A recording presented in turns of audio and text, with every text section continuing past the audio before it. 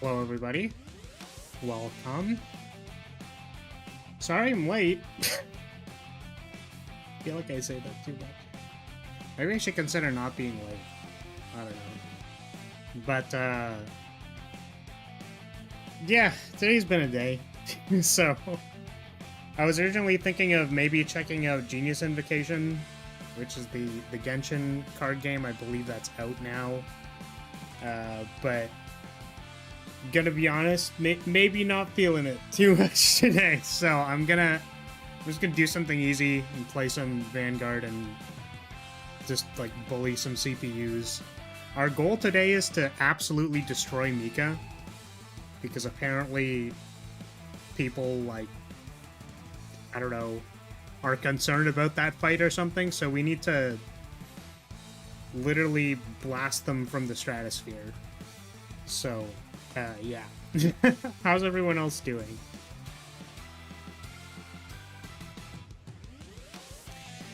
We'll probably... Maybe I'll drink some water first.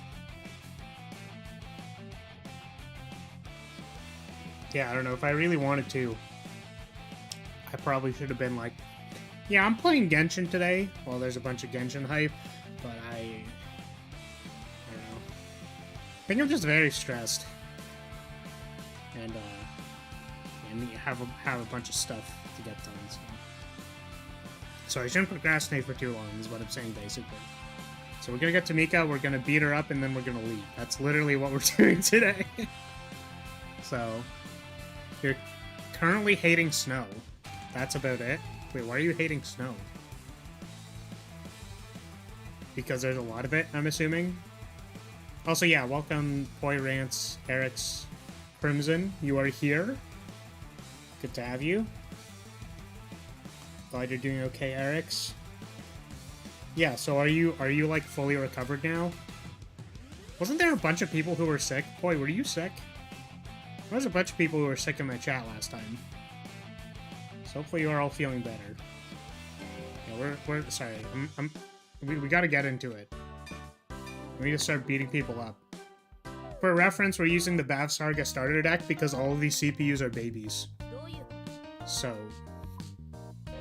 I have full intention to beat Mika with the Bavsargra starter deck. It's not gonna be funny, it's gonna be brutal. Danjin is apparently not here.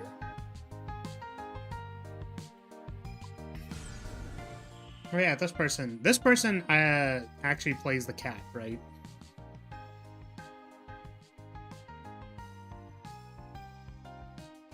I see. So this person is the me, but from a different place. The high achiever at everything.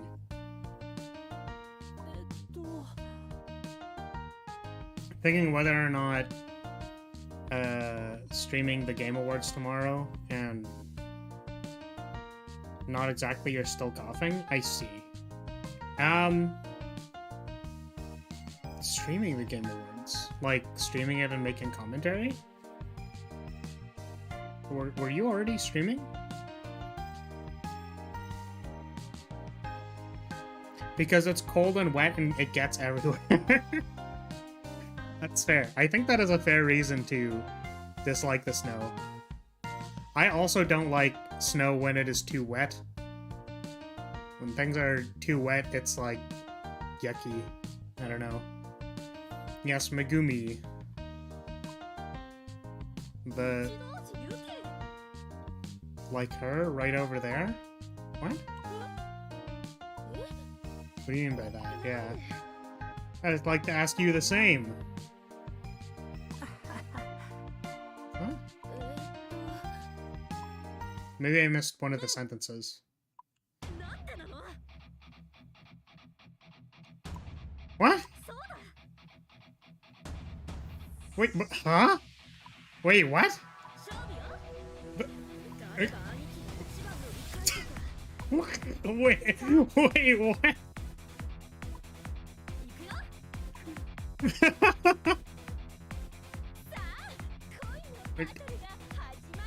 Wait, I didn't agree to this. What the... Wait, this has nothing to do... What? Huh? Rival in love? I appear to... This has turned into a complicated situation.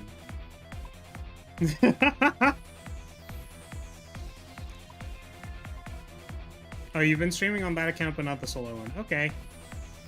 I see. Well, I mean, you know.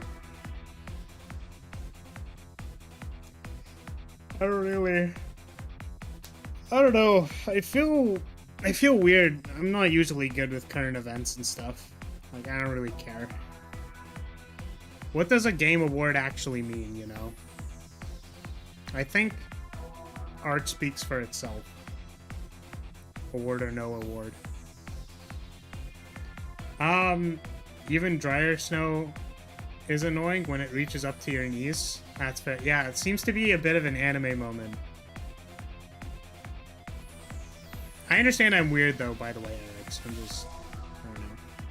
I feel weird today in general, so excuse me. If this was a version of Yu-Gi-Oh! In a nutshell, it would be even more complicated. Yeah, we're apparently card fighting over the love of a guy. Yeah, so we're playing this one.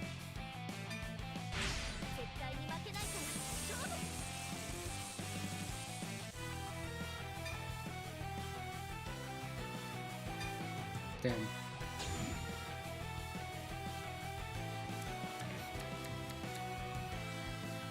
Okay, so last time we actually had to keep the sword because we can't pressure the opponent enough without it. I think normally if you're playing like... If you're playing a good version of this deck, you want to find the shield. Or like equip the shield first, but it's fine. Mostly going to seeing the demos they're gonna show. Right, yeah, I think that's a pretty important part of the Game Awards. I just wait, you know? I guess I usually just kind of trust that people will let me know if cool things are happening. Right, like, that's kind of how I see it. I don't feel the need to go find it myself. Other people will find it for me. This was Yu-Gi-Oh! Mika would be a zombie brother and would get spiky hair and blow up the moon. I can't confirm or deny that that is something that happened in Yu-Gi-Oh! But if it did, that's interesting.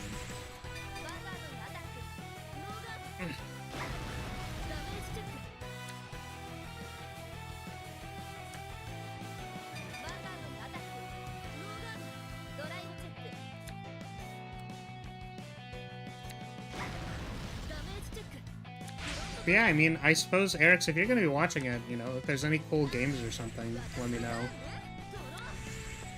That I would be able to buy them. We solved the entirety of Gunvolt to play through. And then I want to play through the second Luminous Avenger, so, like... We got a lot of stuff to do. I don't need new games, man. I have so much stuff I have to play already. And not to mention, we need to make it to top rank in Dear Days. I don't even know if that's possible, I'm gonna be honest. I feel like my experience on ranked has been very temperamental, so, you know. Welcome, Cookie. Let me take this. Moon card doesn't work if there's no moon?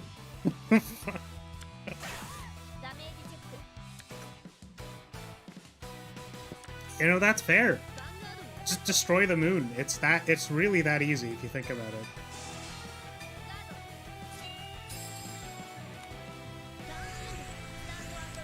Okie dokie. This hand doesn't look great so far. We have too many arms in our hand. What this card is for, though. Alright. Well, we are racing an aggro deck, and I feel like that's not going to work out very well. Just went to the doctor today? Good. I'm glad you actually got some medical help. As generally that is the normal procedures for making sure you're okay.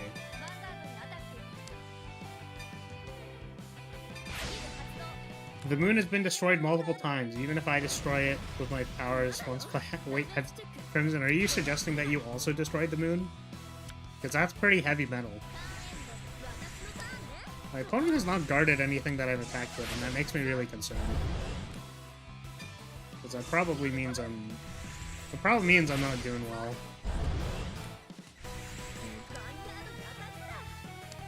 You know what really sucks about playing the base Bavsargra deck versus, like, playing the actual Bavsargra deck is that, like, you can't double equip.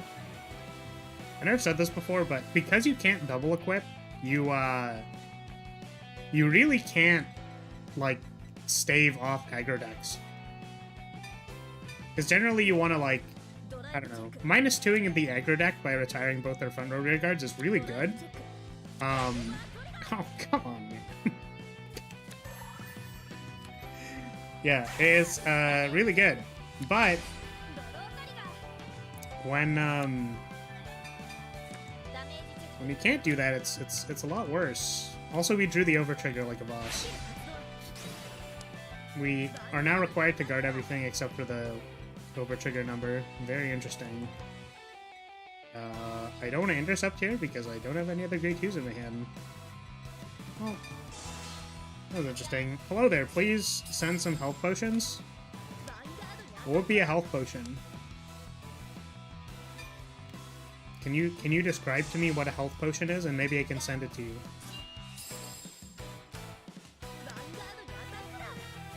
Doctor says there isn't much you can do, so you have to wait it out. That tends to be the case with, like, viral stuff. So if you have flu, it's really just about making sure you're okay, and, like, resting and stuff. But it's good that you know. Because knowing is really important. You were getting used to your electoral abilities at the time? Oh, I see. Understandable. I hate it when my electrical abilities just destroy everything. So I said I was gonna equip the sword here, but the thing is they have, like, a lot of dudes. I feel like having the shield would be really good. At the same time, we can also discard the shield and draw a card, and I feel like this game is not very long for this world. So we're just gonna... We're gonna try killing them. This is probably incorrect, but we're gonna try it anyways. This is gonna pick up the thing, so we can discard it and draw a card. Can we challenge our virus to a card game? I think that'd definitely be like a... You go like full Osmosis Jones on them. Funny. You had a nap? That's good.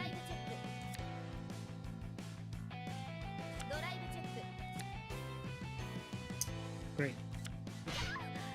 Checks are hot fire. Alright, please to take some damage.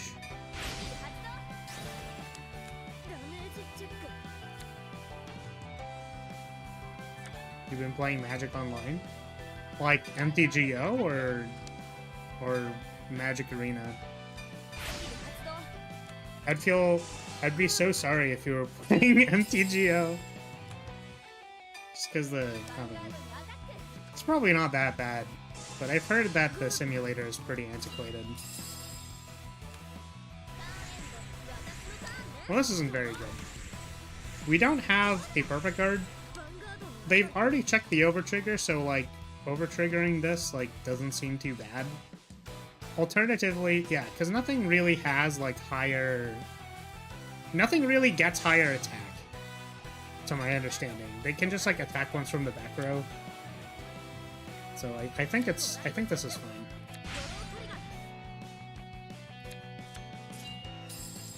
Something to get rid of sickness, damn it. Alright, Rav, I've got this really cool thing for you. I've got this super gangster health potion.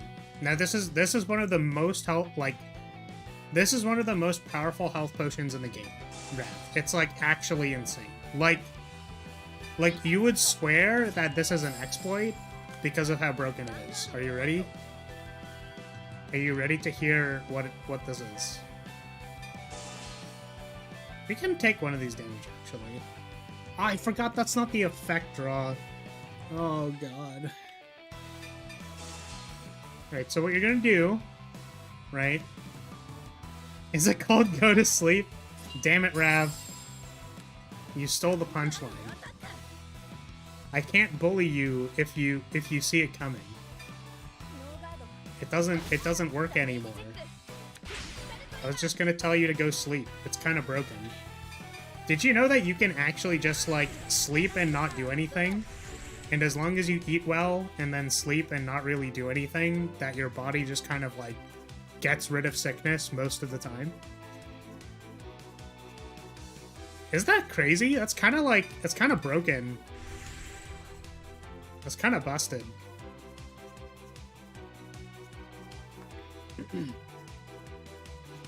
Okay, we're gonna pick up the sword here. We can't counterblast to, like, use it, but I think we're gonna... No, you know what? We've already beaten the overtrigger because it's not in deck anymore, so I actually think we can slow it down. Because they have a lot of cards in their hand. I'm not super convinced I can kill them this turn.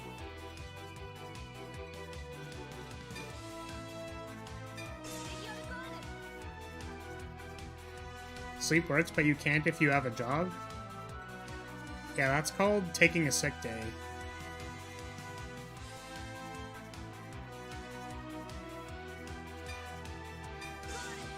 Yeah, if you're in a work situation where that's the case, then that's fair.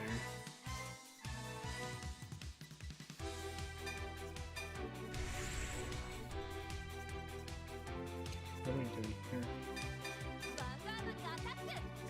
You've been using Spell Table Online to play Magic the Gathering? I see.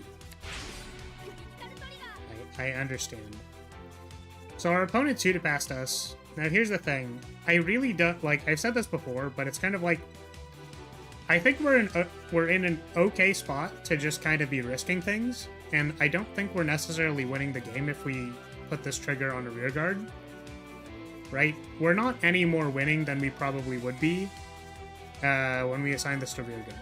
Sometimes if you have, like, critical mass on the board and you have, like, a lot of stuff, playing the game correctly and, like, applying to your rear guard as you're kind of, like, scrambling for advantage makes a lot of sense. But we're just going to try going for the tutor pass here, because if it works, we just kind of win the game. If it doesn't, we're not really in that bad of a spot. I think generally in formats like... generally, if you're playing a deck that's good, you don't do this, because, like, you don't need to break a tutor pass to win the game, usually. But because our deck is bad, basically I'm saying our out is we're going to trigger sack our opponent. Even though it's extremely unlikely. We're just going to do it anyways. Damn it.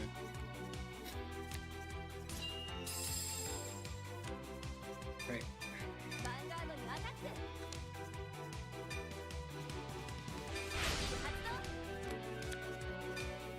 Yeah, it's generally pretty bad. Like, for example, to break, like, a tutor pass or something. Like, it's not ideal.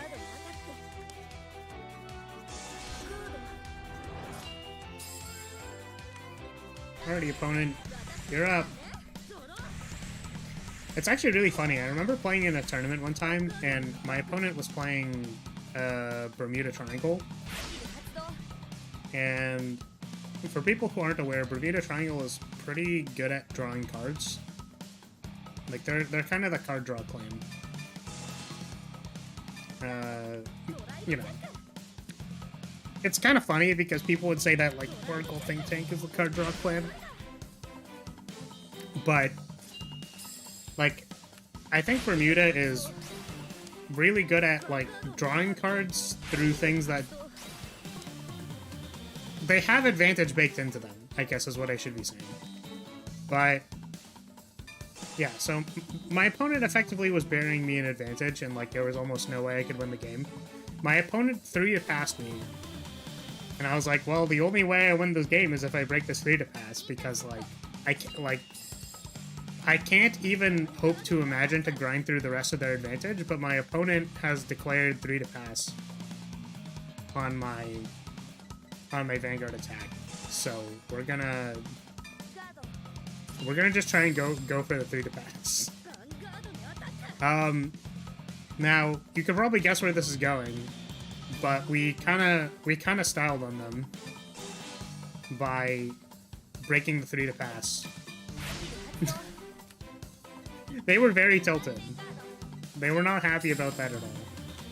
I thought it was really funny, because the thing is, if your opponent has an out, just don't give them the out. Like, don't even give them a chance, right? Like, if you're gonna win next turn, just give your opponent 0 outs. And then my opponent gave me an out, and then they lost. Not a very likely out, but, you know.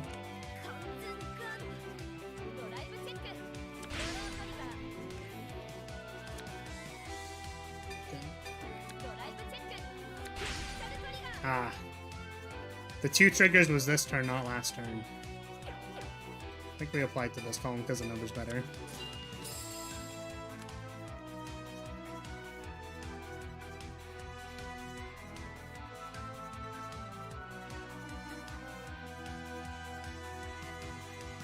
I don't know how I feel about that statement, Cookie. Gonna be real with you. I was obviously making a very sweeping generalization when I said you should go get some bed rest, and it's probably fine. But, you know, I'm more suggesting that, what's it called? Generally, if it's like some viral thing or a cold, like you gotta sleep. There is no other way to support your immune system except for doing that thing.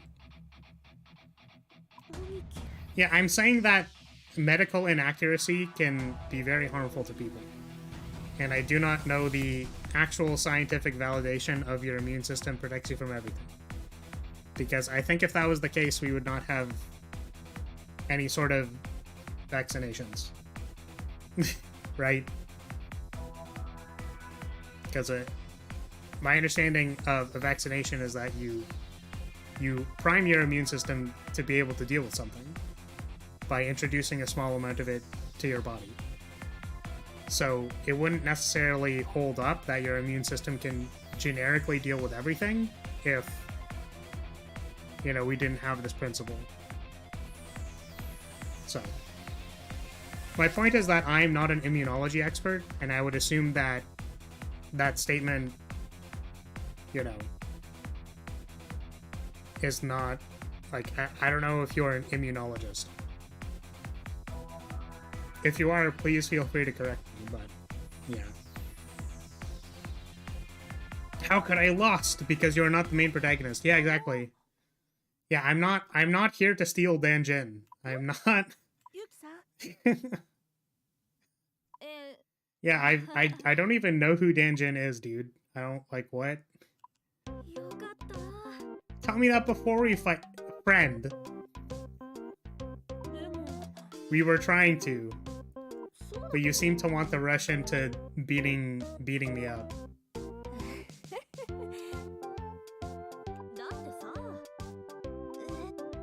Nanda-sa. Yes, I believe you did what is called jumping the gun. Why did he say he was interested in her? Oh, I see.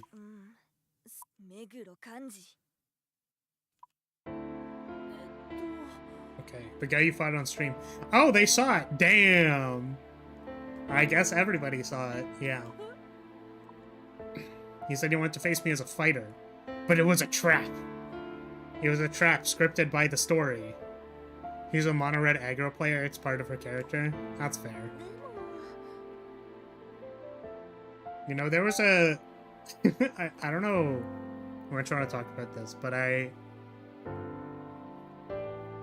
Lyria bro and I, like, had a brainstorming session, basically, about making a card game anime. But, like, instead of it being, like, a card game anime where you're saving the universe and stuff, it's actually just about, like, people going to their local card shop and playing tournaments and stuff and going to regionals. There's no, like, super Death Star or whatever that's gonna kill the universe or Psyqualia zombies. It's literally just about people like being cool and playing card games. So the point is, the most important character that I definitely didn't put there for my own reasons was the mono red aggro player was like a gremlin-y tsundere who liked lightning bolting people. And then the joke is that like whenever they play against MC Kun, she throws like 4 lightning bolts at his face in one turn while calling him an idiot. And I think that's really cute. And then we were talking about how, like, the basis for this, by the way, being Magic the Gathering, obviously, if it wasn't obvious from the mono red and throwing lightning bolts and stuff. But, yeah, there was supposed to be, kind of like, you know, character developments or whatever, as, like, they start exploring different, like, colors that they want to play. Right? So, just like wizards in D&D throwing fireballs at every problem they encounter or dislike, that is correct. So, I think the original thought for the mono red girl was she was kind of like tomboyish and like a little grumpy. And then I think we thought, oh, one thing that might be really cute is if she like became a red-white player, or like red-blue or something, like something that basically suggested that the solution to a game is not to just firebolt people's faces, or lightning strike. You may want to do other things that might support you in winning the game. So basically, what's it called? Yeah, so after that bit of character development happens, the thought was like, oh yeah, so we could do that. And then maybe she's like, yeah, you also have to Boros Charm. You need to find different ways to burn their face, clearly. But it was an excuse to be like, okay, but what if she had like a more like cutesy outfit? Right? Because she, you know, not to say that development goes in one way or the other, but for this character, maybe becoming slightly less aggressive all the time is like a better way for that to happen. Oh yeah, the store owner was gonna be an Orzhov character because it's all about the, you know, it's all about the death and taxes. Yeah, Shopkeep's dad was gonna be an Orzhov player, which I think is hilarious. Yeah, and there was a bunch of them. There was gonna be like a, you know, all right, take care, Cookie. There was gonna be like a, oh, the blue mage was like the shy girl who's scared of everything, so she just tries to counterspell everything and like swat them away because it's like, ah, no, that's scary. But it was a 1-drop that was gonna gain me life. I don't understand, like, why was that scary? It's like, no, it's get away from me. Shopkeep should be a dad that went to buy milk and never returned. Yeah, anyways, it was an entire rabbit hole. But the point is, my favorite one is the red gremlin tsundere who just lightning strikes your face and calls you an idiot. Big fan of that character. She was great. Mono Red Chan.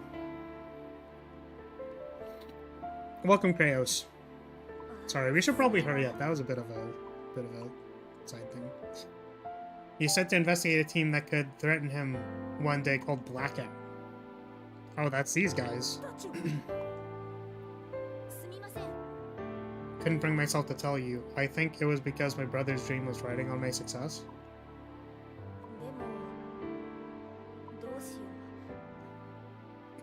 I lost Vanguard. I lost my true self. I was trying to awaken my third eye, and then it did not. It didn't happen. Oh man.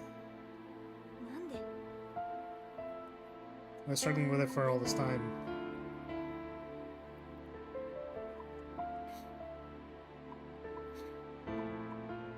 Okay, great. I was here to investigate you guys, but all of you are pretty nice. I didn't realize.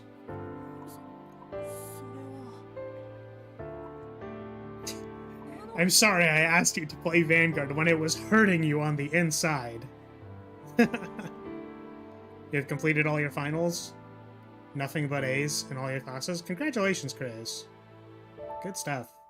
Even the exam you were, like, slightly concerned about?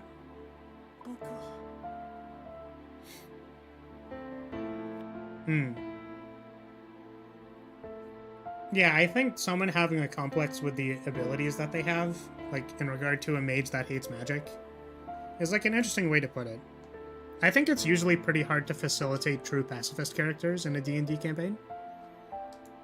But as long as it's not like, I'm a pacifist, and then, like, you just completely don't participate in combat, because, like, combats are based around how many people are in the combat, right?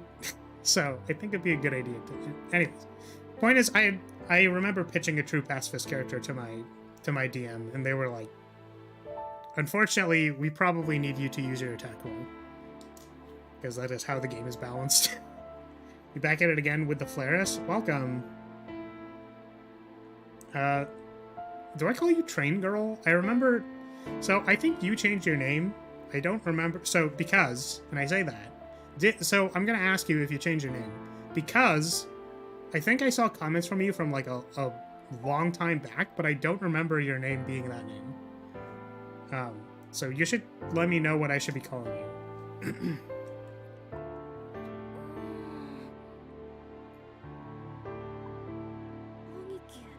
Now I get it. Yeah. Now let's go find Damjin.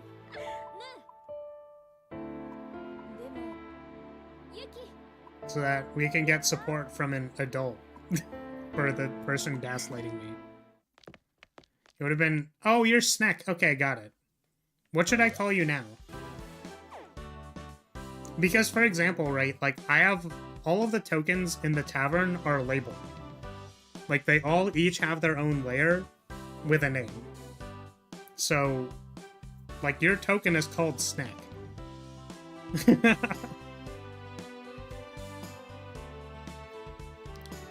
It's okay you tried to spy on us, we don't mind at all, said no one in real life. It really just depend on you. I mean, I'm fine calling you Snack. That's what I remember. Wasn't a true pacifist, he valued the lives of comrades over his own, just tried to find other peaceful solutions. Yeah, and what I'm suggesting is that if people want to be murder hobos, that, like, that person isn't gonna fit very well. I was just suggesting that there are gameplay implications.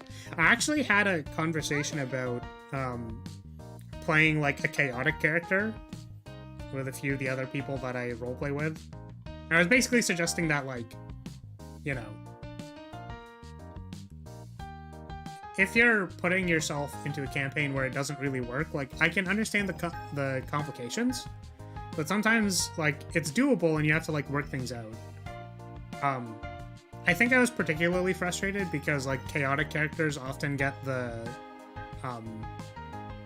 they kind of get a bad rap by, people saying, like, it's kind of, like, oh, they're so you're saying you're playing chaotic stupid, basically, right? Because oftentimes, like, troublemaker-style characters, like, get the party in trouble and, like, you know, they cause a bunch of problems, effectively. So if people aren't, like, down with you causing a huge bunch of problems with your party, then, like, you know, you can see how this turns into a problem. But I was basically suggesting that, like, I feel like people play chaotic stupid because they don't understand the motivations of the character. Definitely, you kind of play with your party in that case. It turned into a joke. I'm not sure I fully understand the context. But yeah, so yeah, so chaotic stupid. And I was basically like, yeah, but I feel like you can design around getting to play a chaotic character if you understand what your motivations are, right? So, and we theorized some like character motivations for someone who's particularly chaotic. Like, for example, let's say you're someone who leaves things to chance, for example. And one of your player requirements, like, think of it like a paladin oath. Like, let's say your paladin oath said, like, you have to break the rules, like, at least once a day. Right? And you have to leave things to chance. So that kind of person, first of all, feels a compulsion to, like, break the rules. Right? But, like, to what extent? Right? Because you could have someone who's, like, a true anarchist, effectively, and, like, what they do is that they're going to try and, like, play an evil campaign. The problem is that that doesn't jive very well with a normal moral compass party, right? And provided you're not playing, like, a truly evil game, you can't really play a true anarchist, because, like, that might cause problems with your party. So, like, let's say instead that this person just wants to cause a little bit of, like, chaos. Like, they want to make people's lives worse, but only a little bit. And they need to leave things to random chance. So they feel a compulsion to cause chaos, and they're going to leave things to chance. So, right?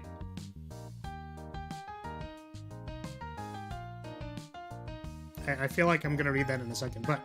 So, our thought for this character is that they, like, steal food from people, right? So, they can cause chaos by literally stealing product from people, right? And they're gonna choose what food stall to steal from by flipping a coin, which is completely random. And provided this person has, like, a reasonable stealth check, like, they can just do that. You know, and the NPCs don't really matter because they're just, like, there. They're either there or they're not there. Right? But the point is that, like, the DM can understand what the underlying motivations of the character are if you pitch it that way. The pitch is, I'm going to inconvenience people when I can. And at least, like, once a session, like, you, like, how much is it? How measurable is it? The measure is, once a session, I will actively try to make one of your NPC's days worse. Right? And I'm gonna do so by flipping a coin. Right? So, you know. The point is, I was a little frustrated because I feel like chaotic characters can be played really well, just no one does anything creative with them. Or, like, they don't understand. You know what I mean? You have to understand what the motivations of that character are so that you can play it consistently. Because if you're just going, like, I think what I should be doing is this, it's like, well, if you don't understand, then you can't, like, reasonably continue, like, moving. Like, how do you play that character? You need to, like, understand what their decision-making process is. You can always defer to better judgment, but, like, as far as playing a chaotic character, I feel like you really need to understand, like, when does your character act in a chaotic manner, and why? So that it's consistent. Because you could say that because it is chaos, it is inconsistent, but I disagree. I think even the most chaotic characters and villainous characters are written well when you sort of understand what they're talking about. Right? It's very infrequent that we make villain characters that are completely not understandable. Because they just, like, don't make a lot of sense and we don't care. Right? You could have someone, like, talk about, like, terribly heinous things. But we can at least go, like, oh, I sort of understand where they're coming from if my brain was exactly the same as theirs. Yeah, exactly, Rav. Chaotic characters don't usually follow the law, but they have their own sort of rules, right? They're consistent with... Like, they're at least consistent with what they think, right? Now, let's say instead you wanted to play a character who, like, you know, has something within them that would actually dictate that their actions are random. Then you would need to talk to your DM and be like, look, this character is going to do things that are random, and I'm going to roll a die when I feel like their actions are not going to be controllable. Right? Yeah, like Robin Hood could be considered chaotic good. Stealing from the rich is breaking a law, but he does that to help other people. Yeah, exactly. And the point is that, like, I feel like alignments in general are kind of like, you know, they're guidelines. They're not, this is my entire personality, right? Because, like, a moral alignment cannot 100% describe how a character is going to act. People aren't just like a collection of titles that, you know, that you think you are. Sorry, hate to break it to you. Technically, many alignments can fit one person. Exactly. That's why it's not... Like, don't box yourself in, right? Also, sorry, I don't know if I said, but welcome, Fumo. Yeah, I don't know. I was just, like, irritated, because I was like, come on, man. Yeah, people have their own values, even the Joker has their own code, even if it's messed up. Exactly, and that's my point. Really good written villain characters, or, like, you know, like, you can still understand them, right? Even if you don't agree with them or whatever, like, you're like, oh, that's how they see things, right? That's super messed up, but, like, I kind of get it. I understand what they're saying. Exactly. So that's why I was kind of upset, because I was like, basically the pitch for the campaign was like, it was a very, I want to talk about the specific example, because I personally thought this would have been really cool. And we'll keep going. I keep derailing myself, but it's because, I don't know. Today's weird for me, I'm sorry, guys, but, the pitch for the game is that, like, you're kind of like the founders of a new city, effectively. So, like, you have to do, like, you know, laws and stuff and whatever. So, you know, there's tension with a chaotic character, right? If there's laws and, like, the characters in the party are expecting to be following laws, then, like, you can expect that there's problems with a chaotic character. Like, right? But that's why I was saying, okay, so if that is the context of the campaign, then having, like, a lesser impact kind of chaotic attitude is likely what you need to go for. Right. So, but what I was suggesting was more of like a, you know, I was suggesting kind of like a graffiti artist. Like, the way they break the law is that, like, they must graffiti walls because of any of the normal reasons that, like, graffiti artists do stuff, like, because they want to be seen, because they want to, like, go to places, because they want to break the rules, whatever the motivation is normally of, like, a graffiti artist. But some of the graffiti that I've seen is, like, immensely beautiful, right? So I was like, I really like that idea that, you know, you can portray art in that way, and, like, that's specifically how they do it. So part of them following laws and stuff was that they're kind of like influencing the new to become ruler of that city as well. So they're in close contacts with them, and, like, they'll show some influence on this person. So my suggestion for, like, an action that this character would be doing, right?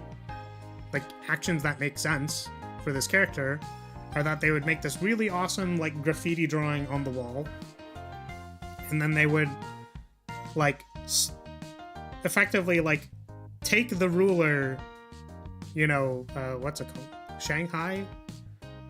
I don't know if that's a bad thing to say, but, like, they would get removed so that it's like, king, person, in the middle of the night, I have something that I need to show you. It's like, but there's guards and stuff, they're not going to let us leave. It's like, don't worry about it, I'm literally a thief, we're just going to go out this way. And then you, like, jump out of the...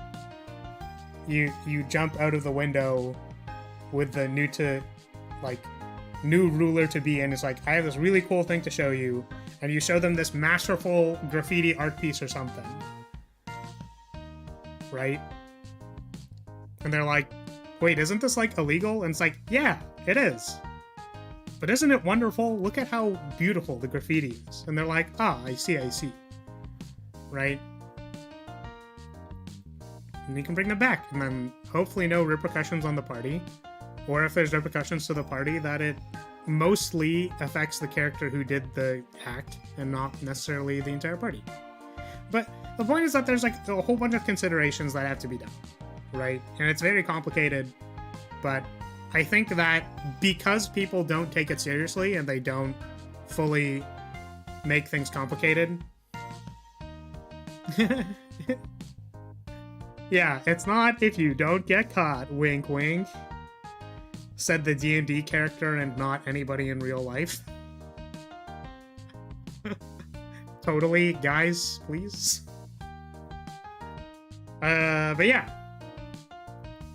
So I thought that was a pretty good pitch for the character, or like a direction for the character. Interestingly, they had like some kind of eating complex as well as part of their second character draft. So I was like, wait, but that would have been a really good motivation for like the first character, right? So like they steal food a lot, which is breaking the law, but they do it because they have like, what's it called? They have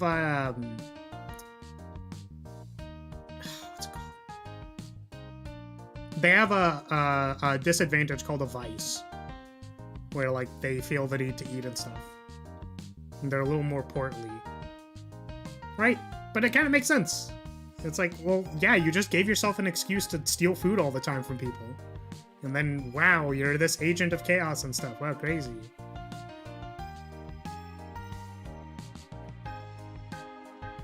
What's the point of this tangent? Hello, by the way. Welcome, Neil.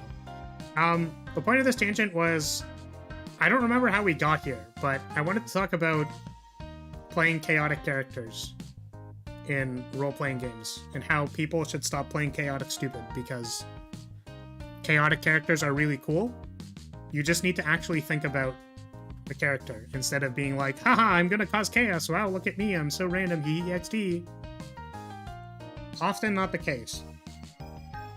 Just great examples are brought up, like the Joker, right? Great chaotic character. Still has some amount of like logic that is followable so that you can make consistent character decisions. Anyways, we need to get to Mika today, so I might start like mashing through the dialogue because I keep tangenting. Not everyone can be Deadpool, and even his has his reasons. Yeah, exactly.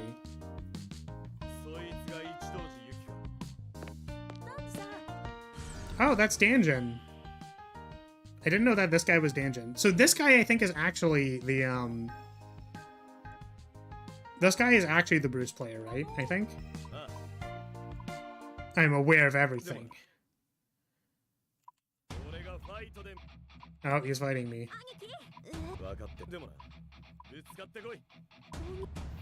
I figure things out by butting heads with them. I'm gonna learn more about your Vanguard if we actually play. Oh, this person's on the speaker again.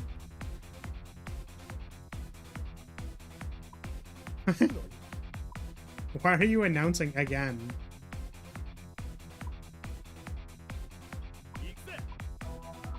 Ikuze. Danjin? Why did you pronounce it like that? Isn't that their name, Danjin? So there's a merchant in Dungeon Fighter called Danjin. Like that is how you pronounce their name. Is it pronounced differently in this game or something? Oh, it's Danji, it's not Danjin. True. It's spelled very differently. Yeah, there's no N. I kept seeing the N. You didn't make a pog face in the thumbnail this time? Yeah, by the way, about that. So when we changed the... So the click-through rate of the first video, or the first stream, was 1.7%, which is pretty low. And then the click-through rate of the second one, where we Yeah, the click-through rate of the second one, after we changed it to like the more clickbaity thumbnail with the clickbaity title, was 1%. And I think the starting click-through rate was 3.7, and then it went down to 1% after the first day. So evidently, every time I try to do like generic clickbait, it just like doesn't work. So I think whoever my videos get served to are not interested in generic clickbait. what I think. Okay, so we are playing against Bruce, I'm pretty sure. And since we are playing against Bruce, we need to play the aggro. We are the aggressive deck. I think we're normally the aggressive deck in these matches because our deck is weaker. But anyways. Generic clickbait thumbnails are funny though. Yeah, I find them funny. But if they're gonna be that terrible for click-through rate, I'd like it, you know? Like 1% is pretty bad. Normally the click-through rate on my streams is at least like 2%. 2 to 2.5%. If it's a really good stream or like good whatever, it's usually like 3.7 or something. Wow, they deadass like luck sacked the heal trigger. I guess that would make sense for someone who's playing Bruce to luck sack heal triggers.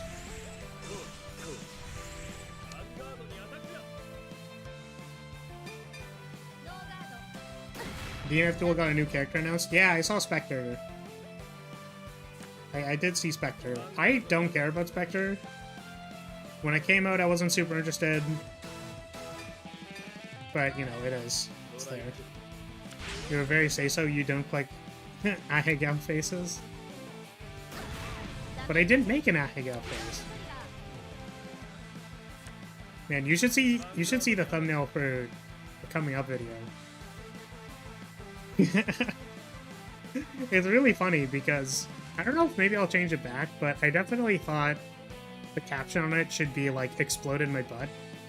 That was like supposed to be the caption because I thought it'd be really funny. But I don't know. I thought it was like a little too much, so I changed it. I probably deserved that bonk.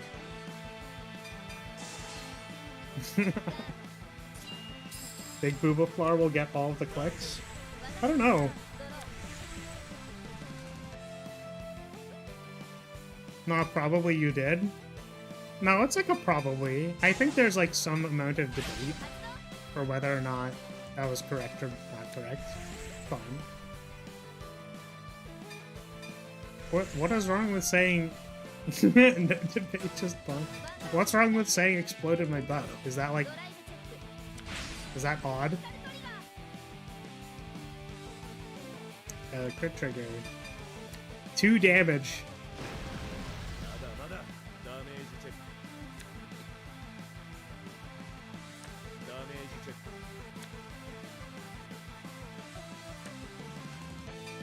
I keep thinking like, oh man, they're playing Bruce, which means the deck is gonna be, you know, something real. But I keep forgetting that the anime decks or like the character decks are usually quite bad. Oh, it's so cute. Kawaii. Thank you for the head pat. I don't appreciate getting splashed. It was very rude.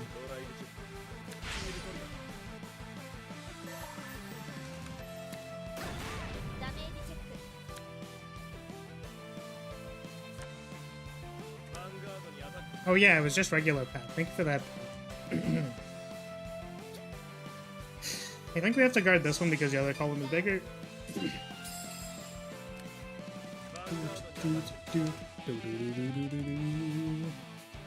So interestingly, I feel like since we are at 4 damage versus Bruce, who's going to be riding next turn, we should probably equip the shield. I keep saying we're the aggro, but then equipping the shield. As an evaluation of, I suppose, like, the state of the game at the time of me saying the thing, it's kind of like... Yeah, I don't know. I look at it and go like, well, I'm kind of losing, so I don't really have the option. Right?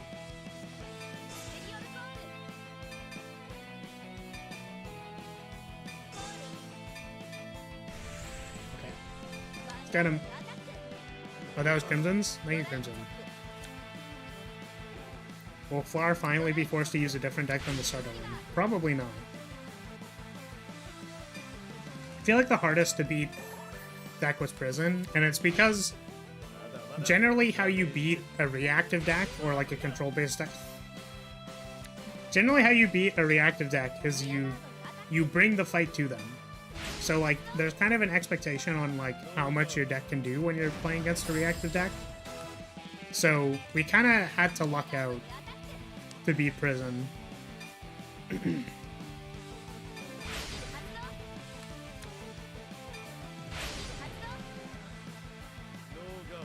Found on this episode of Flat Lyria. We still looking for the thick plot. Sorry, my friends, I don't have much for you.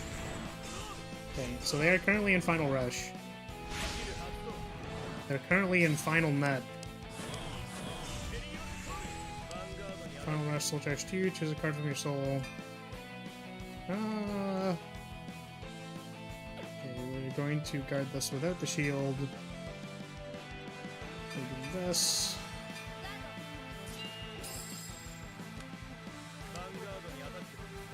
You really don't? Wow. I'm being slandered in my own chat. I can't believe it. We've been together for how long? This is still what you've got? Very unoriginal jokes.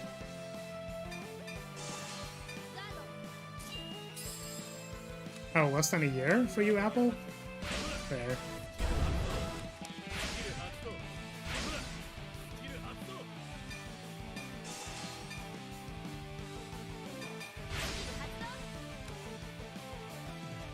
That's fair. I'm trying to think of how many people were here from the start, and I think it's only Poi, honestly.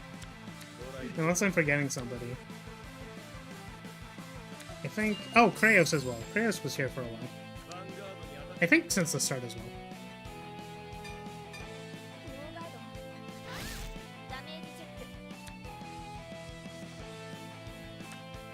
You've been together how long? Yeah, I'm trying to think of, like... I was trying to think of how long I've been streaming for to people.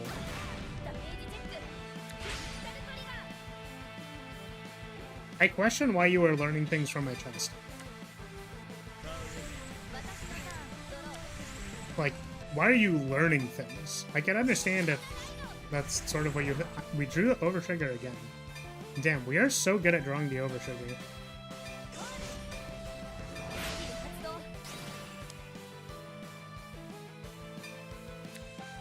Do I want to equip this? Sure. I was thinking of cycling. Cycling was probably better, but we're gonna do this anyways, because it's fun! Because I enjoy doing it. Oh, I should have sold less than you. Let's retire your rear guards. A walking cutting board.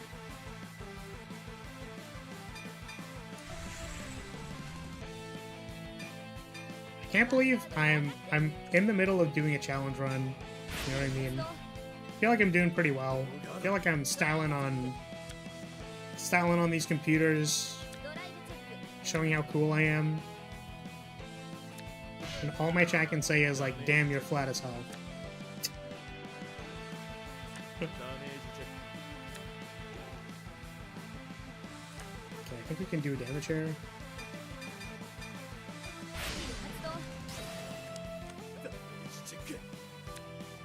Alright, I mean, like, that's pretty convincing. Did I draw arms? I did not. That's unfortunate.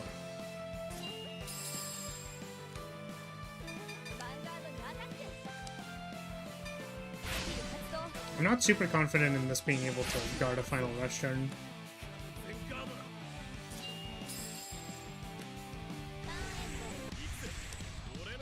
You got confused for an employee? Damn. Oh, the Persona ride. Pretty sure we're dead.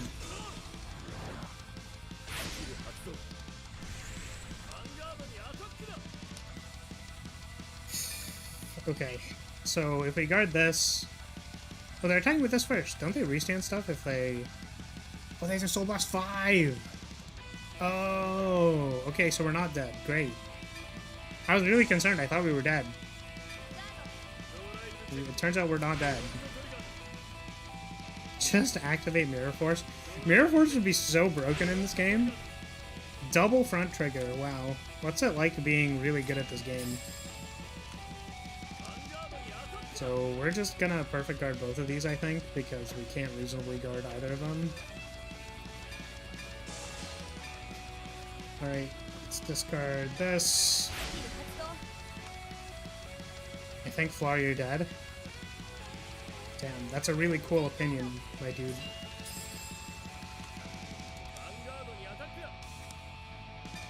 Oh, I didn't mean to do that. It doesn't matter. Because we're gonna be doing this anyways. Oh, I keep thinking that these are the, like, good perfect guards, but they're not. That's so funny. I'm like, why isn't it letting me activate it for free?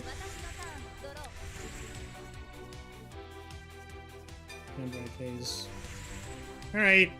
Big attack. Please die.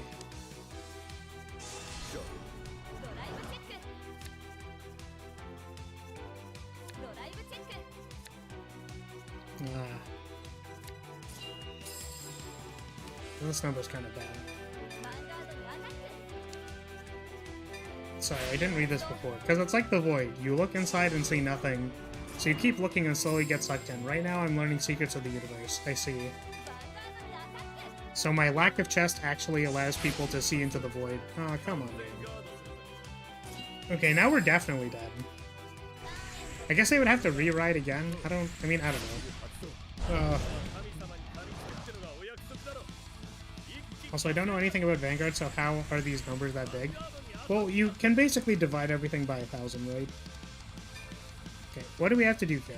I think we need to... one to pass. Yeah, and the reason their numbers were so big last turn was because they checked 2 front triggers. Damn. We won the one to pass. That was pretty cool. How much is this? 26. That was guardable. Damn, this is one hell of a game. This thing doesn't get bigger, does it? I don't think I can... I'd be forced to take it if it was any bigger. Wow, we're so good at Vanguard! Oh my god! Okay. I mean, maybe if the computers didn't suck. You know? Maybe I'd be slightly concerned.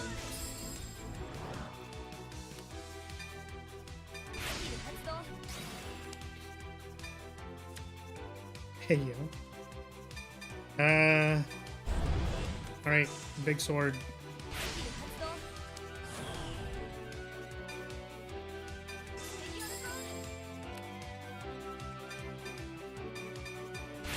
Okay, so last dose. Top card heal both times. Oh, was that my draw step? Because that'd be really, that's funny.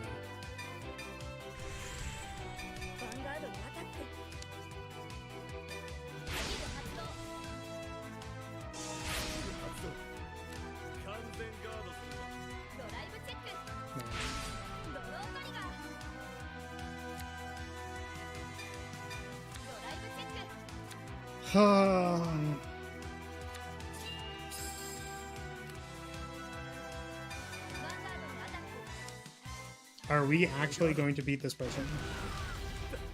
Oh my goodness. Guys, Bruce is the strongest deck in the game. It's so terrifying. Oh no, not Bruce. No, not the Bruce deck. We're gonna lose if it's the Bruce deck. I'm aware that this is not the meta build of Bruce. I just find it really funny that they in fact did play a final rush turn. If they final rushed me back to back, I would have lost. Whoa, what? You just stop vanguarding for the sake of others. Wow! Wow! Man, see, this is everything wrong with how people give life advice, by the way. This sentence is literally everything wrong with life advice. Right? Which is that... It's like, okay, this is what I feel like my problem is. It's that I am vanguarding for the sake of others. And then this person is saying, you need to stop vanguarding for the sake of others. Okay, great. We already knew that. How do I do that? What actionable things can I do so that I can stop doing this? Because it is clearly immensely detrimental to my life. Whoa! Oh my goodness, it's like all they had to do was tell you the solution. I promise you, you'll come to regret it one day if you don't. It's like, great. That doesn't help my problem. You need to fight for your own sake. Okay, I mean, like, that's a little more actionable, I guess. You need to fight for yourself. Okay, what does that look like? What does fighting for myself look like? Tell me. I don't understand. I am a perfectionist protagonist coon that does not understand what this means.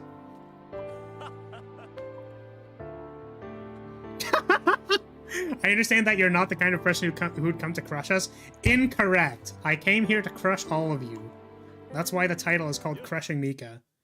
Basically, start being unhinged, duh. What? Yeah, what does that mean? What does being unhinged mean? Toya? Oh, there's another person. Oh my goodness, who's that? Oh, this person is also part of Team Blackout. Crush me, Flareus? Damn. Snack down bad. Yeah, who is myself and why should I only fight for him? Exactly. And why should I? I would laugh my ass off if he pulled a heel trigger. Oh yeah, that definitely would have been funny. Okay. We know it's we know everything about the story because it's convenient for the plot. I wanted you to realize something, that you have no sense of self. Okay, great. I appreciate you telling me that. Yeah, vanguarding for the sake of another is a wonderful thing, but what about your own desires? You need to take care of yourself too.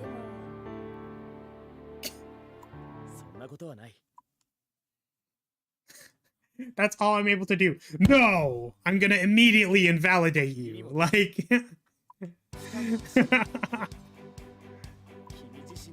I want you to seize it for yourself, so listen to me, not the other people who are telling you to do stuff. Do it because I told you so, not the other people who said I told you so.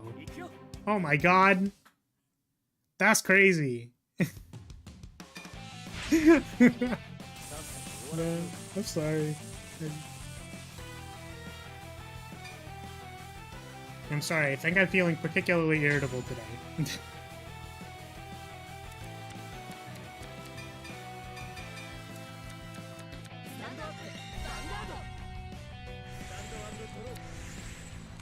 Alright. This person is playing... Oh, I didn't guess what this person was playing. I suppose they're playing Bastion? It's interesting. What do I want to discard?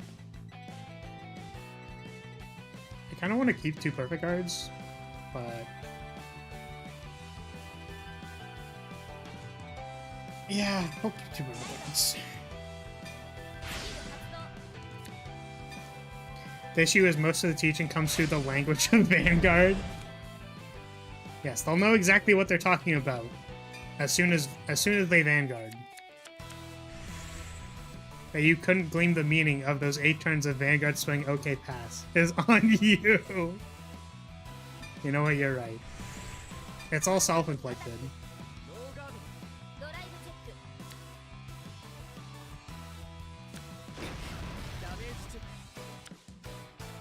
I think it is fair to say, like, let's say for example that, okay, we need you to realize what it is like to fight for yourself, right? And then if... Oh, I'm getting D-skilled. Does that mean they're gonna check, like, a crit or something? Probably, right? Oh, it's a front, okay. So this person can check front triggers. Yeah, so basically what I'm saying is, like, let's say there was some kind of, like, developmental significance to playing Vanguard, right? Like, let's just assume that that is true for a second, right? I think going like, hey, I feel like you should realize this thing about yourself by playing this game right? I feel like this is a good way for you to understand more about yourself, etc. As someone who speaks from playing or like teaching piano, like I think there's actually some truth in that, right? Where like you can use certain, like, I'm gonna say art in this way, like art forms, but in this case they take Vanguard very seriously, so whatever. You know, you can realize things about yourself by like participating in stuff, right? So like the way you play a game or participate in it, or like kind of the actions you take in those games sort of like could be potentially indicative of like maybe learning something. If you take it that seriously, I guess like you could, right? And that's fine. But it's like, I literally just can't get over where it's like, you should do things for yourself, but you should do that by only listening to us instead of discovering it for yourself. I don't know. It's like weird. But I think people do it all the time as well. Just like give you solutions and it's like, cool, I didn't ask.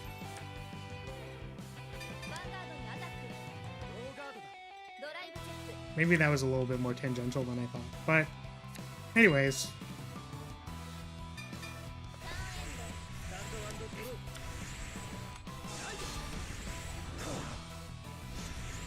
Her playing Vanguard was what asked? That's fair. You know, they could really feel the resonance of the Vanguard from playing it.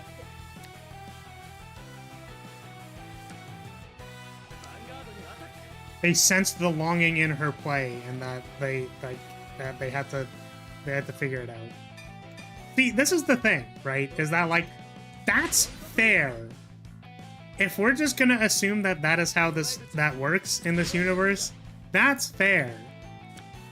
I'm gonna choose to not contest that because I am down to apply my suspension of disbelief and simply go along with the anime logic. That is fair. What I'm saying is that communicating what's it called? Communicating non-transferable skills is really difficult. So if you're trying to tell somebody about a very like abstracted concept, like, it's hard because you want to have some mix of like having things that are actionable that you can actually do. My understanding is that, okay, so this is my understanding about like giving weird like non-transferable topics or whatever to other people, is that like you need to tell them things that are actionable that will lead them to the solution that they can understand, right? So, you know, you need to tell them what to do up to the point that they'll be able to figure it out for themselves. Right? But you can't do that by just being like, fight for yourself. Like, great. If I knew how to do that, I wouldn't be here. Thanks.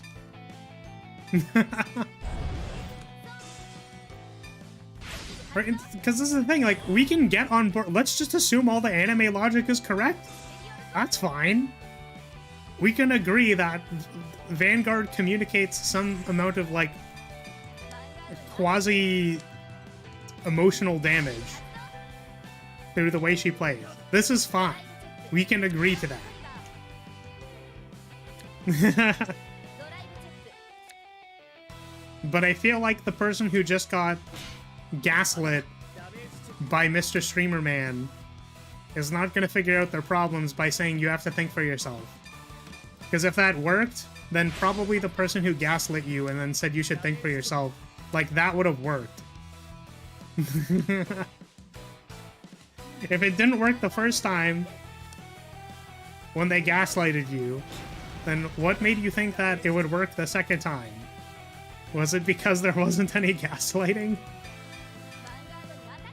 Welcome, Neffy. Sorry, I'm being tilted about anime. I know that that's hyper cringe, but... Swear to God, half the fights in this game are prefaced by enough talk, let me know through your Vanguard. I would like to think that what my Vanguard tells these computers about... Okay, so this is what I want to believe. What my Vanguard tells these people when I fight them is that I'm going to absolutely destroy them. with no hold bars.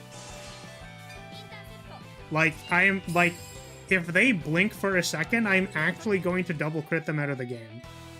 That is what is going to happen. Okay. We're gonna discard this.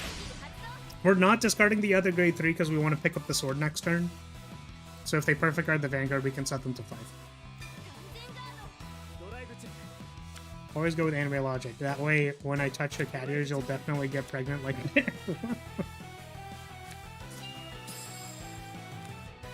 Do you want to try it? If I put on my cat ears, do people want to try touching it? I don't know if I want to talk about getting pregnant from touching my ears. Thank you for the bonk, I appreciate it.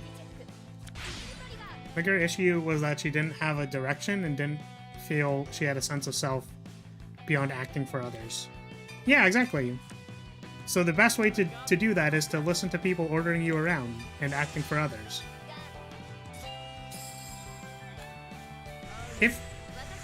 If what I'm suggesting is that if she agrees to fighting for herself because someone else told her, then that is effectively just listening to another person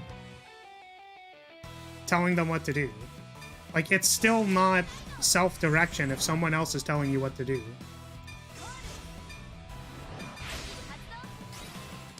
But that's why I was saying it's like, it's hard to get people to realize these things because they have to like realize it for themselves. I just realized we should have taken a damage so that we could activate the sword. Ah, I forgot. It's fine. Because we need to continue the bloodline. Why do you want to impregnate me?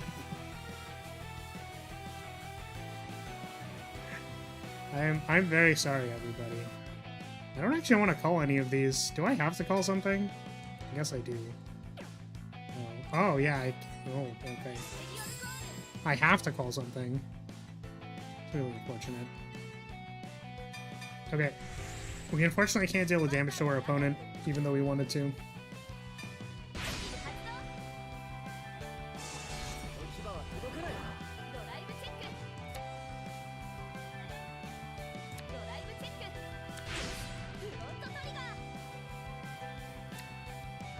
You'll touch the ears. Alright, here you go, everybody. You are permitted to touch the ears. We'll see what happens. I'm getting bonked again. No! Bonk should be on cooldown. Oh god. Well, I mean, that solves that problem. I kind of wish we had the sword damage. The cooldown is beneath me. Okay. Alright, well, I'll tell you the result of our social experiment in however much time that it takes for that to matter. I hate to spoil the results, but based on my hypothesis, I don't think we're going to see much. Okay, so they're going to restand something with Bastion. I kind of feel like I need to guard everything except for the last attack. So we're going to do that. We also beat the overtrigger already, which is nice. So we're not going to guard the restanding attack, because I believe that is usually the most powerful.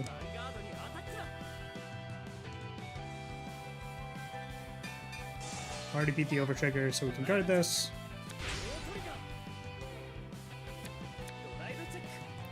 One day, someone is going to touch the ears and Flora is going to swap to a pregnant model.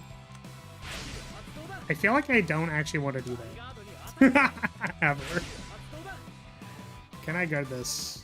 I cannot. I might be able to guard this one, though. Does this gain power? I guess it does. I think we have just enough to guard all of this. Don't do that, please. What a horrible day to have ears. Yeah, I'm sorry. I'm sorry for being cursed. I hope I did not curse everybody too much. Oh wait, we actually don't have enough. Oops, I thought we did. I thought this was a 15k shield, but it wasn't. Well, I guess we're dead. Damn. Alright, we'll have to run it back. I thought we had just enough, but we didn't. So, maybe what I should have done was guarded the Vanguard at like 1 to pass. Or 2 to pass. I was not paying attention to how much shield I had in my hand. Try this again.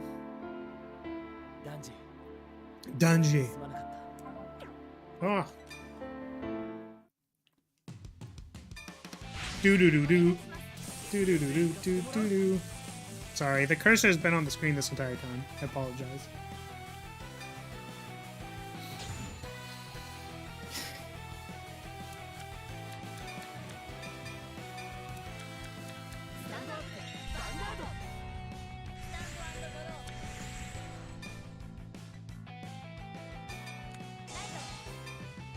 Let's try taking it slower.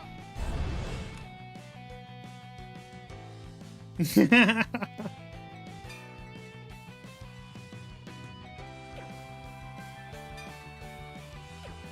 was I doing adding the sword?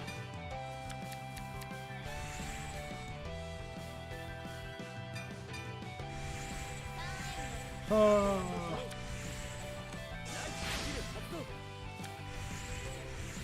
I feel like Bastion didn't even do anything, by the way. I just thought it was really funny that, like,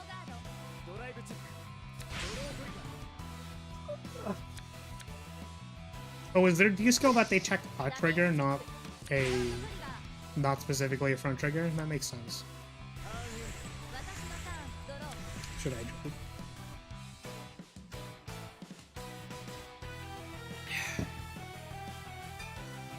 Okie dokie. What am I discarding? Probably this. I forgot that the point of this card is that you pick up arms from your graveyard. I tend to forget that sometimes.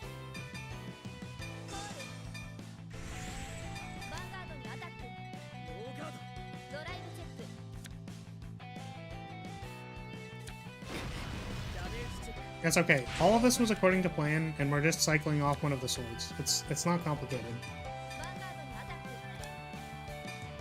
I also think because it's Bastion, what we're gonna do is we're gonna lead shield again.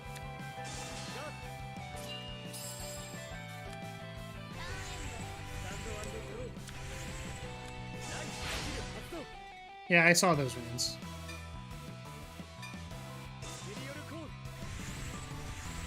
AI-generated tweets are certainly something.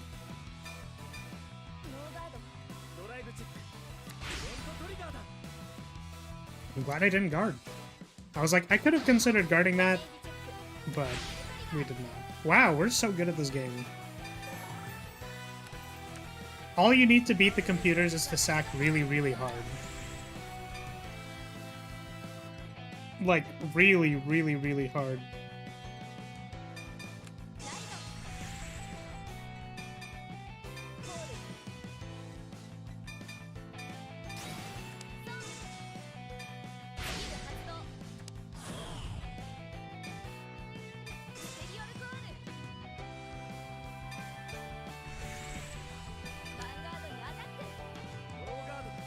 All you need is luck. In this game, probably. You certainly need to be cognizant of playing the game, but I think most of it is definitely trigger checking your opponent.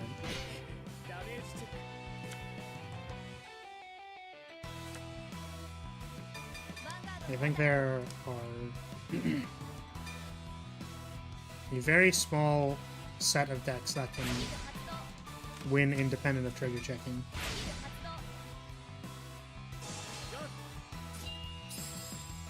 And usually they are degenerate aggro decks. Make a deck that will give you a lot of triggers. Incorrect. I think decks that prioritize triggers are bad. But I think... basically what I'm saying is that the best strategy in this game is to play a very good deck and then also get really lucky. But I think decks that prioritize getting triggers are generally quite bad. I know, because I played Angel Feather.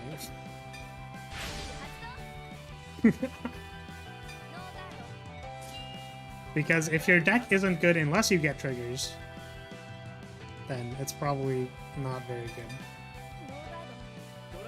I also just realized I discarded the sword. I probably shouldn't have done that. But I wanted to draw the card.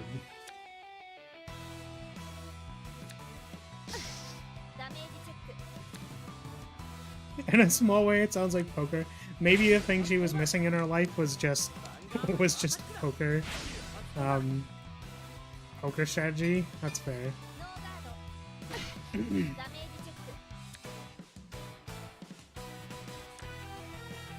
Luck is nothing more than statistics and math. I think that is the perspective of someone who actually doesn't understand probability.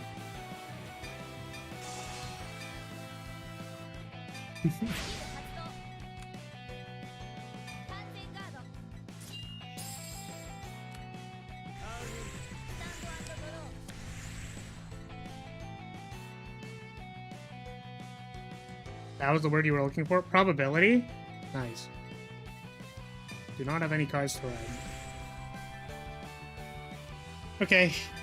Well, I made a mistake of not... I wanted to double equip so that I could retire the rear guards, but unfortunately I discarded the sword. Luck is the only reason you pass the statistics in math. Is that like supposed to be a funny joke? Because if it is a joke, that's really funny.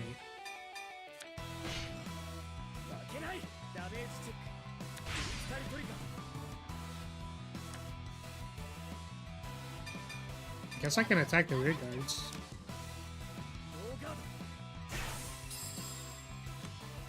Yeah, the nice thing about playing card games is that it is, what's it called? It is cumulative probability. I think that is the correct term for it. But like, as you can keep track of known information, it helps you create probabilities for unknown information. So, like, to an extent, that does help. But, like, I also find it difficult to wager on what you have in your turn. Like, usually the correct line of play will be independent of what you could potentially get. Like, guarding at 1 to pass because there's no way you can beat a 2 to pass is an evaluation that can happen outside of like what the trigger check actually is.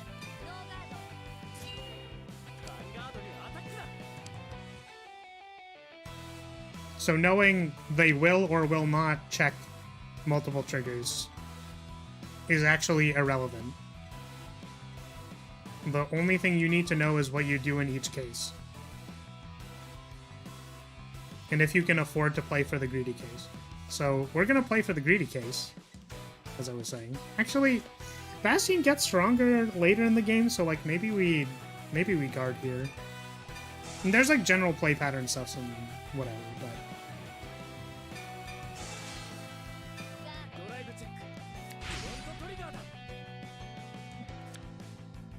but card games be like play to your outs and you might have a chance. Yeah. I don't know.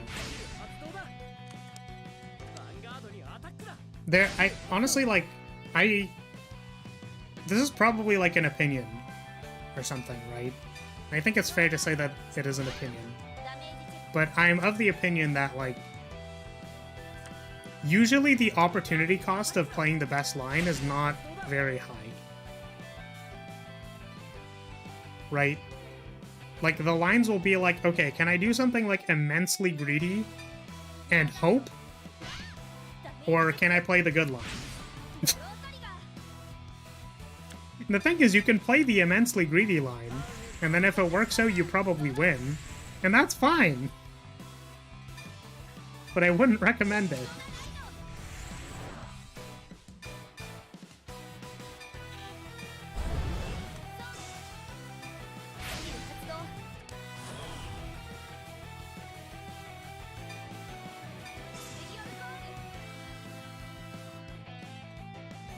I don't have any arms in my hand, so...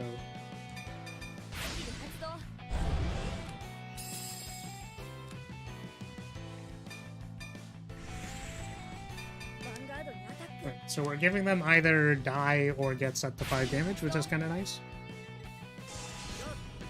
When my teacher gave me the answer sheet, didn't know, so just circled the highlighted answer, thought it was the pre-test fun time. Oh. See, again here, if we win, if we're greedy and we win, then, like, we win the game, right? And, like, both of these attacks are going to be lethal anyways. So, like, the only difference is, like, do I care about my opponent discarding 10k more shield by assigning this trigger somewhere else? And it's like, I literally don't. Like, even if I lose this, it doesn't matter. So I'm going to play the greedy line because I want this game to be over. And we lost, and that's fine. So unfortunately, now I need to deal with 10k more shield in my opponent's hand. But hopefully it'll be fun. God damn it. It didn't matter. Wow, it's almost like the power on it didn't matter. Oh my god. My opponent was gonna sack the overtrigger anyways. What were the chances? 1 in 15, and also including the probability of not drawing it up till the turn before, which is the, like, less than or equal to 0. I guess I can't have less than 0, but, like, equal to 0 probability of not drawing it until that turn, which is a hypergeometric thing. Okay.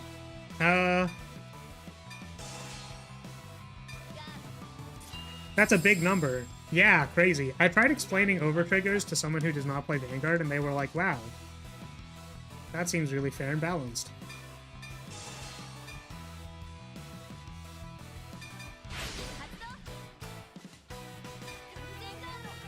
I probably could have taken the first attack so that heals aren't active, but they're not going to check a heal.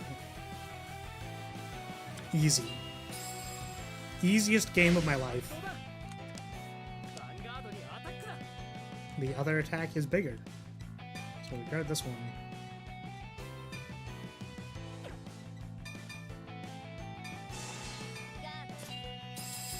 We take the last one, so that their heals aren't active. I maybe could have kept the thing that buys back the sword. It's probably correct. I know, right? I can't believe some people complain about them. Yeah, I mean, you know, it's really interesting because despite, like, how egregious overtriggers are, I actually don't think they're a problem or should be removed from the game. Hot take. Hot take, just play the game as it is. You know?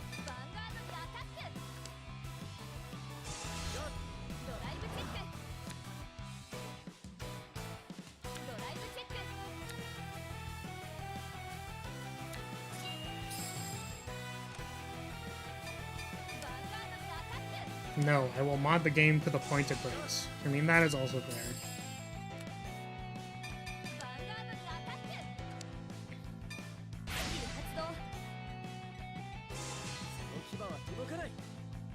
I think we might be dead.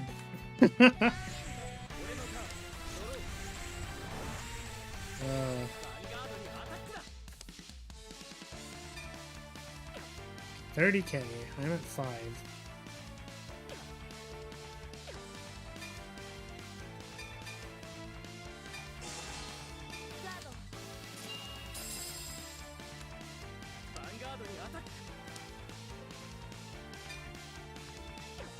So we have to learn to pass the Vanguard again.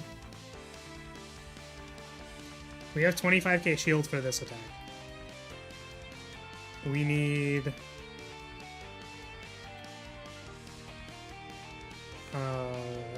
This can boost, right? All things can boost? Grade 3s can't boost? Can or can't boost? They can boost, right? Yeah. Yeah, there we go. Okay. So, this would be 30, which means I need... My brain's figuring it out. I need 20k shield. So I can guard at 28. Does that change this number? It does not.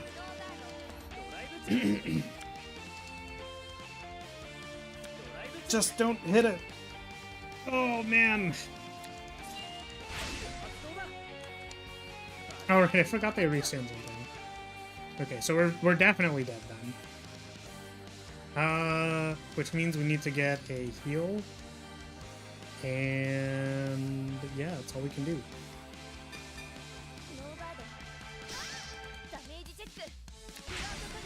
Damn. Oh. Yeah, I don't remember how they guarded the last turn, but I think maybe the thing that let me pick up the sword was probably better. Alright, skip! Ah, stop defaulting to no. This guy has a pay-to-win deck? I think Bastion is definitely one of the better decks. Oh, we're going second now, that's bad. Maybe I'll take more early game risks.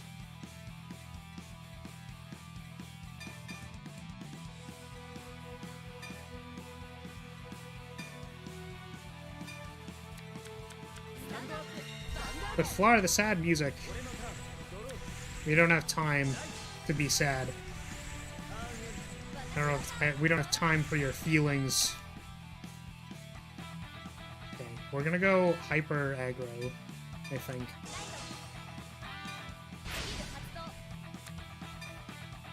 Does that? Let's see if that works. Bastion generally ends up with a lot of cards in their hand. I think most of the computers do nowadays. I say nowadays, like, at this point in the game. Because they stop guarding poorly. They just, like, take everything. They one-card guarded all of your attacks last turn? Yeah.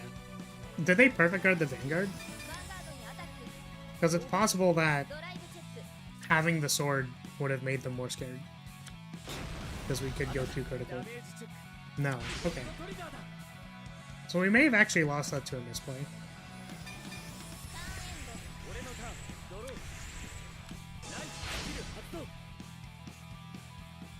I didn't evaluate how much shield was in my hand before I discarded the grade 3.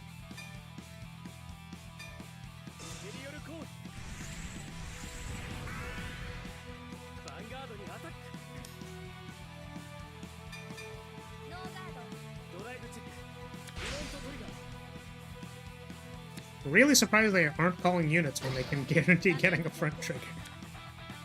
Or like guarantee getting a trigger.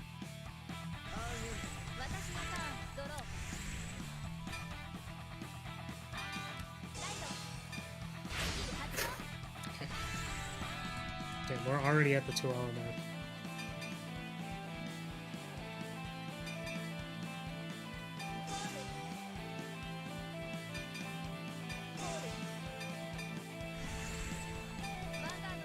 Hands full of grade 3s, Sag. Just draw better. Just draw better.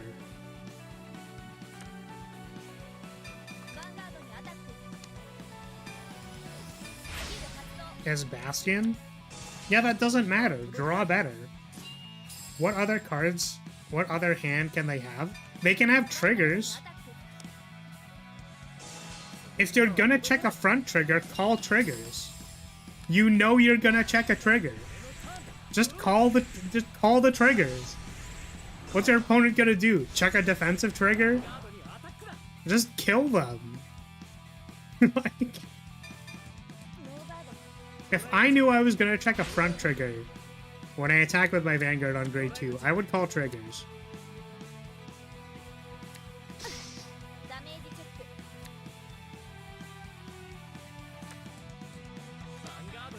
I did forget to consider, though, that they were playing Bastion. That is actually true. I did not think about it.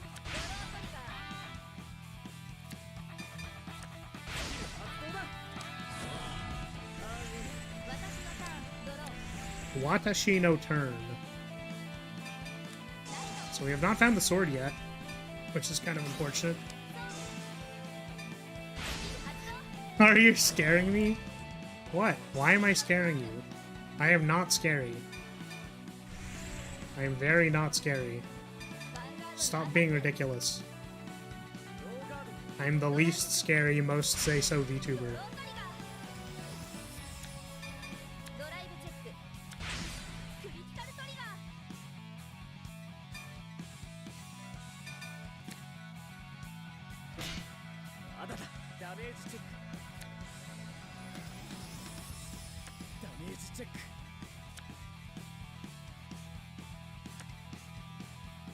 Well, I suppose now we don't really need the sword.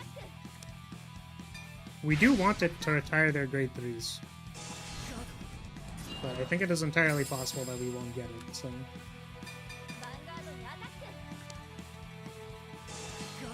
Oh, nice overtrigger.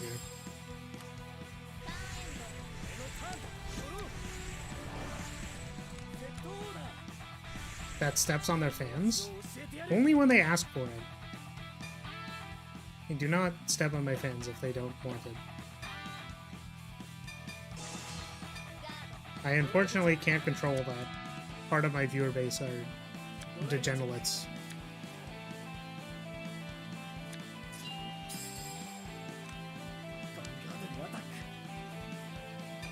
What is this?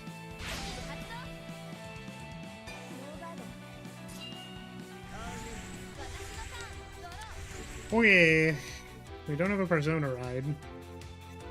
We don't have the sword either. That's very sad. Alexa, play Desposito.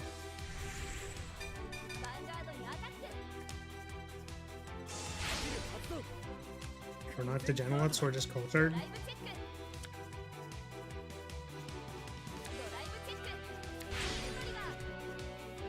Yeah, I would really like to thank the critical trigger we got on the grade 3 turn for this win. Because without it, we probably would not be winning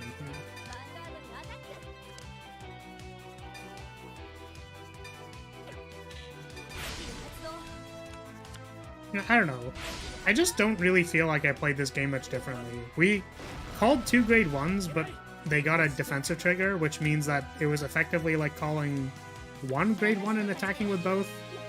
The grade 2 turn we called 2 columns. I suppose that was like a lot of damage, and then I don't remember if they defensively triggered. I don't know. This happens a lot in Vanguard where it's like, I just don't even feel like I played that game much differently. We just kind of like got them. There was time in my life when I hated Vanguard. Finally! Finally! Someone in the Vanguard anime cast saying something I relate to. Thank you. There was a time in my life when I hated Vanguard. Thank you. But then Vanguard taught me who— okay, so like we immediately disagree again. Person can try to fake all they want, but they can't fake a fight. He hated a card game. The tragedy. You'll be able to find Vanguard. Vanguard you can ride.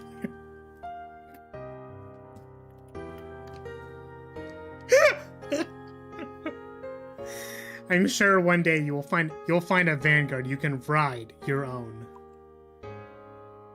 You can ride a Vanguard you can ride your own.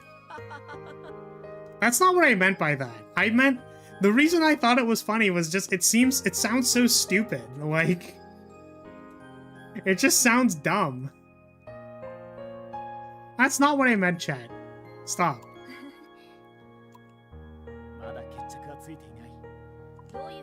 We're not done yet? I'm looking forward to fighting you again after you find your own Vanguard. Sure. Except no. Damn.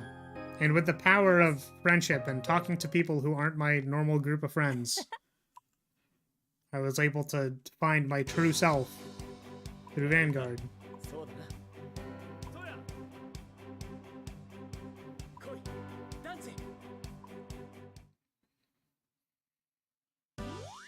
Talk no jutsu strikes again. Yep. Alright. Time to absolutely destroy. We have to keep going. We're on a rampage.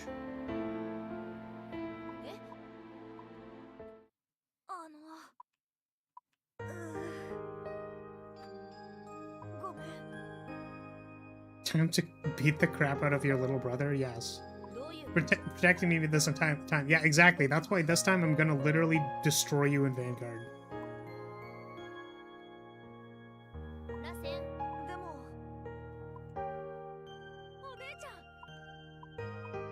I won't ask for your help anymore. I feel like that's not a good thing.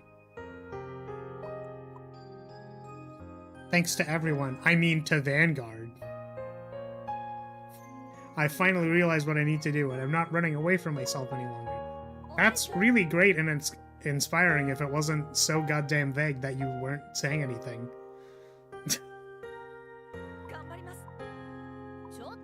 I'm gonna prove it in a fight. I'm gonna make my own wishes for me to come true, and I'm gonna prove it in a fight. I'm gonna fight and prove it. This kind of reminds you of the first fight. No, it doesn't. You want to know what it reminds me of? It doesn't remind me of the first fight because you freaking over-trigger sacked me in our first fight. No, you're not, because you're not. You don't have the power of getting scripted over-triggers this time. You little piece of garbage.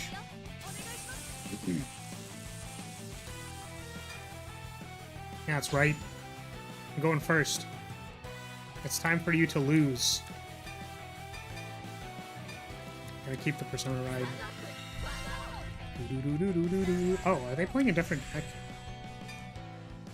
I think they were playing like some trial deck or starter deck last time. Oh, I was supposed to keep the grade 2. Whoops.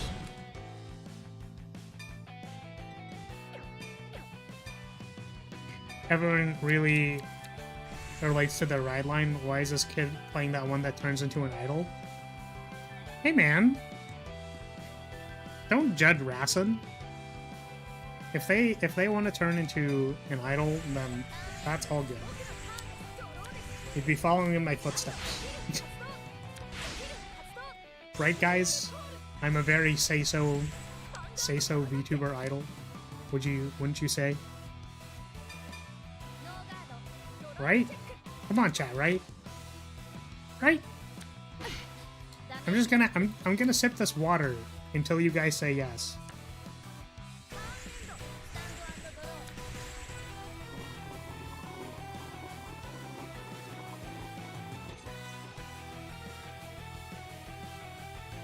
You say so? Good one. Me when Fly doesn't discard Sword or Shield. Yeah, because we're gonna loot them away later.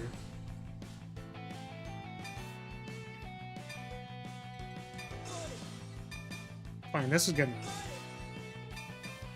As long as I don't check a trigger, the grade 2 decision did not matter.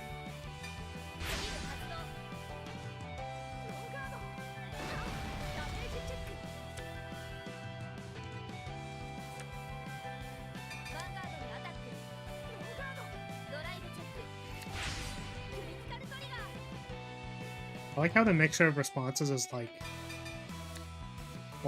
flower blush, like eggplant, let's go, flower blush, indeed very say so. Yeah, I think they changed their deck.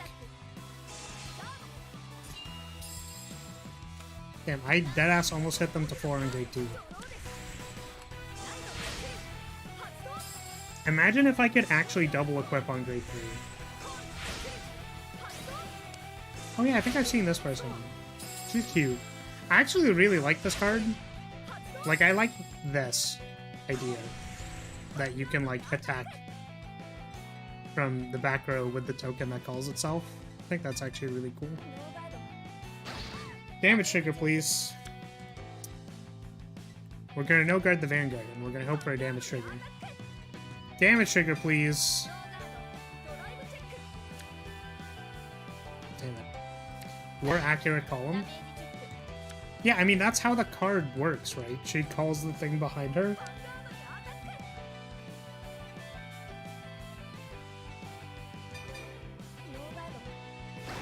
One of these days I'll get a damage trigger. Yeah, there we go. Damn, we're hella good at this game.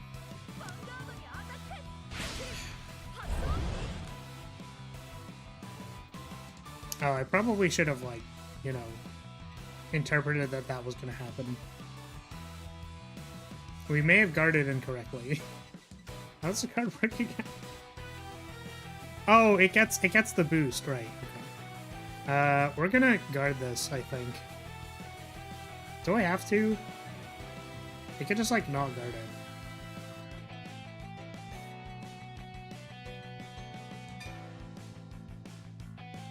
Yeah, I can just not guard it.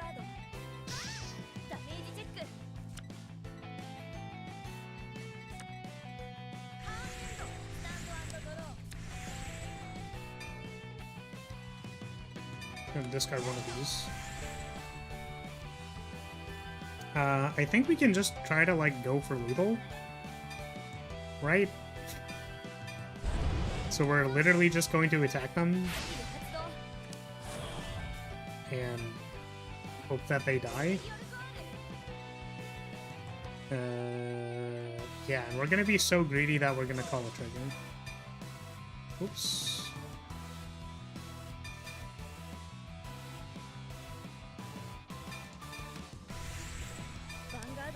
Alright, get him.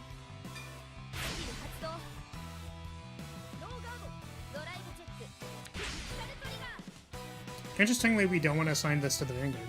Because we're going to be dealing a damage after combat.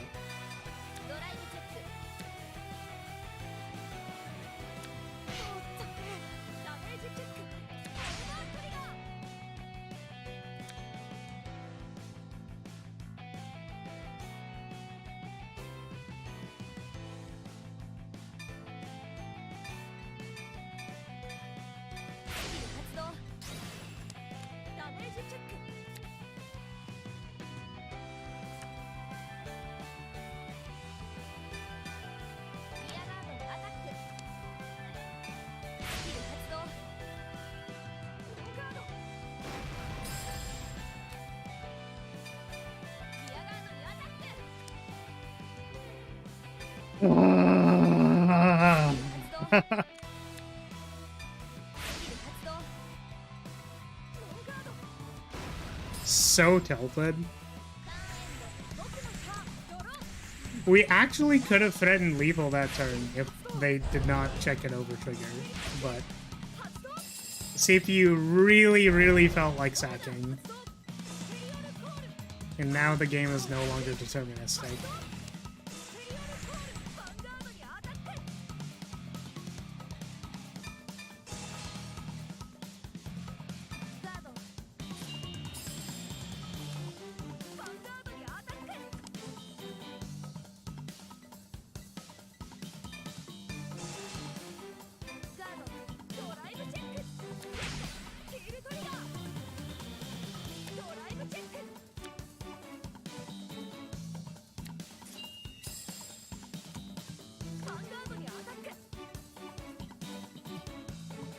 I think we have to perfect guard both of these.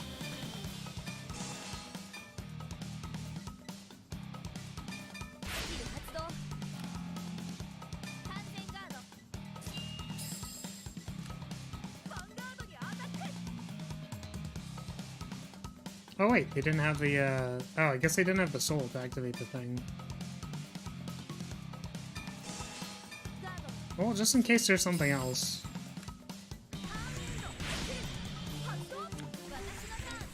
Embrace your tiltedness? I mean, like, if I lost the game, I would have been pretty tilted, but evidently I don't think we're gonna lose. We actually might. Yeah, we might. We actually might because we don't have the sword.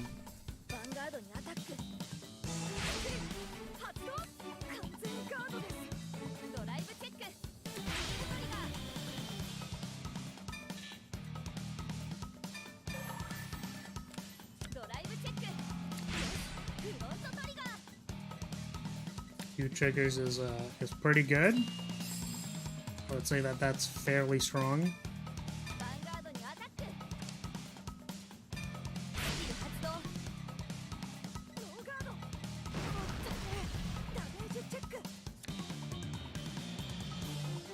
Alright, listen, dude. I'm gonna need you to take this L, please. Just take this. Just take this big L. Oh, god damn. Okay.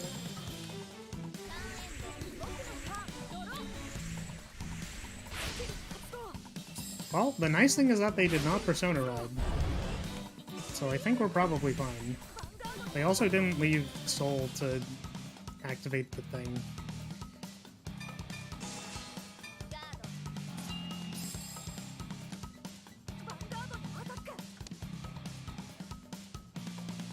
So we can take damage from one and we can perfect guard one if it gets a crit.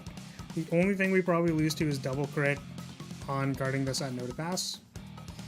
So it can go to 38, so we want 43. And then we can perfect guard one, and then, oh my god.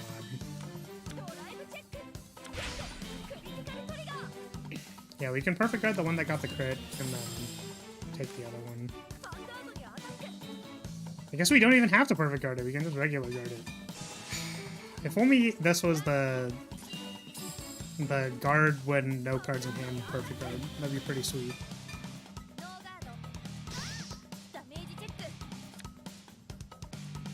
That would have been nice. Okay, but can we top deck the sword?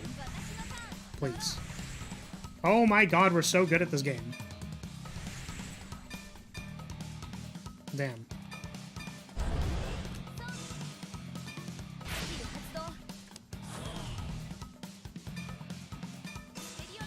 Okay.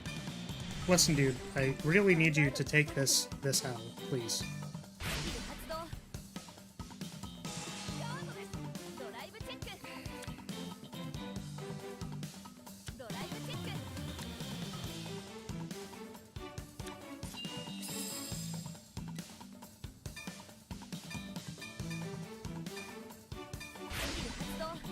If only I wasn't playing the trial deck. VTuber who decided to play the trial deck. I needed to show people that you can just sack really hard and win the game. Also possibly that the required brain capacity to win a game of Vanguard is not high. I don't actually mean that, though. I just kind of wanted to bully the computers. We could be dead, though.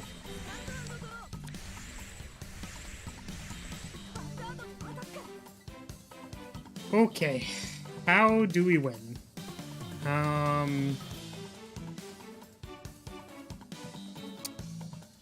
See, the problem is if they get a trigger, they beat either of these. Because this isn't the Hellbent perfect cards. So we actually need this to not be anything. We need no triggers. We need no triggers to win this game. Wow, we're so good at Vanguard. We're so good at Vanguard. We are so good at Vanguard. Oh my goodness. Wow. We are literally the best Vanguard player. They couldn't check the over trigger because they revealed it already. Over trigger is no longer in the deck. Okay, nothing to ride. Wow. You please die. Please. I'm begging you. Just lose the game, please. Oh, I probably should have made... Oh, the misplay! Okay, the question is, do we... 10 versus 5 doesn't really matter, because it's gonna be fit. Yeah, okay. Right. Slight misplay, it's fine. Should have final turned. Neo, you are part of the problem. Don't declare final turn on your opponents. It's BM as hell.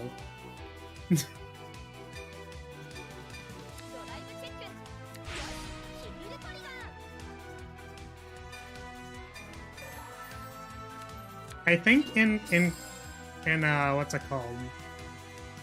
In the Vanguard Comprehensive Rules, it's considered bad sportsmanship to declare final turn on your opponent.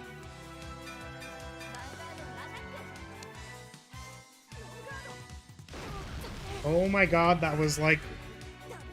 Are you... Okay, I was gonna say...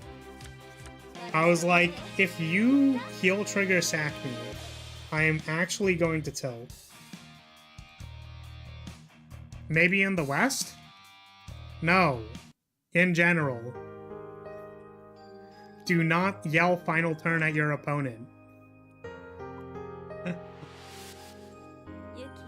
This is non-negotiable.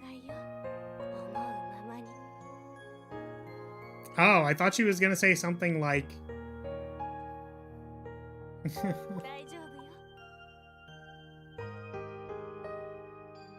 Can I say it if I don't yell? Yeah, it's effectively like yelling GG easy like before you've won the game. And it's already BM to say GG easy after you've won the game. Like, don't do that. Christ. I'd forgotten all this time that she was telling me to live my life however I felt like it the entire time. It's about finding a brand new side of yourself. But I wasn't finding a brand new side. I was just doing what I was doing anyways. That isn't bannable in League though, which means it's transferable to other games. Oh. Like League of Legends? You actually can't get banned for saying GG easy at the end of your game, that's fine. I mean, like, you know, that's fair, and I understand why, but also... The games and anime have made it pretty clear. The Yu Yu Kondo story is now available in story mode. Oh, there's like another story? Oh. Should I care about that? How much more extra story is there for Yu Yu Kondo? There's 5 stories?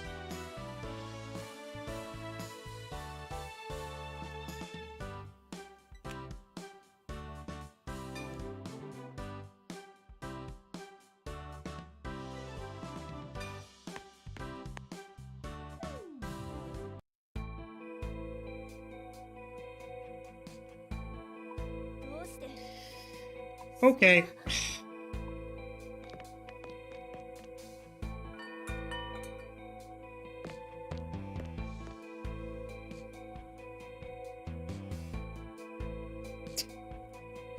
Wow. I didn't know that, Rav. I know that for some circles, the word trap is not acceptable. Like, some people don't like it. You know, which I'm not posturing any position on this, but in case you were wondering, the reason is because, like, some people aren't presenting, like, in a different way to be disingenuous. And I think there's also other concerns with it. Again, not that I, like, necessarily think too deeply about that, but my understanding is that is the underlying logic.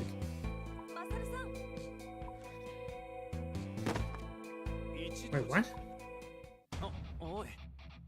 What? Shouldn't you be doing recon at Blackout? No! I'm not taking orders from you anymore. Screw you.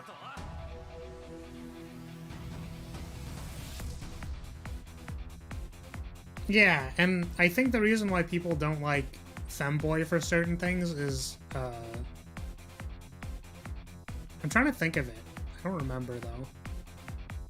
I think some people also, like, you know, dislike that. Yeah, it's whatever. Like I said, it depends on the definition that you're using, but technically, you know, in certain definitions, I qualify for the word femboy, which is fine. But again, it, like, really depends what your definition is. So... Imagine yelling final turn in a UFC match. So I wouldn't be able to tell my friends that we're walking into a trap.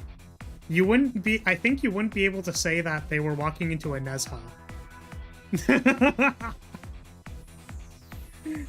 Wait. So if they were walking... Wait, hold on a second. If someone in Warframe was walking into a Nezha, like they were literally physically walking into one, and then I would say, wait, you're walking into a Nezha, would they be like, oh my god, you're walking into, like, anyways. Yeah. Okay, so I'm about to drop some knowledge on you, right? And by knowledge, I mean to say that, remember everybody, that considering other definitions, don't consider the argument of the actual definition that they are making, because that won't get anywhere. You generally can't undig someone's underlying logic if they're too up their own ass. It doesn't work. So, okay. My understanding for the VTuber definition of what a femboy is, sometimes it can refer to somebody who is male using a female model. All I'm saying is that that definition is out there and some people use that.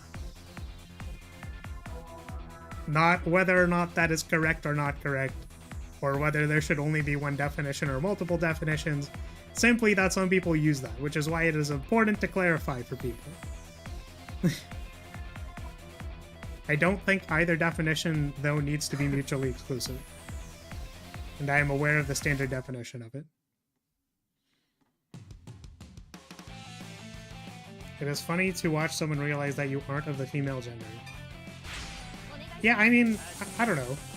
I think people are generally pretty respectful, and I think that that's fine. Because, like, you never know.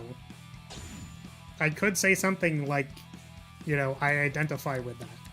But I don't. Which is why I don't say it. And also why I don't really make a big deal about it or care.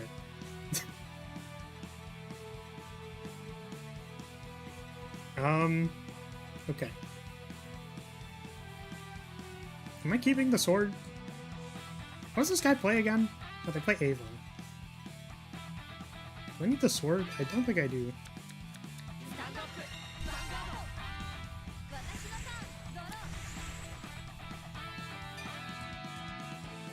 Yeah, people are pretty crazy. People are pretty nutty.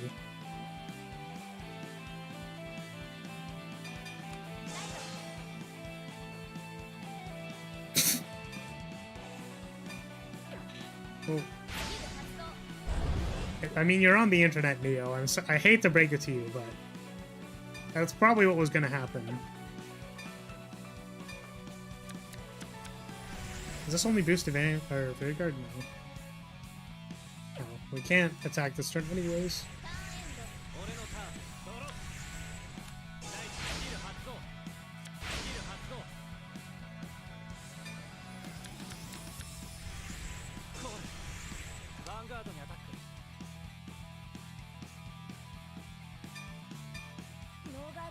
Okay, but if we got a damage trigger here...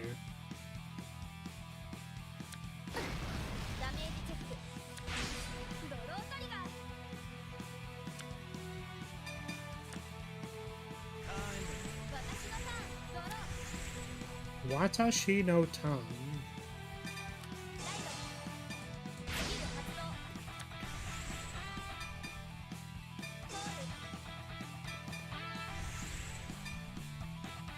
Yeah.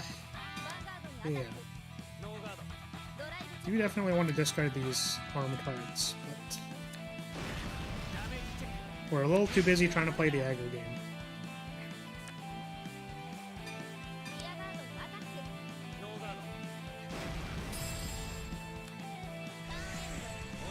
I mean, Dreadlock guy definitely looked pretty ripped. Ugh. We have to get to Mika this stream, because we need to beat her up.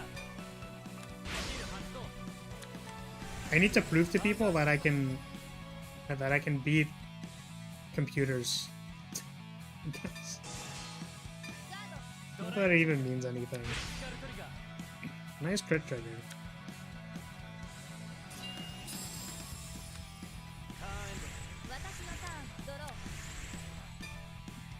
Do I want to discard a Bavsargra? Probably not. We're gonna discard the shield. Do they have the thing that says you can't retire Obskidai? I don't think so. So we are going to play the shield first.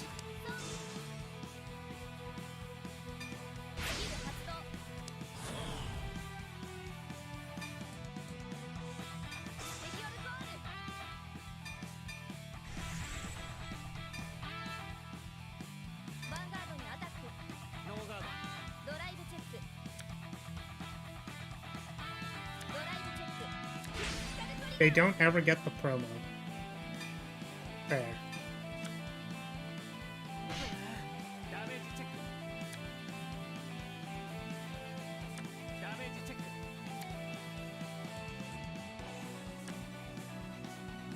Yeah, that's fair, Reigns. But I'm suggesting that these computers are babies. There are certainly better computers, but those are not the computers that I'm talking about. I'm talking about the ones in Cardfight Vanguard Dear Days that people are complaining about.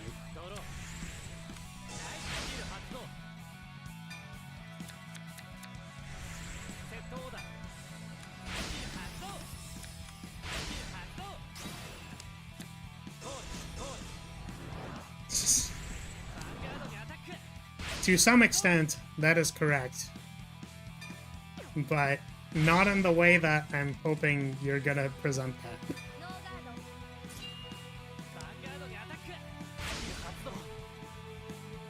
Basically, Flora is saying that all of you are weak and have to get good. That is exactly what I'm saying. I am saying that if anybody is complaining about the computer difficulty in Cardfight Vanguard, they are weak and should get good. You have figured it out, Rav. You have analyzed the rhetoric of why I'm doing this, and you have figured out that I am calling everybody babies. That is correct. How could this possibly happen to me?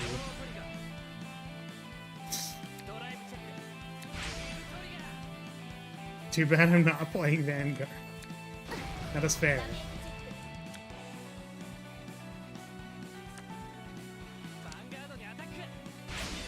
It's like, all you have to do is play with a mild degree of competency, and you're probably fine.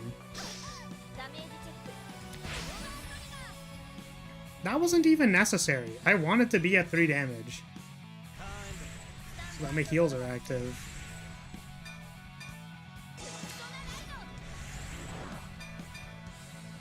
Oops.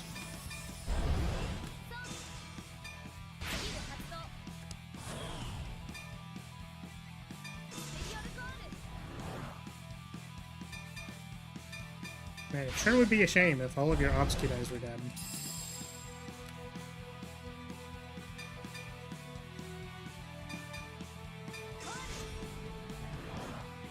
I don't want to activate this. I actually... Okay, that was technically a misplay. Because I wanted to, I may have wanted to pick up the sword later. But also, it's... I couldn't activate... Yeah, so I wasn't even at 3 damage to be able to activate the sword. Man. I hate damage checking the overtrigger when it's literally terrible.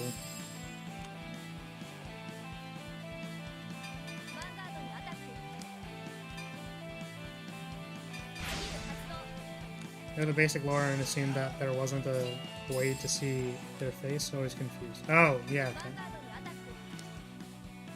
That was with the Warframe stuff. Throw hands mod, which downloads the other person's... downloads her adjustments. My hands are so violent. Solution is always just throw hands. I don't understand. So, we don't know if they've checked the overtrigger yet, so we're just gonna perfect guard this. This is probably a little aggressive, but that's fine. You ask, how could perfect guarding be aggressive? Wow.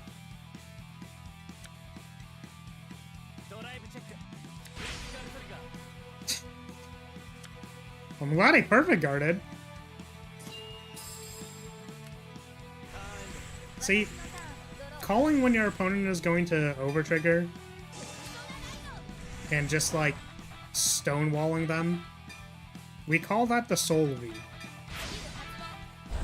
So there's a thing, and I don't know if this was inherited from fighting games, but basically reading what your opponent's gonna do for like 5 turns in a row in Exceed was called the soul read.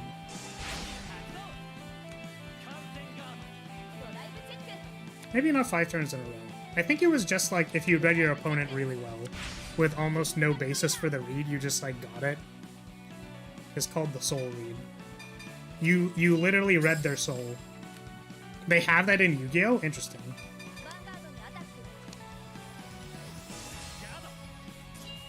It was more direct in Exceed because you literally need to you need to read what they have. It is important for stat comparison, but I will concede that it's, you know, it's not like Soul Read came from Exceed, so it's just funny to be like, we soul read them. We literally peeked into their soul and we were able to figure out what they were going to do.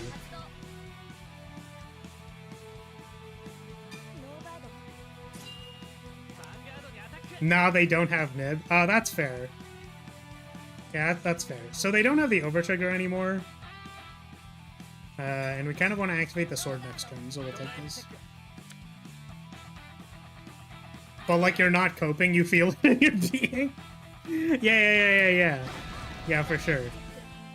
It's like they don't have Nib. And it's not a... See, my favorite soul read is if they max C. And then you're like, nah, they're not gonna draw it. I'm just gonna combo them and they'll lose. It's fine. It really is that easy. They're not gonna draw Nib off this max C. Did I actually Persona ride like multiple times this game? That's crazy. Man, all of the Ava fights have literally been like wet towels. Nibiru the Primal Being is a hand trap in Yu-Gi-Oh! Which allows you to sacrifice your opponent's entire board after they have summoned 5 or more times. It's 5 or more, right? Is it? It's on the 5th one, right? Not 6?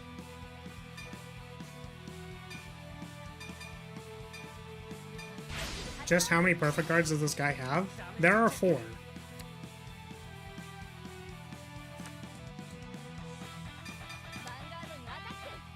You know who you were just participating? Oh. No, see that's the difference, Neo. It's not about, right? It's not about going like who's Nib? Like who Nibiru who? We know what Nibiru is. We just know that they're never gonna have it. They just never have it. It's that easy.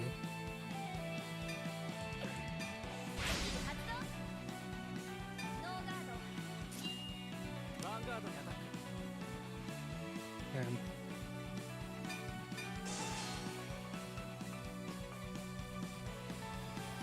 5 to pass.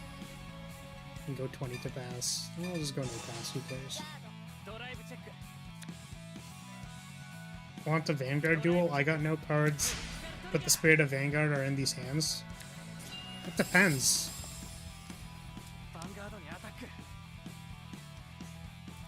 Have I not told people that, like, I do, like... I mean, I don't know. I'd probably still lose in a fight, but... I'm not completely defenseless. I'm particularly good at grappling people. Or the fighting that I have studied is grappling oriented.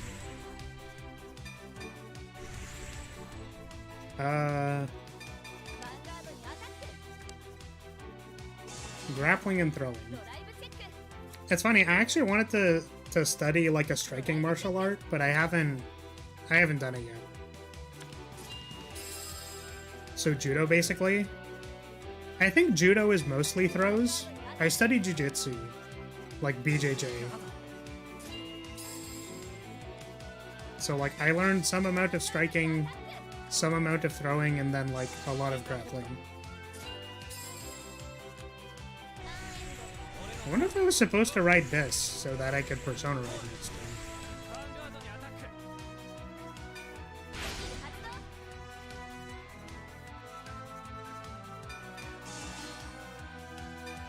But yeah, it's been a really long time, so you know, I'm not suggesting that I'd be able to beat anybody in a fight.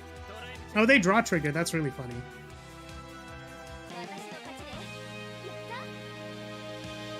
You studied. I'm guessing that's a specific type of karate.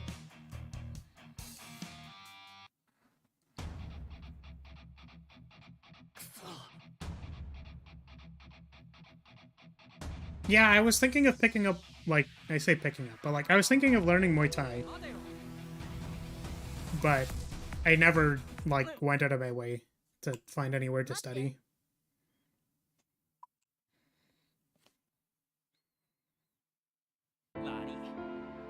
I know someone who studied, Krav Maga. I believe that person would be able to kick my ass.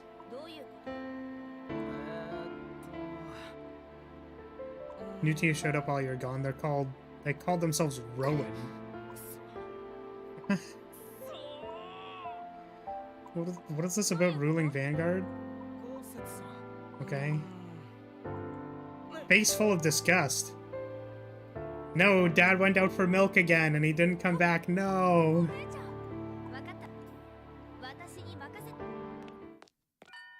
Well, I guess we have to go find our dad, who went out for milk. Gotta apologize to you for something? I already know what you want to say.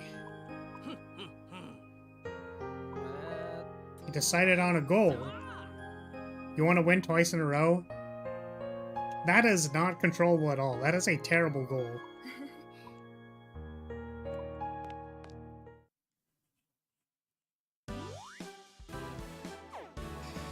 Oh, what D-skill did we get?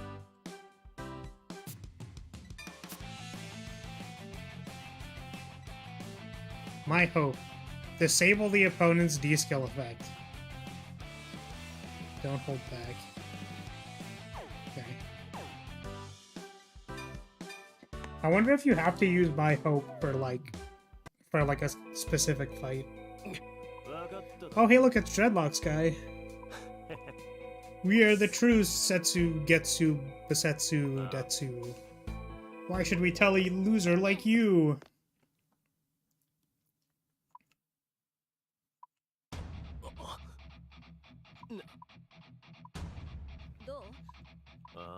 You haven't answered my question. You won't be able to beat me anyways. I'm gonna show you my Vanguard. In public, 4K.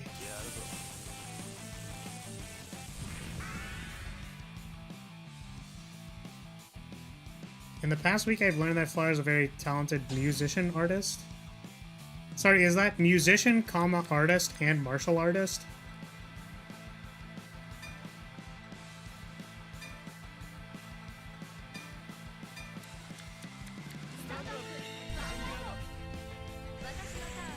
Like, I feel like I say this all the time, which is why I don't like having to say it all the time, but like, you do know I also, like, made and rigged my model, right? You do know that, right? You know that I made all of these overlays and the background, and, like, did some of the programming for the chatbot, and did all of the CSS for the chat, like... You do know all of these things, right? Right? Right? Isn't this game 2 NSFW? People keep showing them their Vanguards. Oh, that's why you said artist. That's why I was wondering if you said comma artist or not. Because there's musician artists and martial artists. I thought you were doing like an alliteration meme. MC has the power to rewind time, so even if she loses, she can go back in time and win again. You know what's really funny about that, Rab? That was supposed to be the meme. That was like literally supposed to be the meme with my character design. Was I have time magic. The time magic is that when I lose, I just try again. It's that easy. I can never lose because I can just keep trying again. Wow. That's crazy.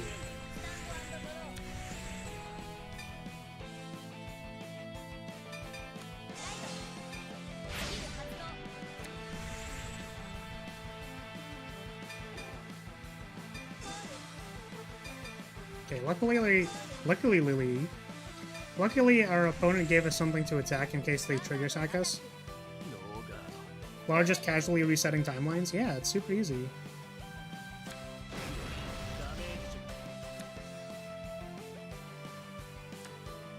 I was kind of wondering about this. Have you seen much anime? I used to watch more anime when I was younger.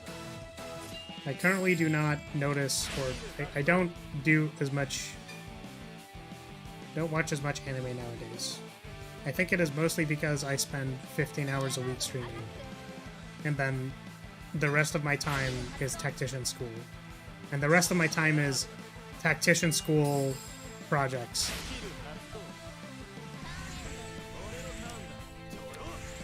I really wish I could just stream for longer. Like, really, truly in my bones. But I know that I would fail all my classes.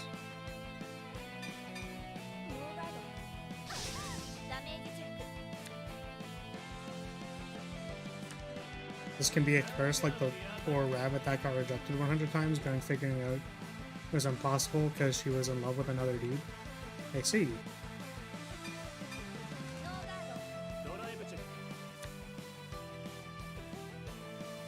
Also, I really like this person. I don't know what they were, but they look really cool. You can stream longer, it just won't be very healthy. I mean, I guess. I don't think it's a matter of, like, health. I think I could reasonably stream for longer and still be healthy. Right? The problem is more, we're gonna be pretty greedy here. The problem is more my other priorities. Like, it's not a health-related concern.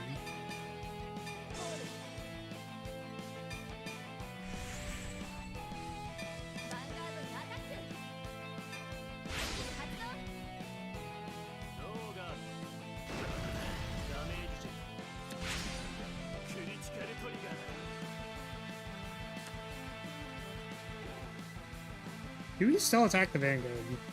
I honestly feel like I don't. This is on place. This attack is boosted.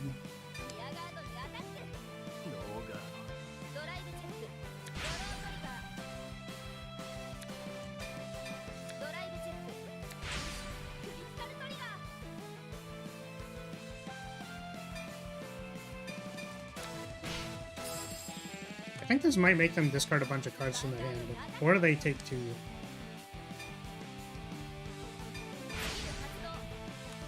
The console still doesn't want to connect to the internet. That's unfortunate, I suppose. Also, they didn't guard it. But Fred, you're gonna die if you don't guard stuff.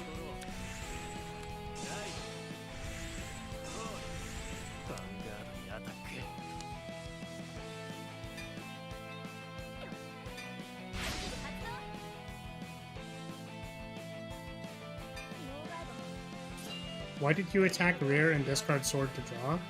I attacked the rear guard because I was 13 to their 20.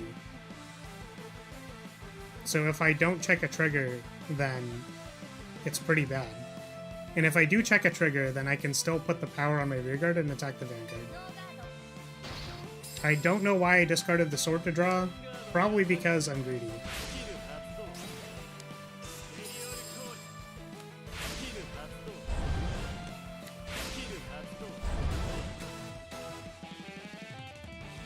Okay, I think we take the Vanguard hit and hope to not get obliterated.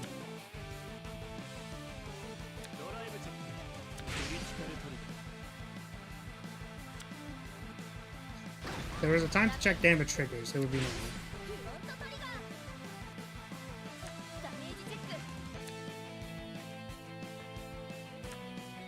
Because you have a massive big brain plan. I mean, I think that there was a reasonable line of logic for that. Yeah, I really need to stop discarding my arms. I agree that it is not the correct decision.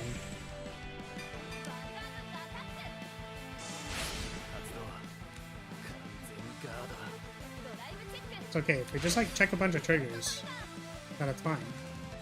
We will have, if we check a crit trigger, then everything is fine. God damn.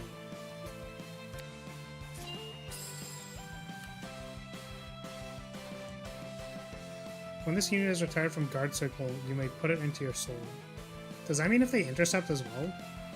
I think that means I attack this.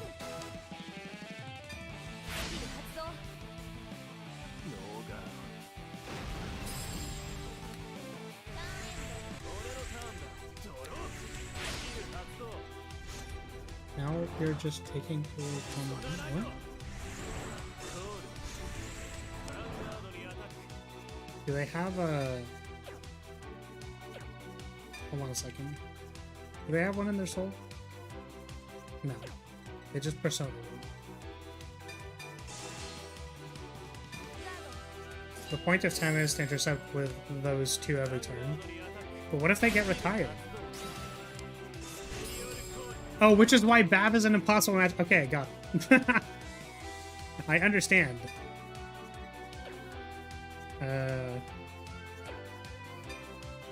Yeah, unfortunately I discarded the sword. It's possible we lose this one because I misplayed.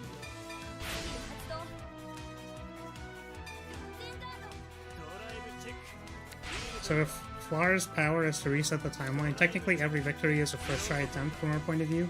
Yeah, exactly. That is correct. Every time is first time. This is 43. If we guard with 30k shield, we end up at 43. Yeah, so I think these are the same. This is 5k shield inefficient.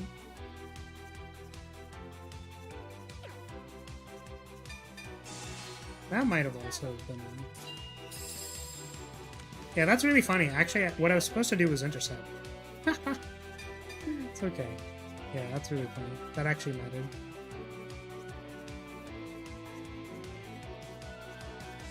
That's a really interesting number to be getting called back from right now. Okay.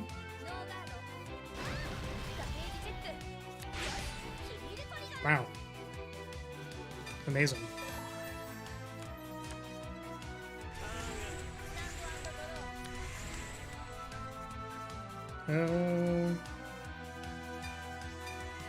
Ha! It was heal trigger, over trigger on top of my deck? That's so funny.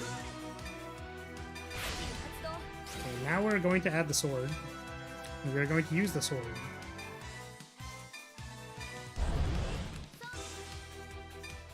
I find it really funny how they hid that message. That's really funny. That message should definitely not be hidden. Thank you.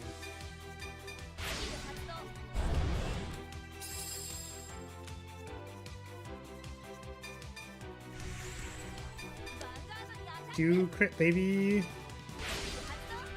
I actually really like how Bav makes guarding at 4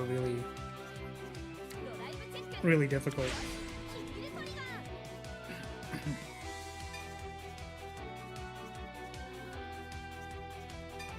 These are the same number. Alright, please take damage.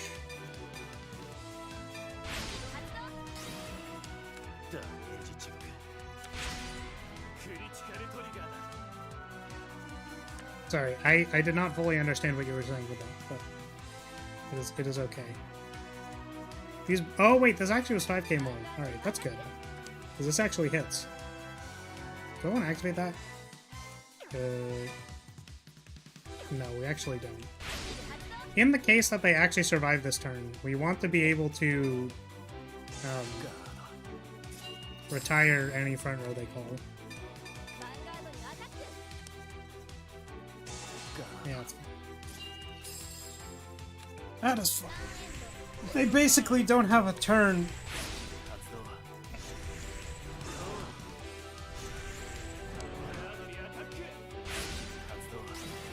I don't think they checked the over trigger, but I don't have a perfect guard, so like we can't really play around that.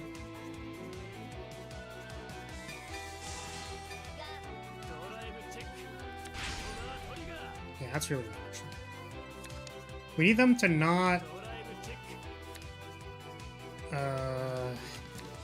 we need to check another heal. I don't think I have another heal. It's really unfortunate. Alright. Whoa! I didn't mean to do that.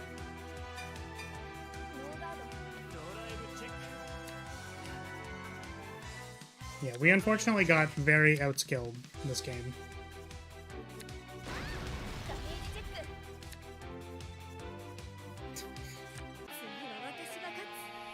There was unfortunately no way to win that one. I suppose outside of... Did we have a perfect guard at some point in time?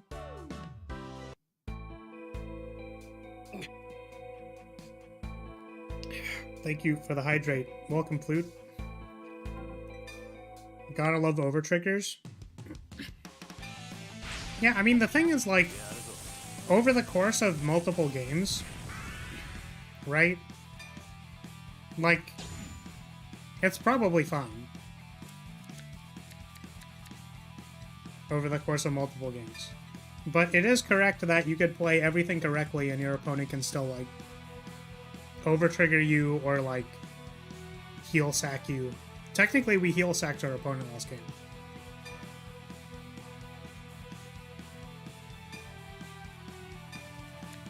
Thank you for the headbutt.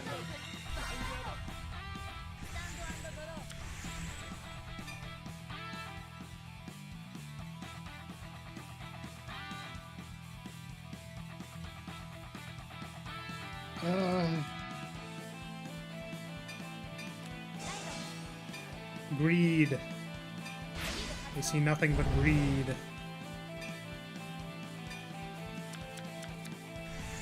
I want to get to the fight people are actually complaining about.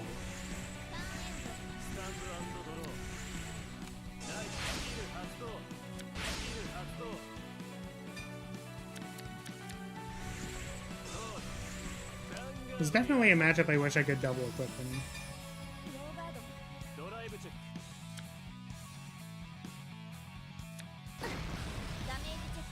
Remember that the Grade 2 brings back arms. Okay, thank you for the backseat.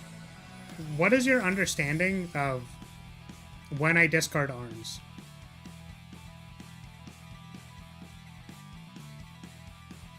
Right?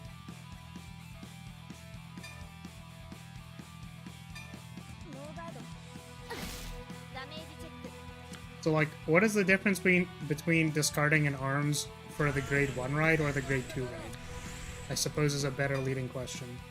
There is, interestingly, a difference, but not one that I particularly care about.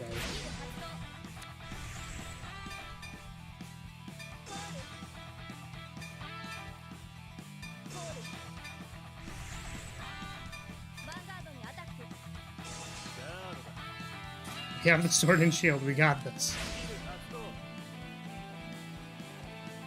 We certainly have something.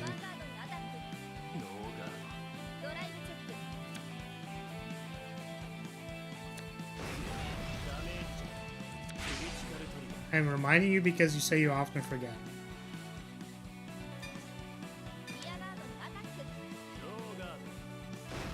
I think I said that because, like, I would think on the Grade 2 run.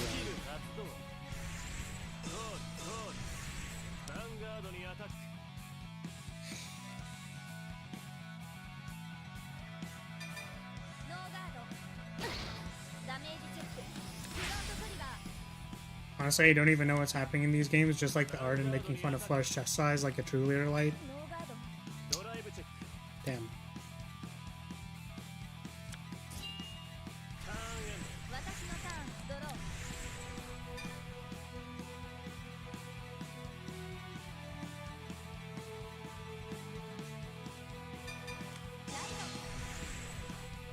Okay.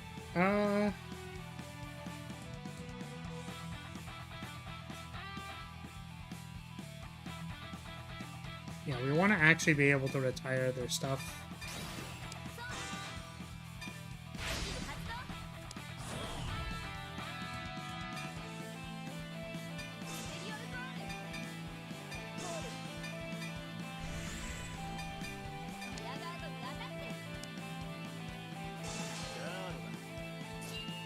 It's unfortunate. They have 2 in soul anyways. We can probably stop their later turns though by doing this. Gonna not activate that.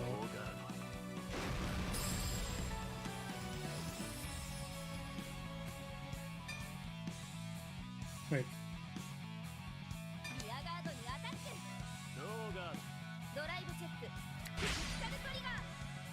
Yo, Flora, ever tried believing in your cards?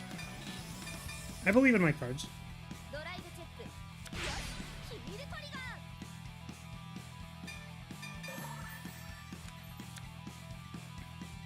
Having hope and expectations are different, I think.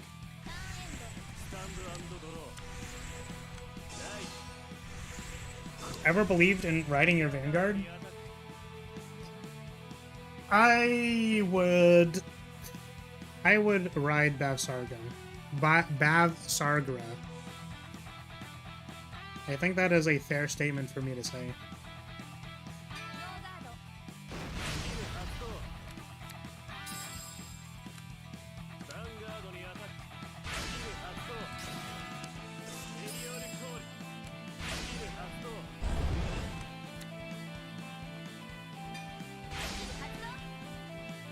Oh, we don't have a good way to make it a 2-to-pass.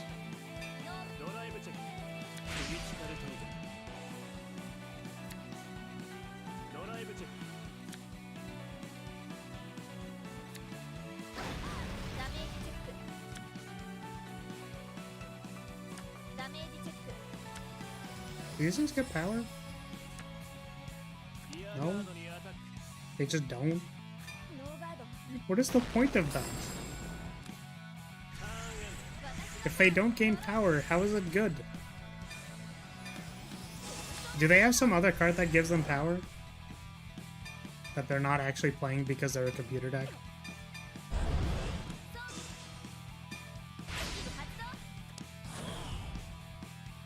Tamayura should? I see. Well, it didn't appear that they did.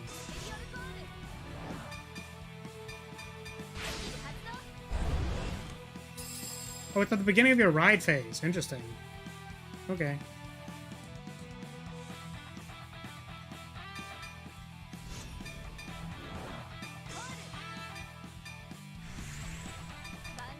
So anyways, I started blasting. Ugh.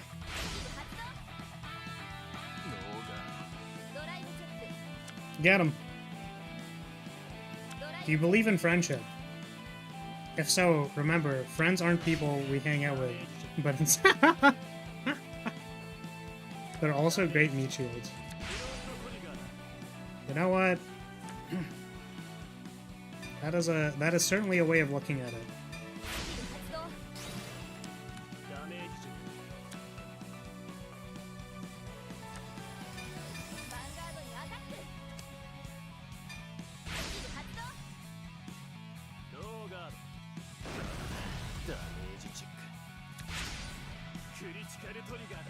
Jeez, dude.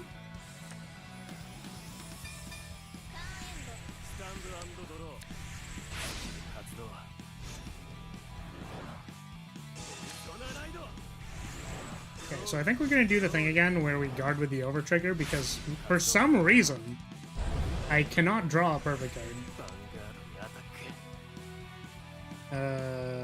This is a 15k.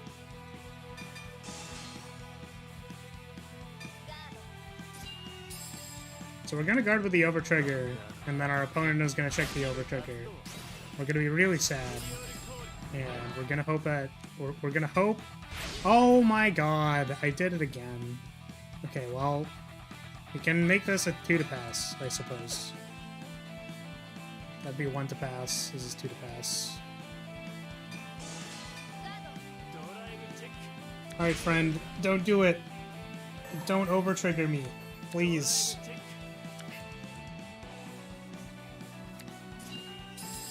problem is they still haven't checked it. So, like... Did they, like, discard it earlier this game or something?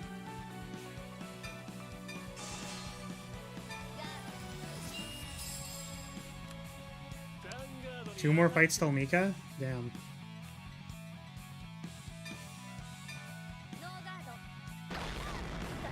Stream's gonna go long then, I suppose. They will over-trigger on the defensive. You know what? I'm inclined to believe you.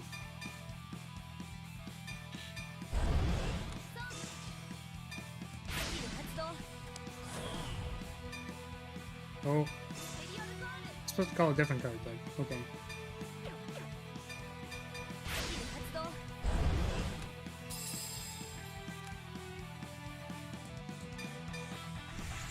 Alrighty.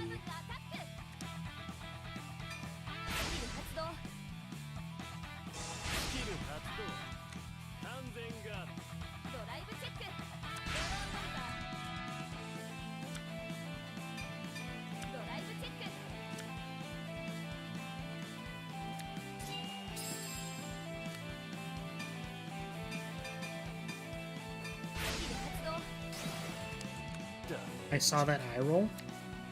I didn't roll my eyes.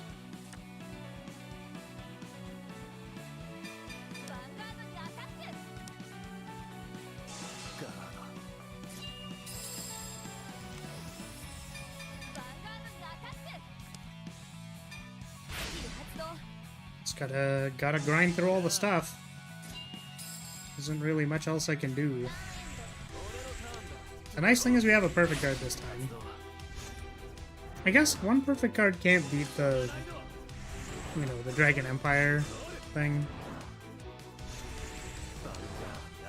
Interestingly, I feel like this CPU is handling getting retired very well, because they keep rewriting. I should have looked at my hand first. Oh well.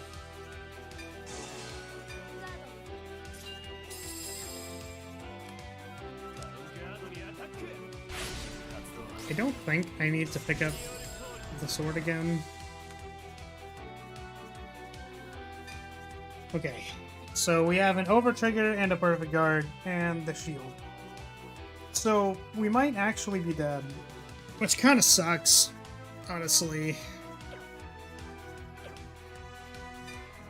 Even though we retired their stupid cards multiple times in a row, I think we are just lost. Because we can't shield one of the... We can't shield one of the things.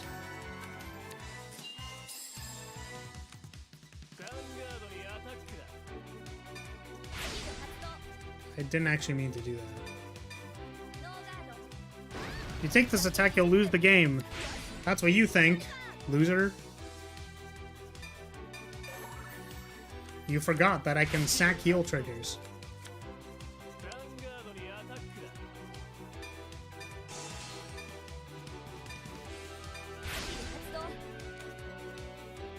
I don't really know what we're gonna do now, though. If we actually used the shield on the first attack, we wouldn't have had to discard the grade 3. Which could be the difference between me winning or losing this game. Potentially. Also, though, if they sack the over trigger on the defensive, then, like, you know, not much you can do with that.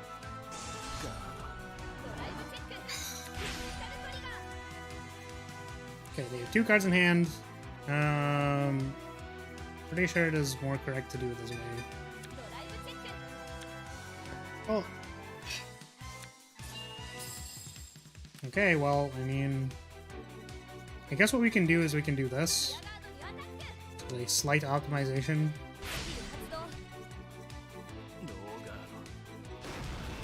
We need to hope the last cards in their hand can't guard this, but... I don't remember what their drive check was. Ah. Well, that's pretty bad.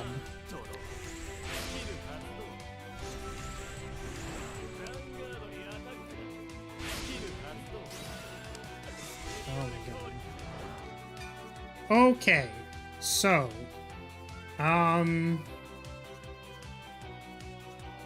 we can't guard all of this, I think, because we have a perfect guard in our hand. Man. And we can go to... Yeah, because we can... These are all the same number, right?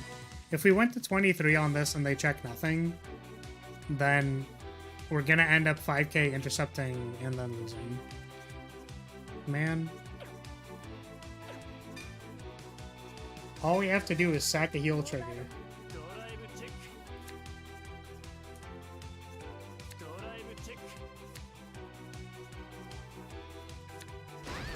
All we have to do is sack really hard. Oh my god, we're so good at Vanguard.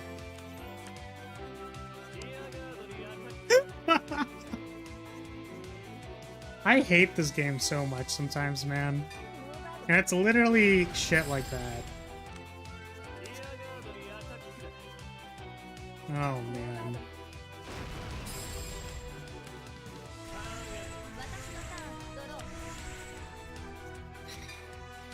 I maybe should have guarded one of those. Okay. 6 plus 7 is 13. Which is great, because that is the number we want to attack with.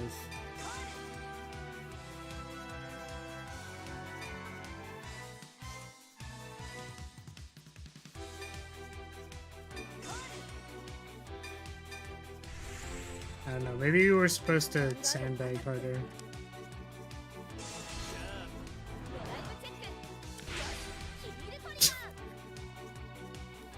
Yeah, maybe we weren't supposed to call both of the perfect cards, and then...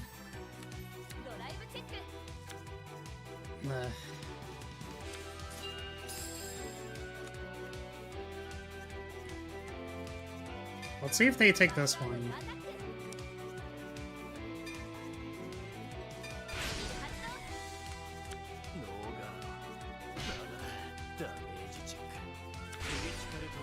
Okay. Man, this fight is actually miserable.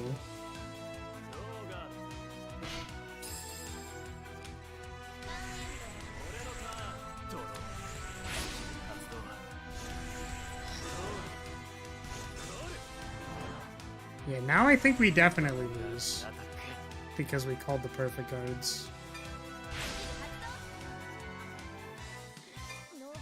Maybe could have had a little bit of foresight on that one.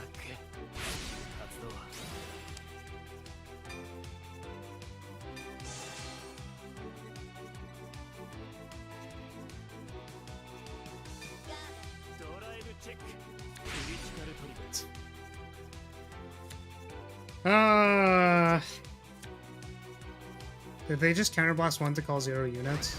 I believe so.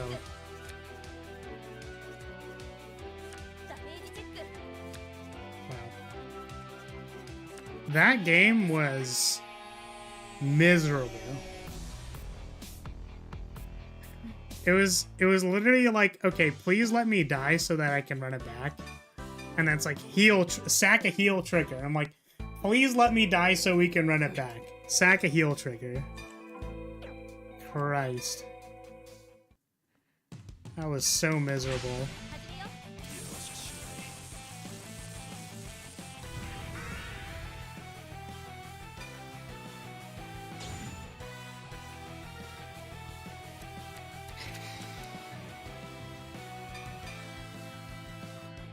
Based on me not drawing any perfect cards, I think I'll keep this one.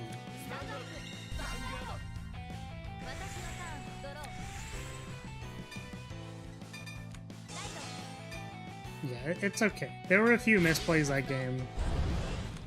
It might have been winnable if I did not misplay. So that's on me.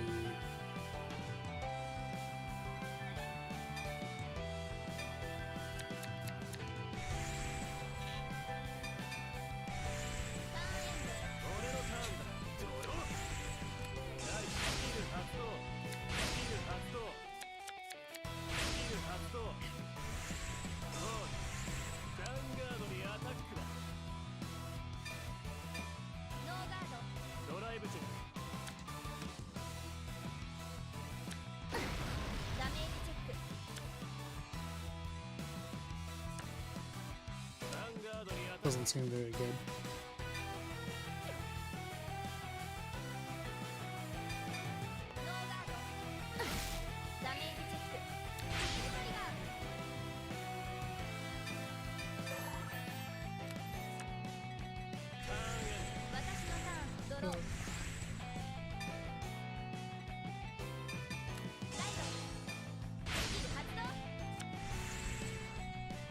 I think the most frustrating thing is just knowing how slow the starter deck is and being like, man.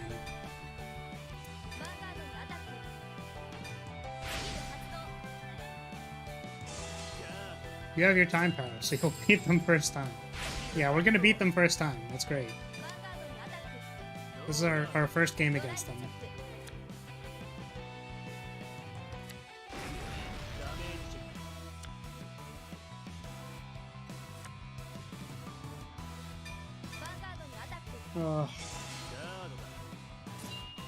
Man, what is it like being so frickin' good at Vanguard, dude? This guy has had... Oh, I guess they're different. Rara and Riri are different. This is fair. Okay, can we get a damage trigger before the last damage? Thank you.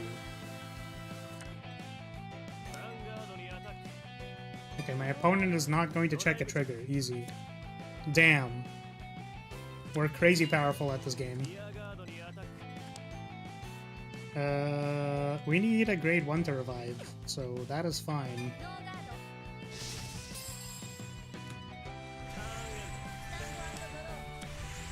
Oh my god. Don't draw the over-trigger challenge. Literally impossible.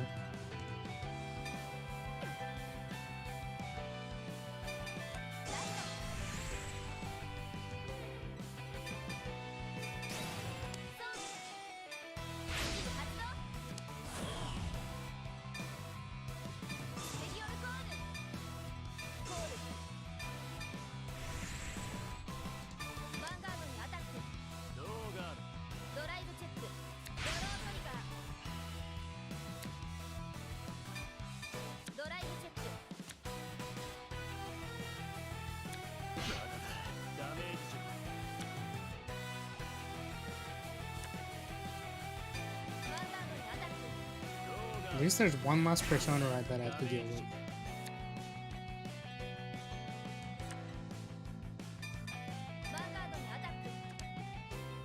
Okay, I'm off. Remember, Flyer, don't fight Vanguard for the sake of others, but for the sake of yourself.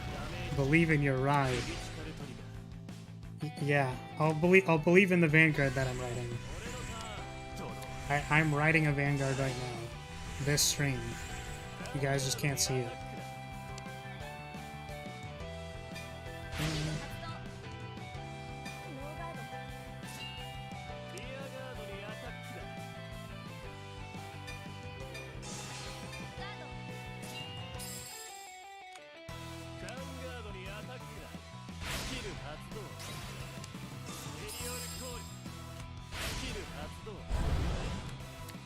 What's the Vanguard we can't see?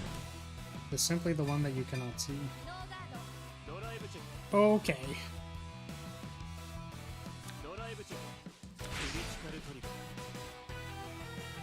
It's the one in your heart. Sure, let's go with that.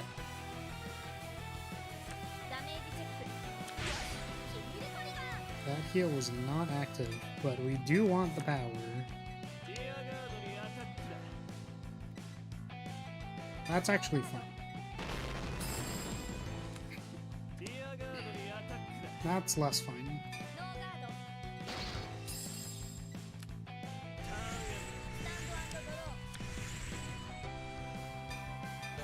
Do I have anything in my discard? I'm pretty sure I don't.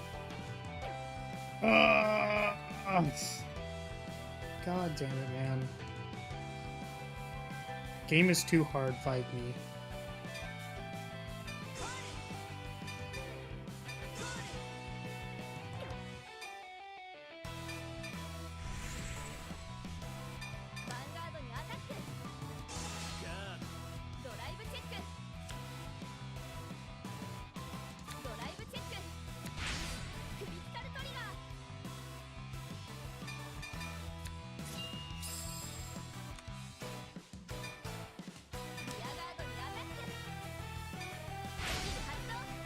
Oh. Nice, dude. Yeah, you got it. Intercept is good.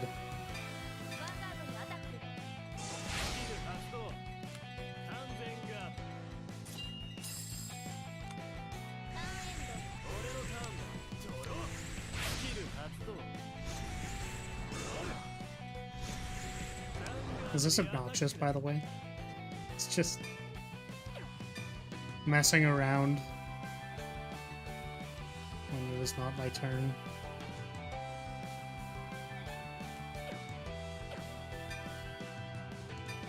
Maybe do not activate that. Oh, if only.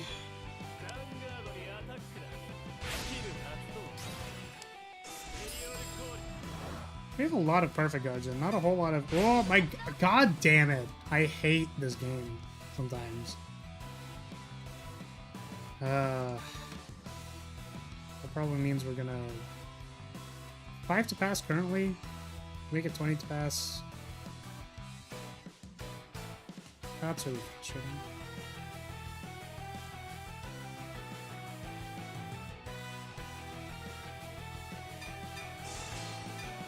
Oh well. Lars giving us motion sickness. It's cool if you want to stop. We are supposed to be destroying Mika. Also, getting tired is different from I started this stream tired. It's just really frustrating when, like, the one game where there was, like, absurd luck, I didn't play into any of it. Right? And then this game is, like, probably a wash, because I can't draw a 4 of in my deck.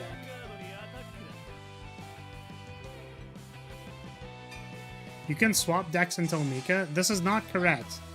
We need to dumpster every computer in this game with the starter deck.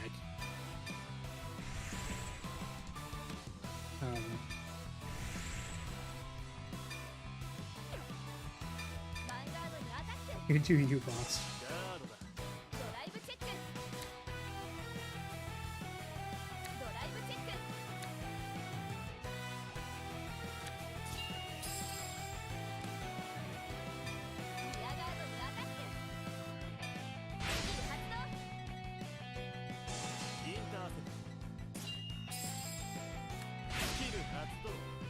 Thank you for appreciating my dedication.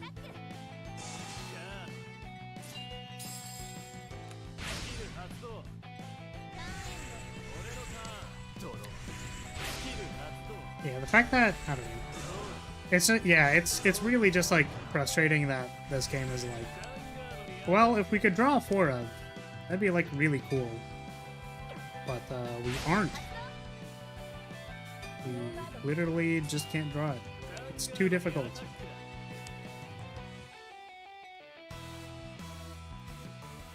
Yeah, we can't efficiently guard this.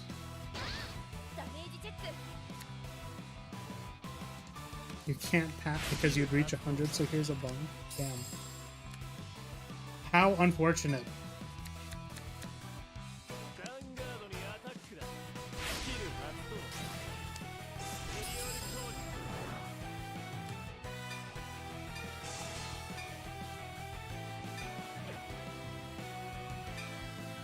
I think I actually need to discard the Bavsargra, which is hilarious and terrible. So they need to not check a front or not check double trigger, because that'd be really bad.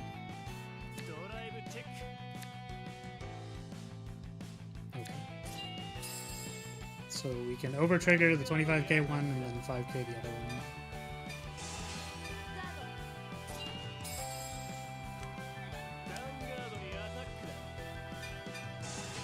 We tilt this city. We tilt this city on salt and losses. Oh my god. 4 swords, bottom 19. Literally end me, dude.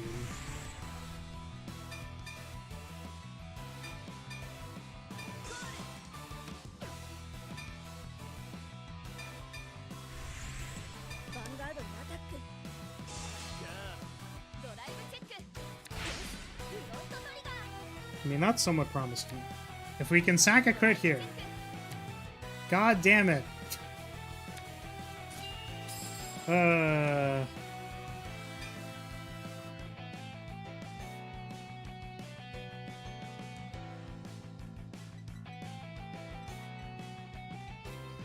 Like, can we realistically survive next turn?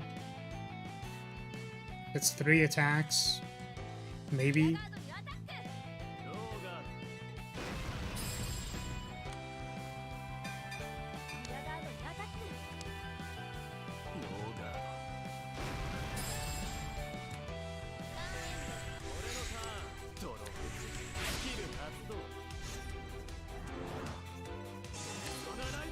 Ah, goddamn.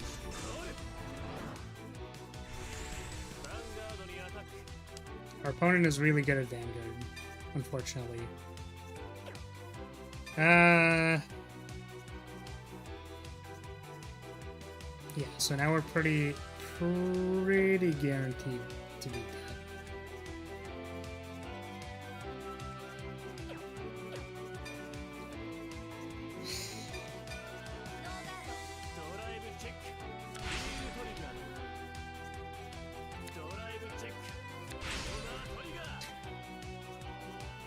Of course. The salt. Salt on the wound. Okay, could we draw one sword? Please. One sword. Please. Just please. For the love of God. Could we draw a sword? All I'm asking is all I'm asking is to draw 4 of in my deck. It's really that simple. Oh my god.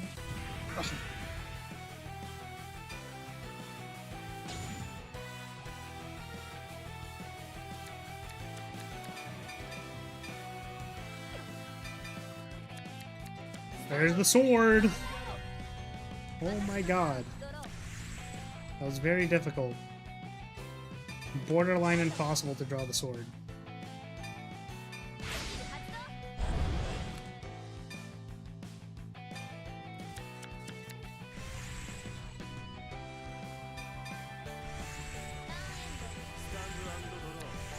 It's unfortunate you can't ride orders. Because I would really want to ride Bav's sword. Unfortunately, you can't. It is against the rules.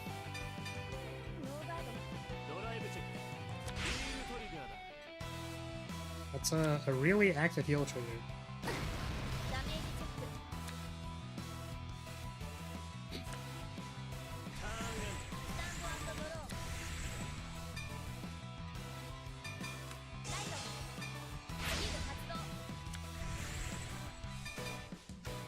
This goes here.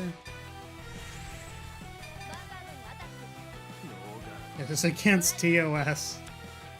That is fair. It's not just against the rules, it is also against TOS. It's pretty good.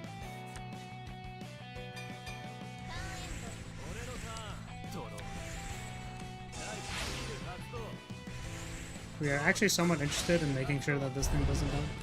Damn, we are getting aggroed. It would be really sick as if we got a damage trigger. That, in fact, is a damage trigger. And the unfortunate thing about that is that I sort of wanted this thing to survive, but it is no longer reasonable to guard it. Stop bonking me. What is wrong with wanting to ride Bav's sword? I think that is a completely reasonable thing to want. Shield first.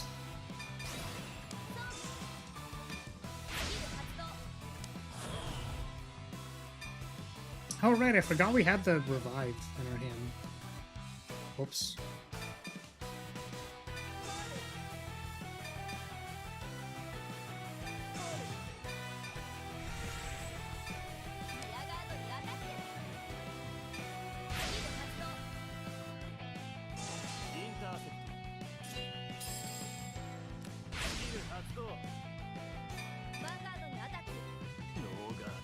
Field gang showing up in force.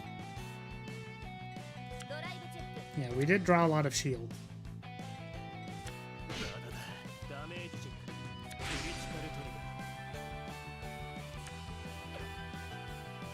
I feel like it is more useful to me to kill the grade 2. Because this is just an intercept away anyways, so... Discard all these damn shields.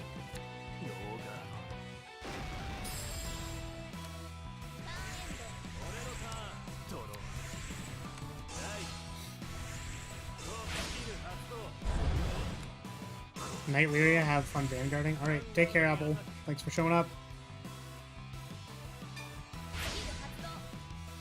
And we'll continue vanguarding.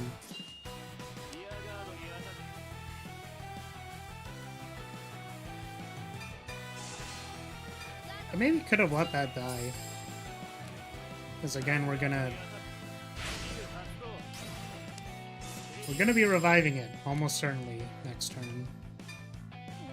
We do also want to take 2 damage here. Unfortunate.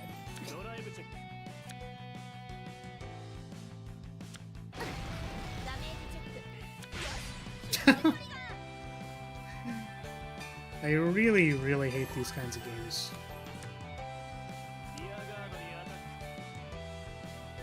Yep, I just can't guard any of this stuff.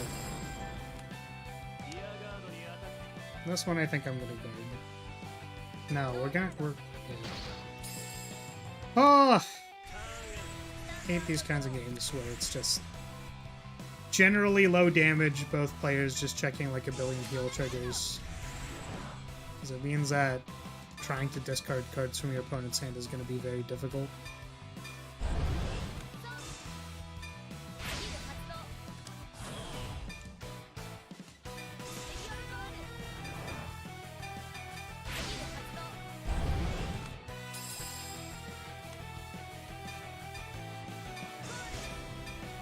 Go! Bavsargra! Attack! For big number. I can't believe my opponent would no guard at 1 damage. How could they?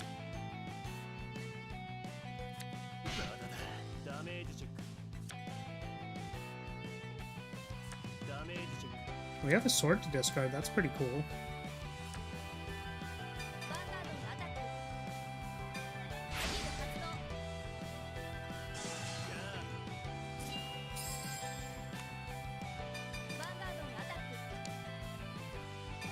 We are actually going to discard it because we didn't get rid of this one yet and we have the buyback in our hand. What was the last Pokemon game you played? I think it was Pokemon X. I think I played a Nuzlocke in Pokemon X where all of my team died except for my level like 90 Meowstic.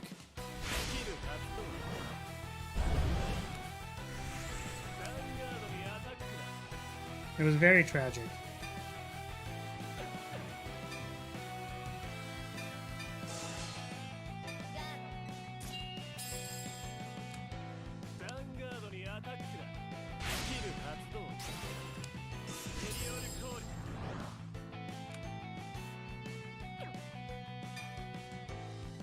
Who wiped you? I think it was just like slowly. So basically my 2 important things I had was the like Lucario I got, and then I had a Meowstic. And then my rival absolutely blasted my Lucario. Which is, you know, I think reasonably my fault. Because I sent Lucario out versus the fire starter. Oh yeah, my grass starter died in like the first gym. It was grass, right? They picked grass, I think. Or did I pick water? I don't remember. I don't remember how they like choose their thing or whatever. But I do remember that my starter died in the first gym. I don't remember which one it was. And you can probably tell based on the rival choosing the fire type. Again, I don't remember what that means, but go to I need 25k shield, which doesn't seem worth it.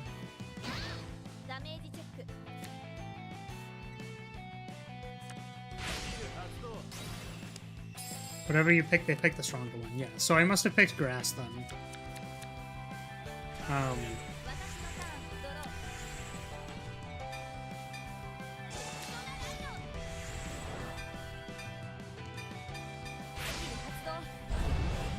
And then I think, yeah, I died to like the bug gym for whatever reason. Okay.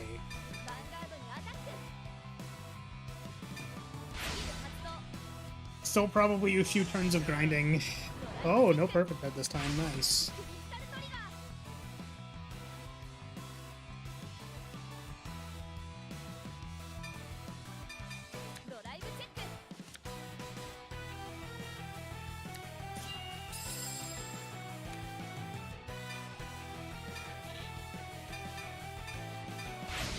Might you try some of the newly Steam approved Dwarf Fortress? What is newly approved of it?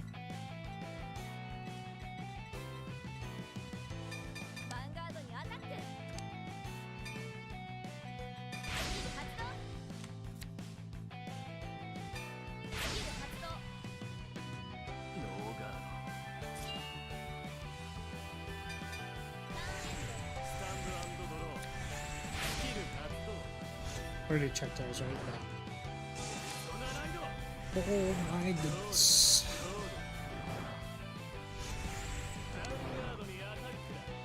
How many times do I have to teach you this lesson, old man?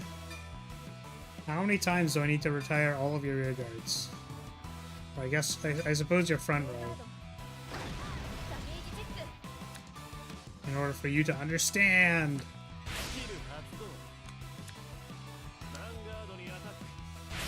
Luckily, we don't have to deal with the overtrigger. I was almost going to activate the shield by accident again by jamming Z. It was tilted! It was tilted. It has real graphics and music and now includes mouse controls. I have a lot of games to play Kratos. So I apologize, but probably no. We have the entirety of the Gunvolt series to play through. Slay the Spire up till Ascension, upteenth million. Which, by the way, I still haven't been, like... I have not really been able to win. I was talking to a friend about it, and apparently Slay the Spire's win rate at Ascension 20 is approximately, like, below 30%. Or something. Like, the win rate is fairly low. Even with perceivably perfect play. I'm not at Ascension 20, but still. Game is kind of hard and sometimes you get memed on by luck.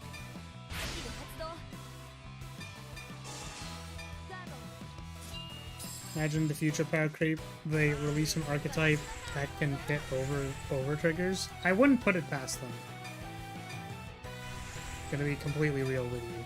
That seems like something Bushiroad would print.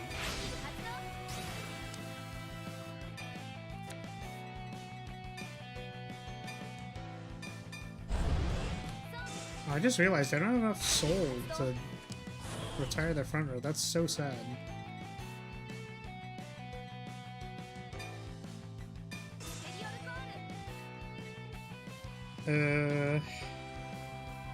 Does 15 hit better than 13?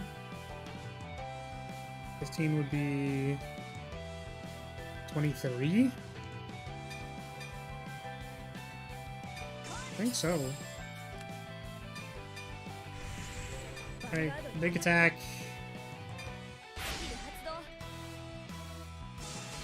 I'm trying our best out here.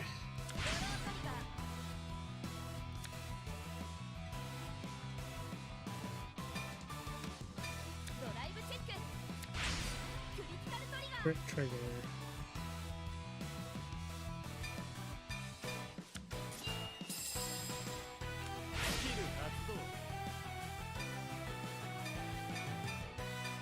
You just take a damage.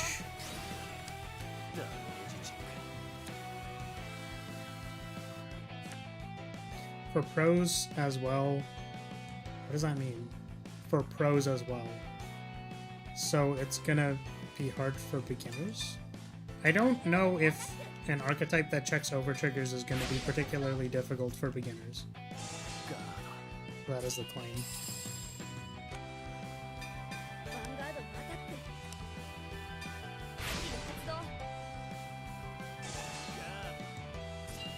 Yeah, my opponent really does not want to die. We're also completely out of counterblast, so we don't have anything else except for attacking next turn.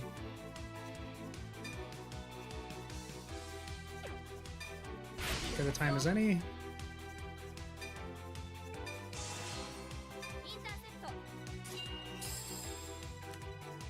I suppose maybe we could have kept it.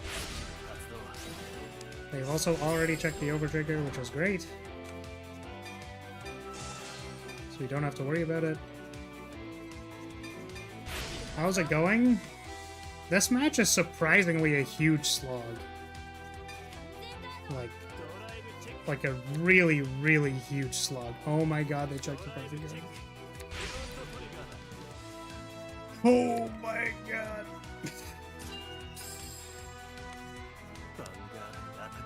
Yeah, like, our opponent's superior calling to field, I suppose, could be considered, like, drawing cards. So, you know, that's fair. But also, it's like, man. These were the 10k drills. So much pain.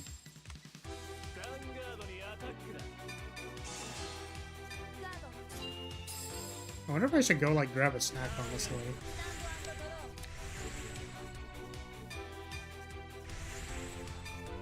Guarding with the grade 2 may have also been incorrect. Right. Please die.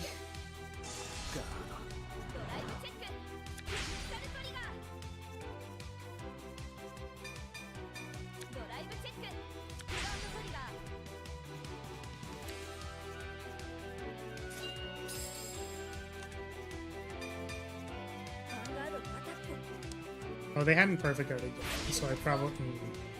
The win rate of Ascension being 30%, I assume that's 30% is for pros, so for beginners it's going to be a lot lower.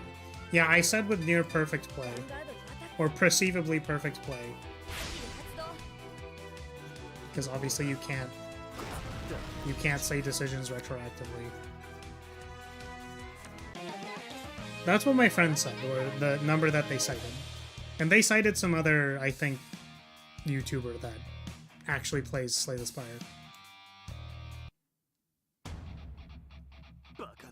But we don't have to grind those out on stream.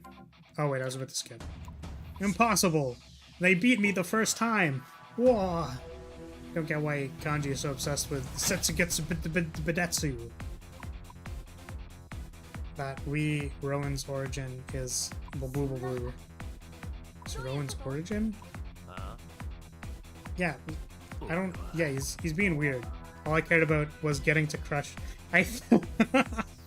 I'm gonna be honest, I really thought he said all I cared about was getting crushed by someone. That's like, damn. I respect that. My brother. My brother. I'm sorry. We tried to crush him, but we could not. I'm sorry for leaving at a time like this. Damn, that's like... How could you have predicted that crazy Psyqualia zombie man was going to...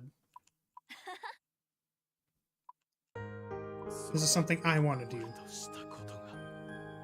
I've committed crimes because I wanted to... What? Doshi didn't actually commit crimes, did he? Maybe he did, I don't know. I'm gonna strive for new heights through Vanguard. You got it, my dude.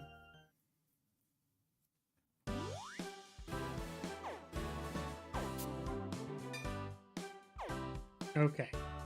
So, where are we now? We have to fight this guy? Where's Mika? I kind of just want to crush this guy because he's a Chuny. And just play like a real deck. Target located. It's one of those Setsugetsu Budetsu losers. Maybe you aren't part of Setsu Budetsu. Yeah, I'm looking for Mika. Response unnecessary. You'll have to beat a slush. Wait, you said you didn't know where they are, though. He's using Vanguard as redemption. Well, damn. What does this guy play again? They play, Hexaorb, right? He plays Hexaorb. Oh, okay. Let's send some stuff back. The base grade 2 probably the worst card in my deck, but these aren't much better. Those triggers are supposed to stay in my deck.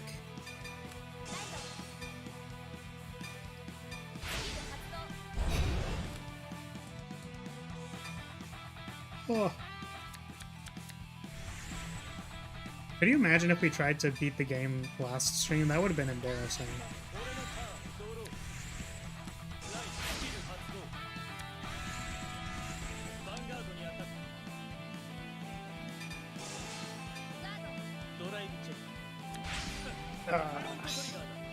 Of course.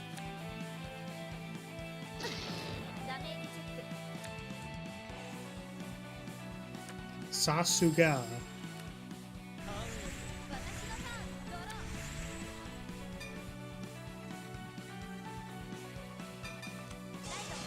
Almost forgot.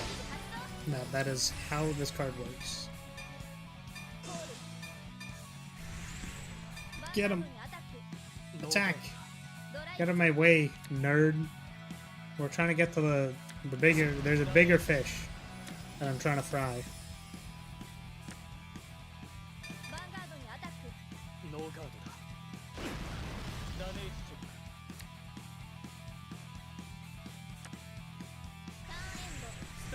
What's this called?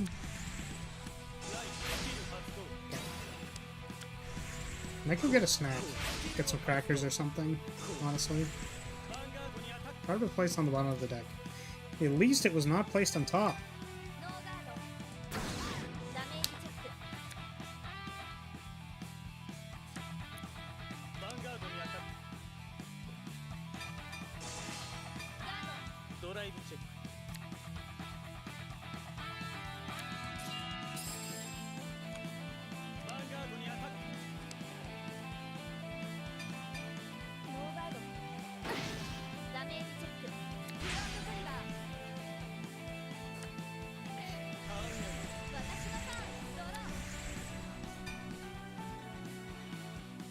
What are we discarding?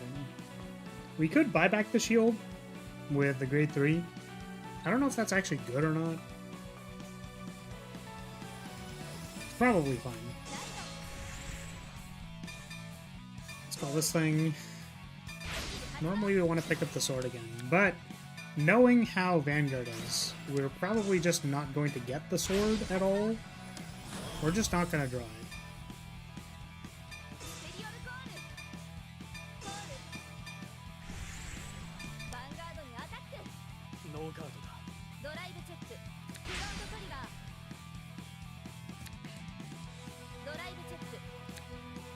Ah, there's a sword. Nice. Good stuff.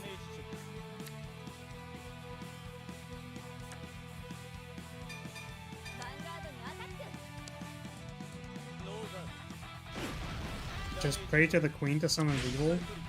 These kids don't stand a chance against the ultimate move, throw cards into the ocean. Perhaps. Perhaps. Oh, no, I didn't mean to do that. Perhaps that would be a strategy. Don't activate. Unfortunately, we can't resort to violence or the other thing. Can't resort to violence or throwing stuff into the ocean. We must simply destroy them with our Vanguard. If this game has taught me anything, it's that I need to destroy them with my Vanguard. I also find it really funny. I don't know why it does this. I swear it's them stacking the deck, which is my tinfoil hat theory. But whenever a damage check takes like a little bit too long, I want to say that they're replacing the top card of the deck.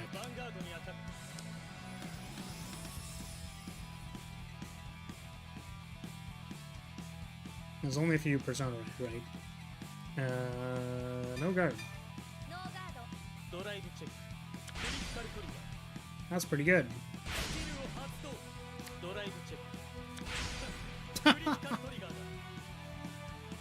That's really unfortunate. Suppose it was not in the cards. Could still check a heal.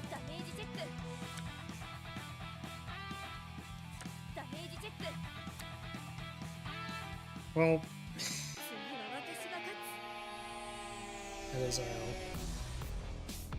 that is an unfortunate non-game.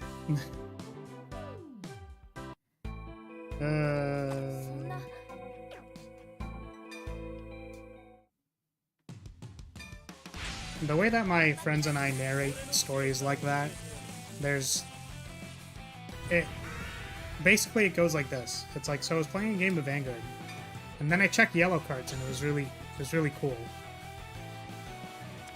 It was really cool how I was able to check yellow cards against my opponent. It was pretty pog.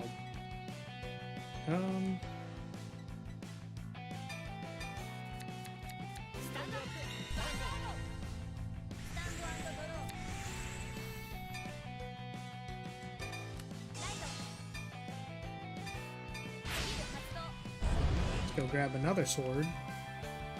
Maybe I could have grabbed the shield so that I could discard it. That's fine.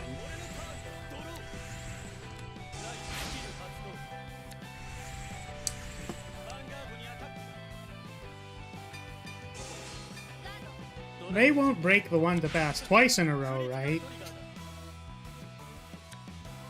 Damn, my opponent is just so good at checking triggers.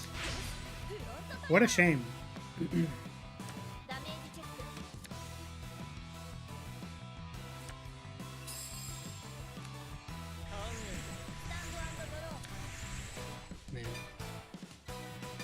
Drew the overtrigger.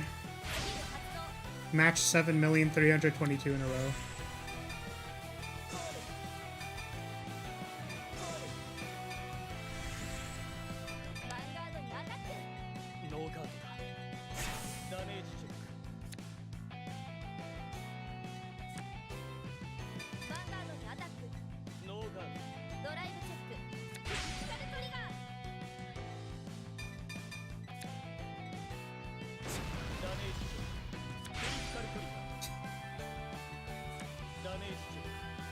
I wish my opponent would just check all of the triggers out of their deck immediately so that I can just not worry about them.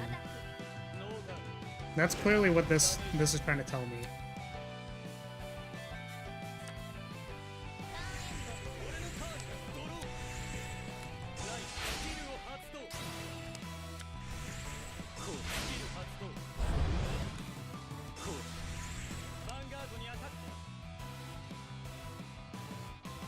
Surely they won't break the one to pass 3 times in a row. Oh my god.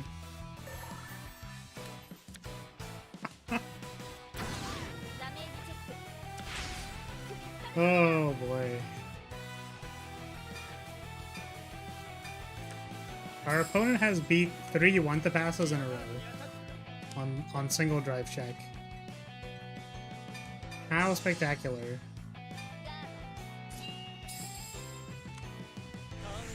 Can't wait for Gold or Shadow Paladin to come back. Wait, don't we have Blaster Blade? We literally have one of the... We have... Or not Blaster Blade, Christ, the other one. The dark one. We have the edgy guy.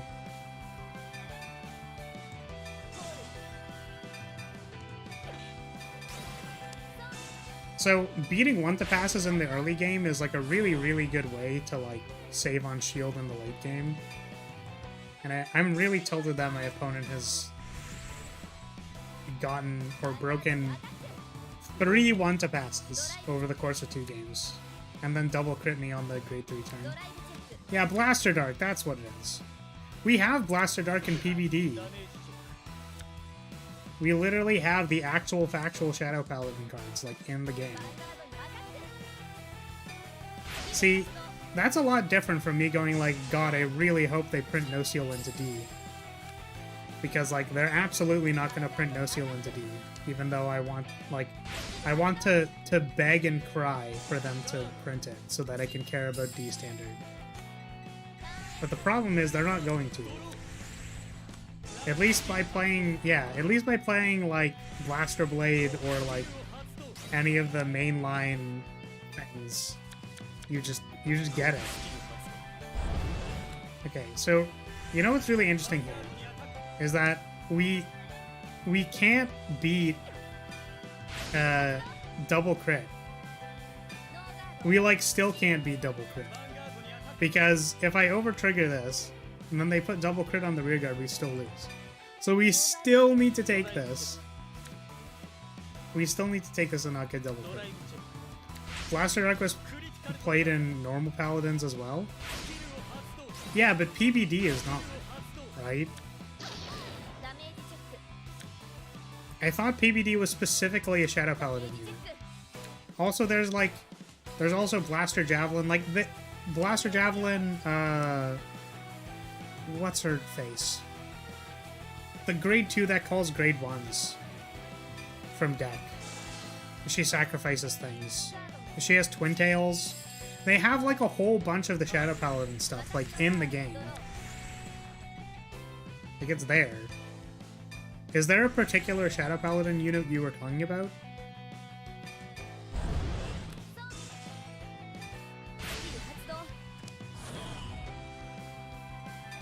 You could call the Overtrigger, that'd be funny. I guess I could have started with that. Mordred? What does Mordred do?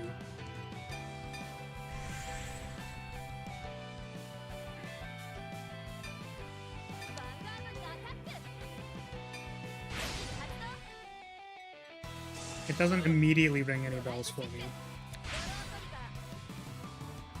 Okay, I feel like we're in one of those scenarios where if I win really hard. Oh, Luard? I mean, like, I don't know when we're gonna get, like, you know, G-series units and stuff. Like, I feel like that's... Like, they'll probably go back to it, but I don't know when. Like I said, I feel like No Seal is one of... No Seal is definitely one of, like, the two Angel Feather favorites, I think. It's like anything Celestial related, Gabriel, and then No Seal, I think. And then everything else is sort of, like, discarded to the abyss. I guess people care about Ramiel a little bit. But I do feel like people care about No Seal decks. So I can pray. I can pray and hope. One more fight. This fight is for real.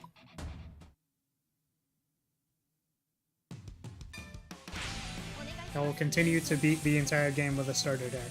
You can't stop me.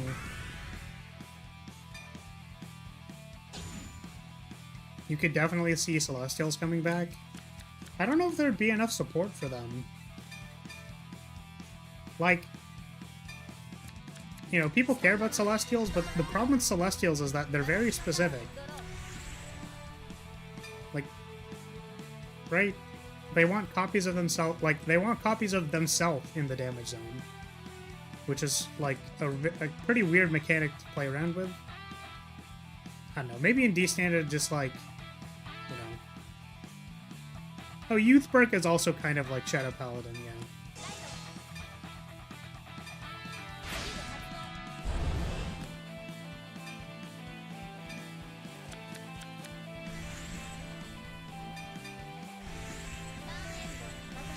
I feel like before the Mika fight, we're gonna have like a very quick intermission. Right, this person plays Thagria. I will not stop laughing at the fact that this character plays Thagria. That's like if I played Thagria, you know what I mean? It's kind of like projecting a little bit, you know?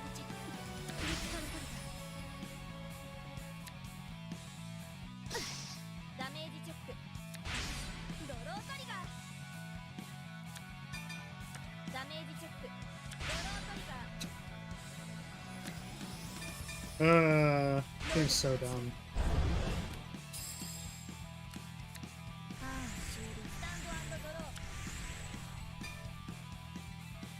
We can discard the shield. Oh!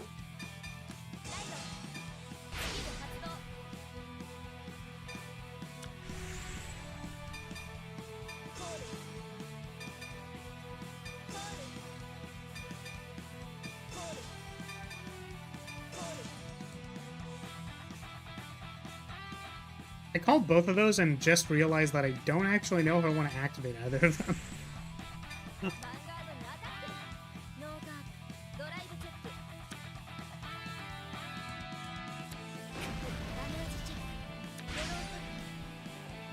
That's pretty good.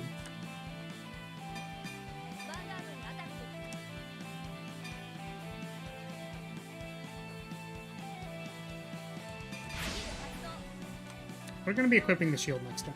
We can discard the sword. Because we also have the ability to pick it up again.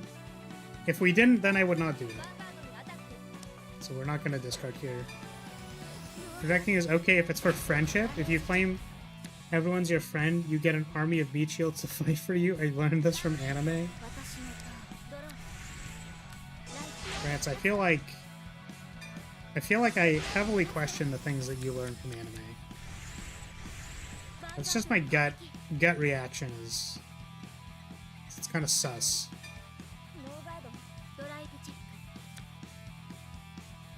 I find it interesting that they did not call anything to attack with this thing. This feels suboptimal.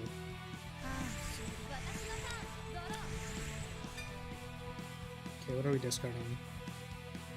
I can only assume we're gonna need multiple Bavsargas. But, discard one perfect item. That should be fine.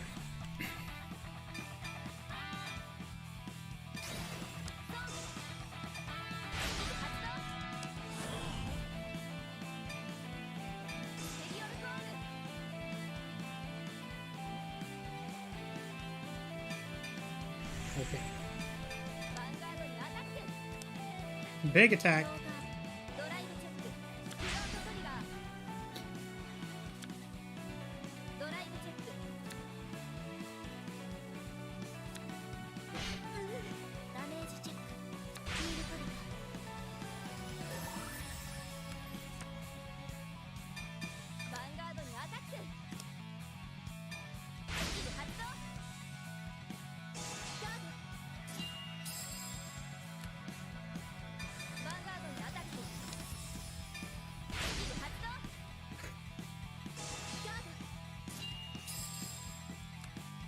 Interesting that they would keep themselves at 3.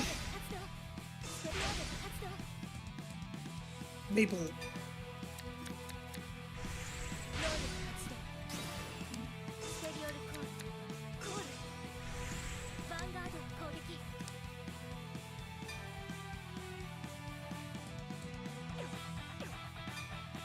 Have a 5K shield. Got him.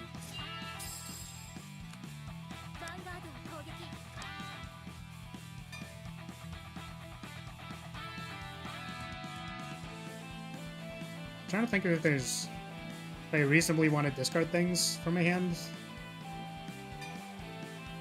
If I go to 5 to pass if I guard with the shield, and 2 to pass if I guard with the thing.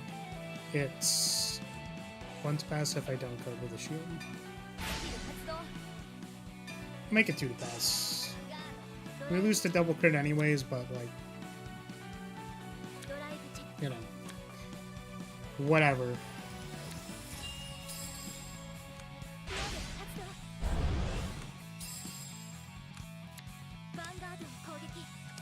Sure there's a lot of cards in here in there,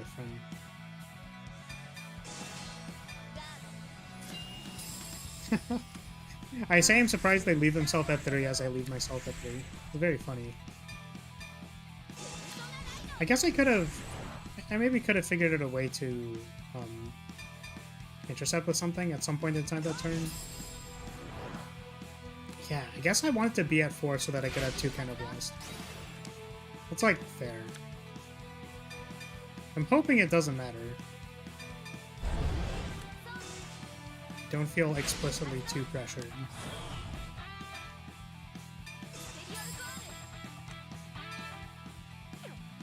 Almost messed up. Okay. The plan is our opponent 2 to passes us, and then we break the 2 to pass. It's that simple. They're gonna 2 to pass us because they're greedy as hell. Never mind. They did not 2 to pass us. Okay, we weren't gonna break the 2 to pass anyways. Damn. Alright.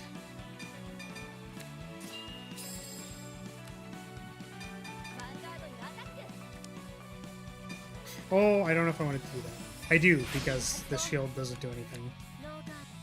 Very cool. Ah, no! The only time that attacking with the 2 crit was worse is if they overtrigger. No! No! What a tragedy.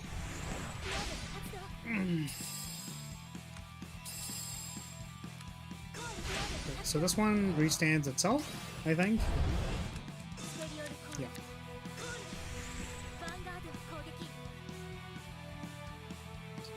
Yes. Do you know what the Vanguard keyword Excel means? Yes, I'm a premium player. I am aware of how to play the game. I would gladly destroy any of you with Angel Feather if the opportunity ever presented itself.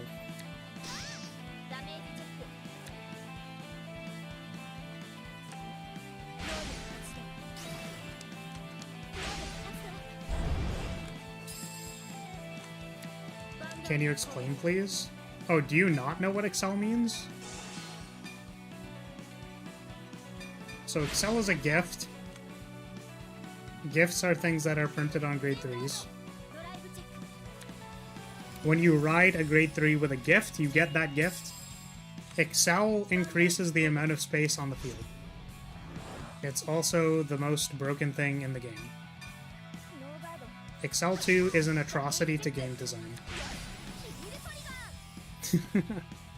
To be completely honest with you. The entirety of everything designed for Excel is an atrocity to game design.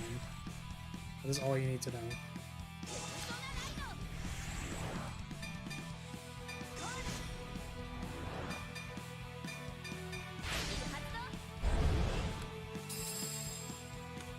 But yeah, basically it would let you have like another rearguard circle like over here. So you could get like 1, 2, 3, like you could get like 4 attacks, or 5, or 6. And then if you get a front trigger, then you apply it to all of those things. That's crazy. Insane, absolutely insano style.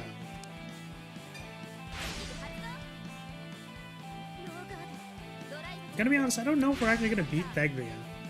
Because they have a lot of cards in their hand. They're not guarding because they're comfortably at soon to be 4 damage. Oh, soon to be 5 damage.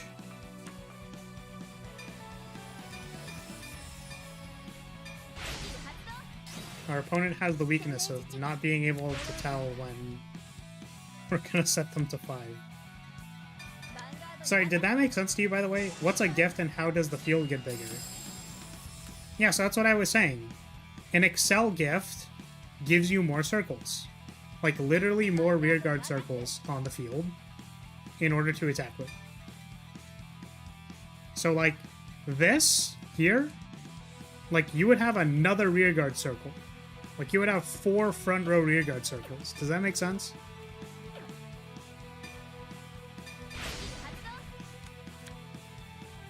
How many multi-attacks are there with 4 circles? You can get upwards of, like, 8 multi-attacks.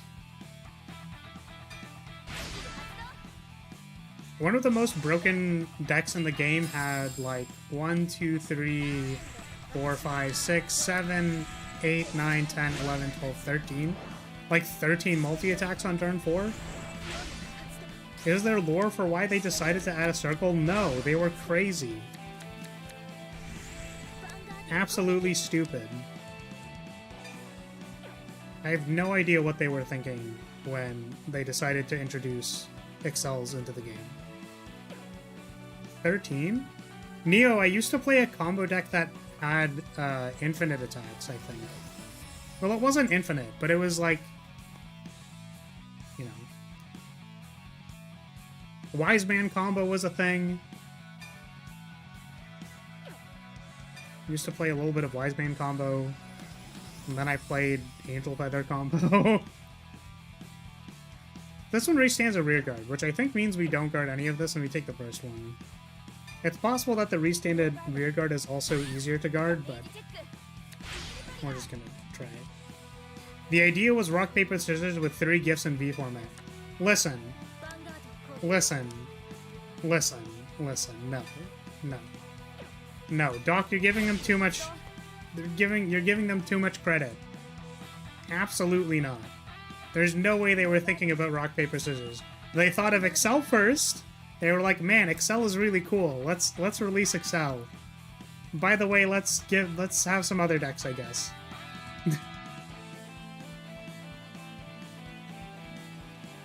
I know that's not what they were thinking, but it's just funny to me. Oh, they have 6 cards in their deck. Wait, they're gonna deck out. Yo, we can deck them out. That's sick. They already over-triggered, which means that we're gonna do this and play it safe. That's literally why Force is 13k base.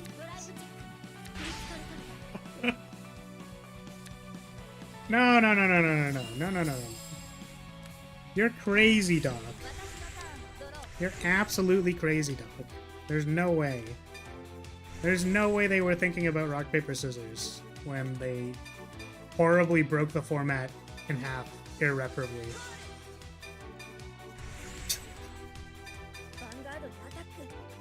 V format is a shit show, is all I'm gonna say.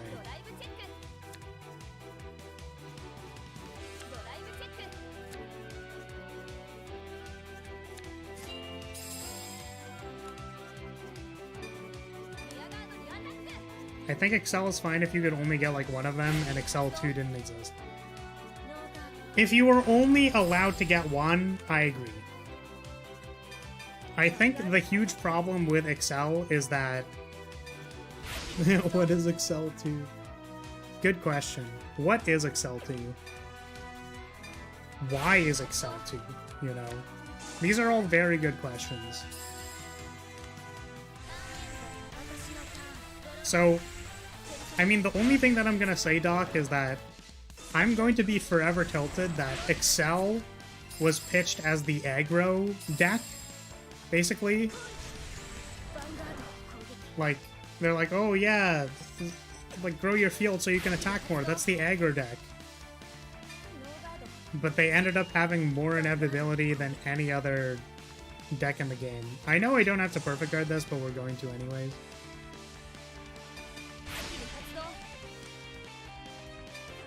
The weakness of Excel should have been that it's hard to get enough units to fill all the circles. Yeah, but... So the problem is that, like, that was never going to happen anyways. Because every Excel card just says cantrip on it anyways. Like...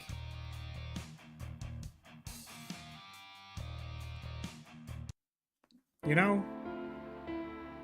If every Excel card just says, like, superior call a card anyways, like, it's not difficult to fill circles. Don't blame all the Excel clans for gold sins. I will I'm gonna retire a rearguard when I attack, and that lets me superior call another rearguard. Tachikaze. Oh, you're so different. Look at how different I am. I'm playing Tachikaze, so my form of superior calling and plussing to field is that I sacrifice another unit. It's the same thing. Like, I can't, dude. I literally can't with this shit.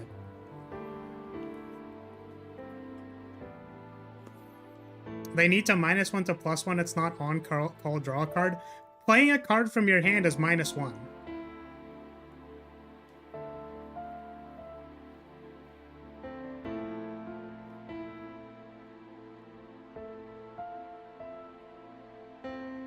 It's actually probably fair to say that they're different, but I am speaking in hyperboles.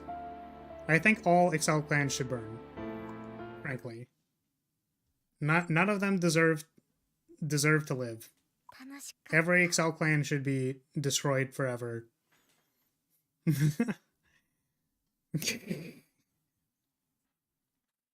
That's terrible, Doc. Please don't. It's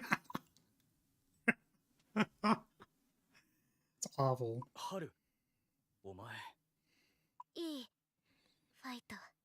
She smiled. Kawaii! Robot girl smiled. Looking for Mika, she went back to break shot. Damn, okay. It's an important place to her. I'm not going to go save her or anything.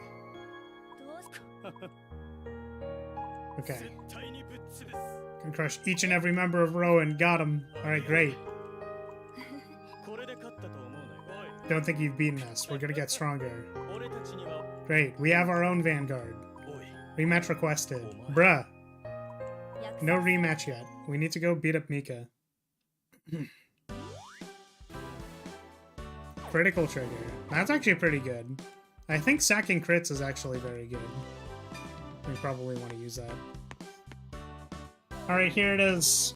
I lied. We're just running back into it. Attack with my Vanguard. I find it really funny that the lyrical player is the tryhard.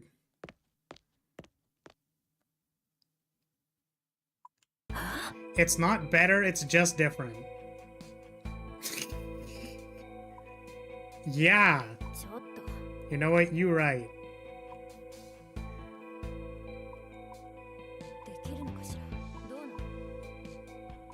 Someone who keeps running from himself? I'll prove it in a fight. I'm not going to lose. Yeah. I literally will not lose.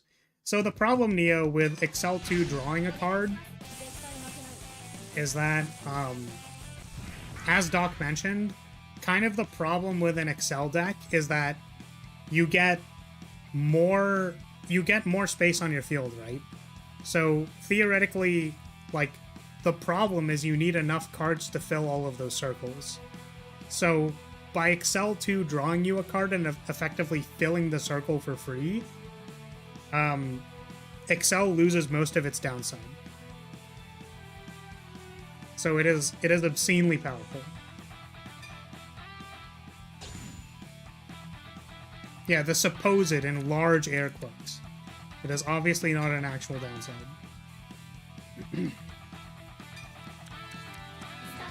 Kyrie isn't even meta, by the way. I feel like I haven't played against many Kyrie decks on ladder. People just play other shit when they win. It doesn't really matter. Like, I know the Kyrie deck is supposed to be good. I'm just saying that I, like, barely play against it. Okay, what are we adding? It is the Menace. I think it is not meta anymore. I see.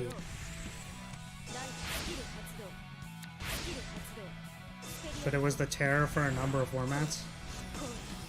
Understandably. It's okay. All we have to do is check really good.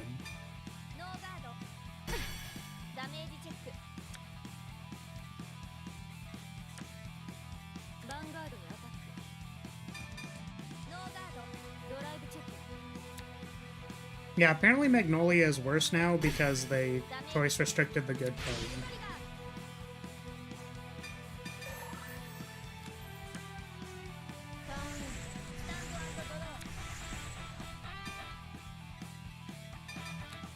There was a card that cycles at the end of battle, and that was too powerful with Magnolia, because you could put 3 of those in the back row and draw 3 cards after absolutely dumpstering your opponent. Which is, you know, I think pretty reasonably unfair. Based on the rest of, what's it called? Based on the rest of, like, Vanguard's history, I feel like cycling at the end of battle should not be the most powerful thing in the game, but surprisingly, it is quite good.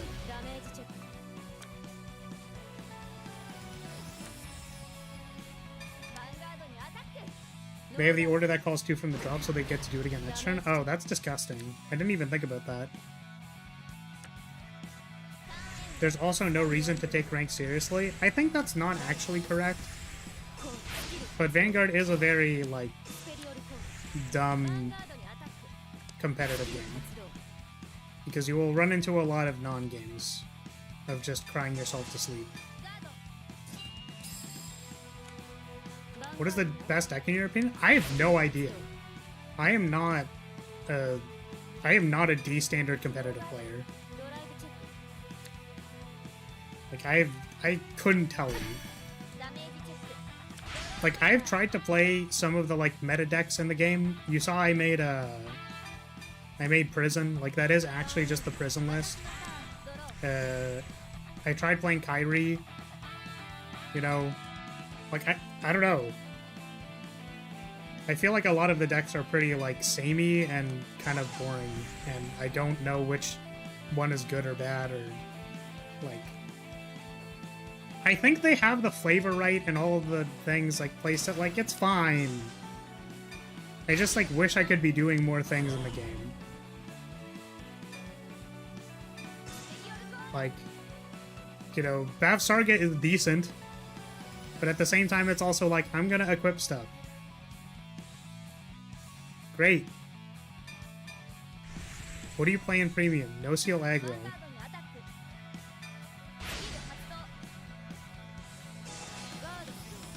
And before that I played like an insurmountable amount of Rube Goldberg machines.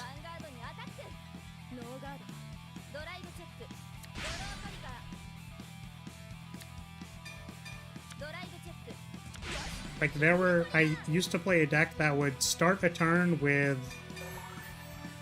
I think the number was around 20 cards in deck, and then it would end the turn with 1 card in their deck. Or your opponent would be dead. No Seal is not an infinite attack combo deck, no. It is just a standard aggro deck. I think most of the combo decks don't work because Excel is too strong.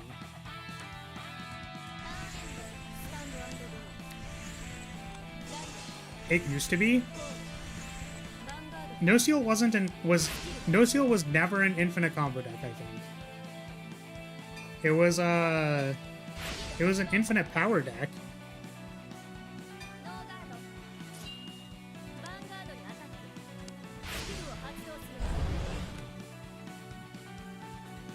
I'm trying to remember if there was a version of No Seal stand combo. I guess there was. That's fair, though. That's fair. I wasn't thinking about that one. Yeah.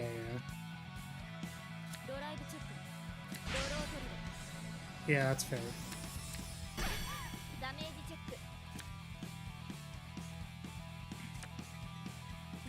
Yeah, so Doc remembers me telling them that story. How high is infinite? Like, probably somewhere in the range of, like, 30 plus attacks. At, like, 100k.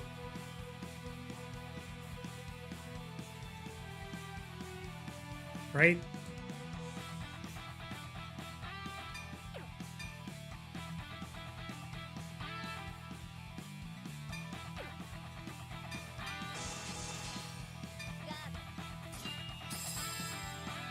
So, like,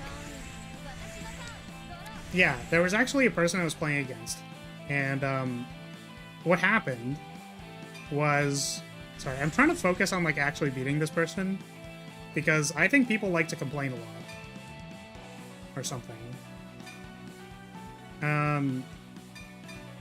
Yeah, so I didn't attack this person for like, or rather I didn't attack their Vanguard for like 3 turns. And the comment that the person made, like, they said this in the match, and this was at a regionals. Like, what they said was, wow, you sure don't like giving me damage, do you? Like, that's literally what they said. Like, wow, you sure don't want to give me damage. So I started my combo turn to kill them, and they got 5 damage triggers. Like, 5 10k damage triggers. I don't know if they were all 10k, because it was premium, so... It's possible that some of them were not 10k. But the point is that, like, they checked 5 triggers defensively and still died because it's really hard to guard 30 attacks at 100k. Like, you don't do that. Now, the problem with that, though, just for the record, is that, like, the deck required a lot of setup. Most of the aggro decks can contest it nowadays, and also it's not very consistent.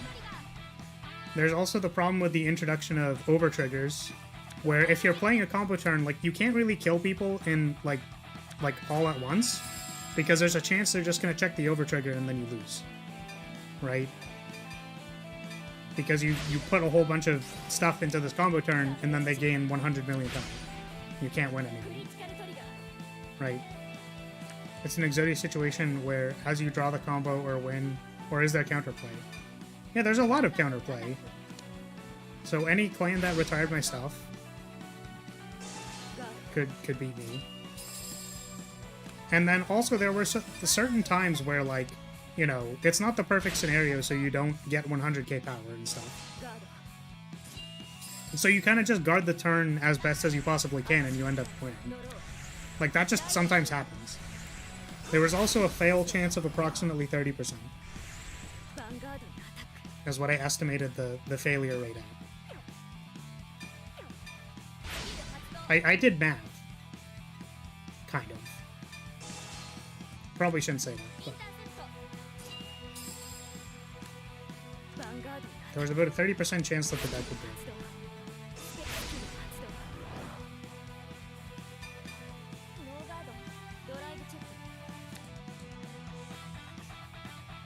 What turn did you attack?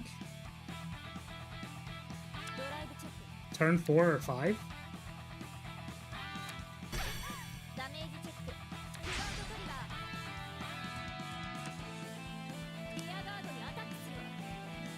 Do I have to guard that? I don't have an equip next turn, but also I'm calling 2 grade 2s.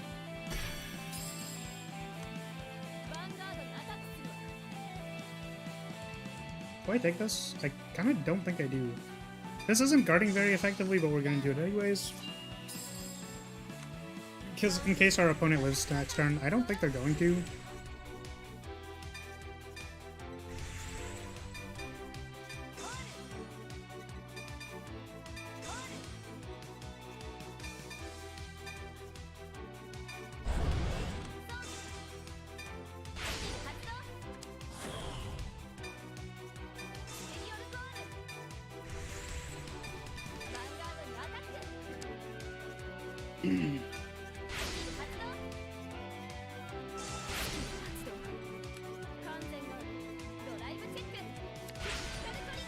I don't see the combo. So premium is the reason overtriggers give so much attack? No. I don't think so. I don't think that is necessarily correct.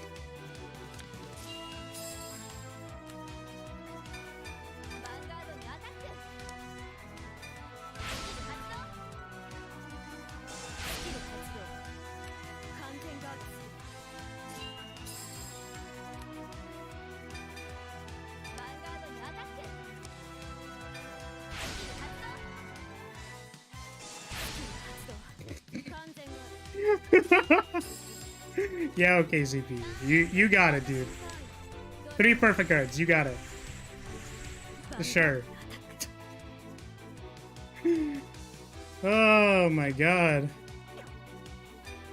Well, I'm pretty sure this one's on the bag.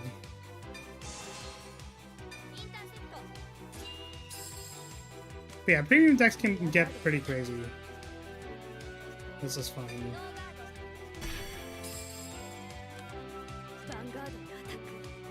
Highest attack you've seen is a 230k Nirvana. I have never seen a 230k Nirvana. We're not going to activate this so that we can perfect guard. This perfect guard is going to pitch another perfect guard because I'm pretty sure they don't live next turn. Because they perfect guarded 3 times last turn.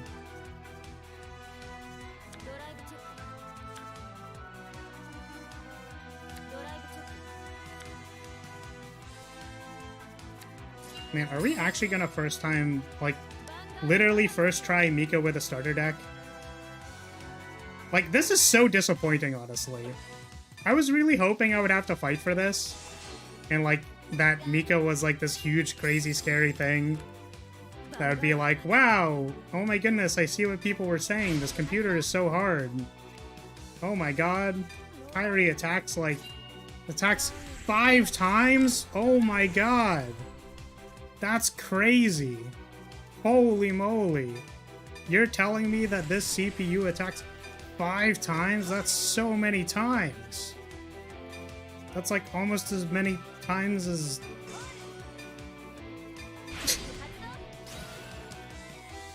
Oh my god! Like... Holy moly.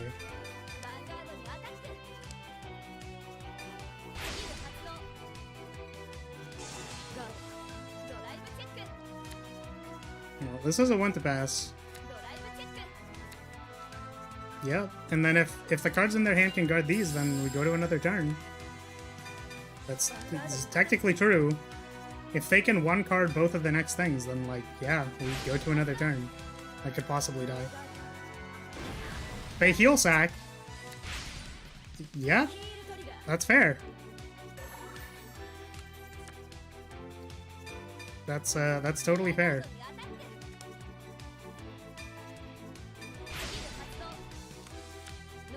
Computer really wants them to win.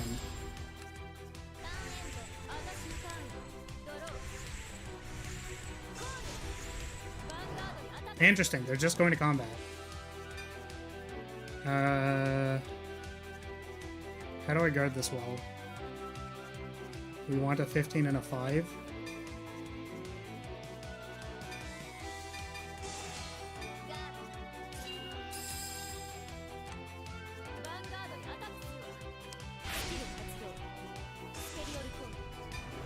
Oh god, they do it every time, man, I swear to god. You just pop it up right in front of my face instead of waiting. I think if there's anything that I'm actually salty there isn't a confirm select, it's for that one. Crit trigger is really good. Oh my god, and a heal trigger. Well, I suppose the match isn't over. Kairi heard me talking shit, so I have to keep playing. Yeah, I could have been at 23. I actually wouldn't have been able to guard this with a shield anyways, which is really interesting.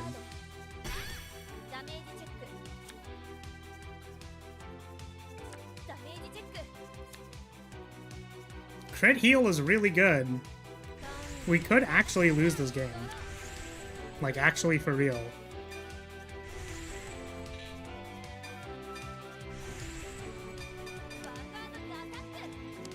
Like, it kind of felt like it was wrapped up, but, you know. It's entirely possible that it is not. If I checked, like, literally no triggers and they one-card me on... Yeah, this is actually pretty bad.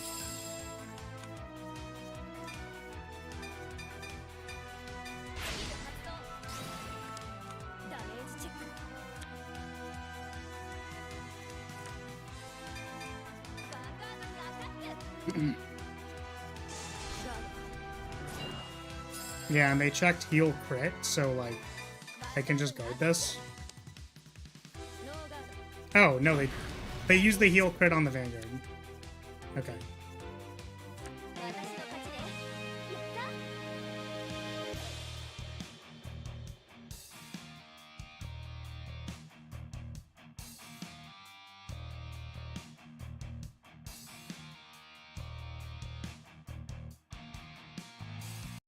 Is that it?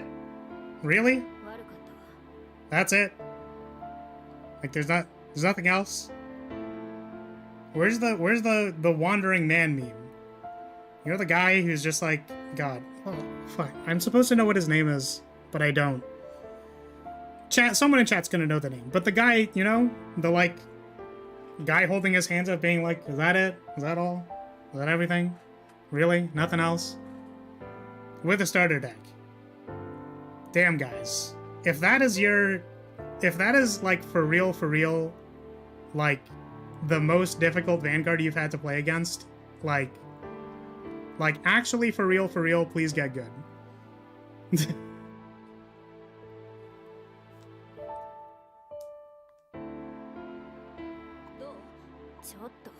Sorry, man. Okay. Sorry I couldn't stop you back then. This wouldn't have happened if I listened to Gosetsu and stopped you from going. No, it's fine. It's whatever, dude. Yeah, great.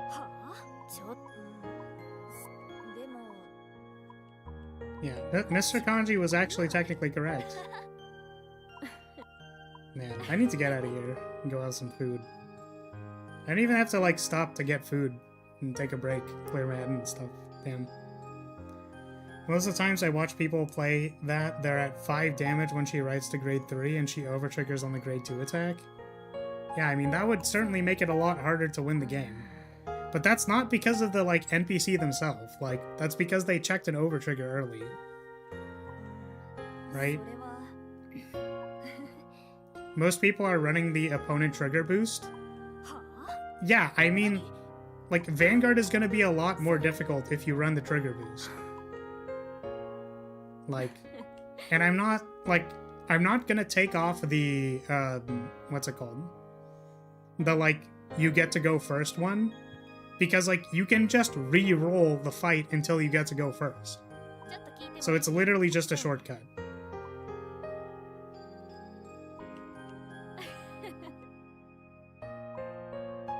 Did she say she's gonna tell me something once I take care of everything? So we're saying you're playing on easy mode? No, I was playing at normal difficulty, actually. I played a standard game of Vanguard while I had... Yeah, I was playing a standard game of Vanguard. My brain needs to think about this. With the rerolls for going first.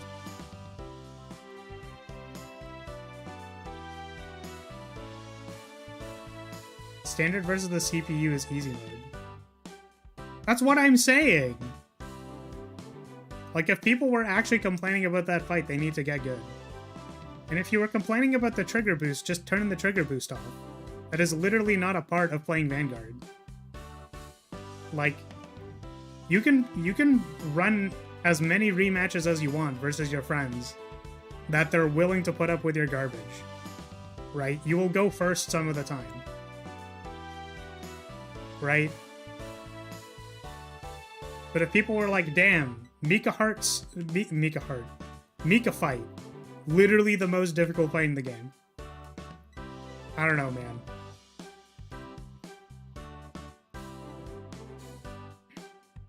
The thing is, like, I understand trying to, like, do this it's a matter of perspective thing by saying that CPUs, like...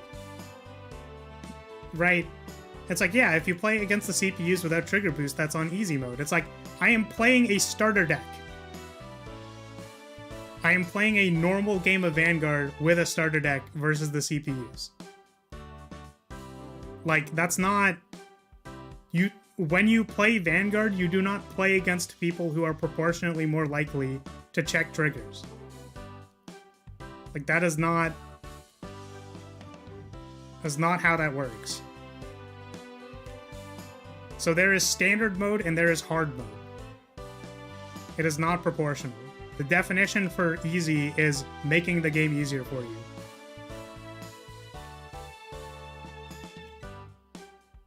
Okay, been a while since I caught one of your streams. Welcome, Ocean. Yeah, we're actually just wrapping up because I need to go.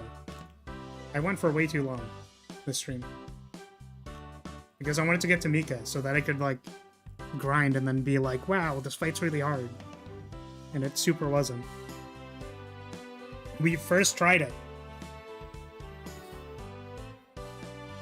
We can open some packs, I guess.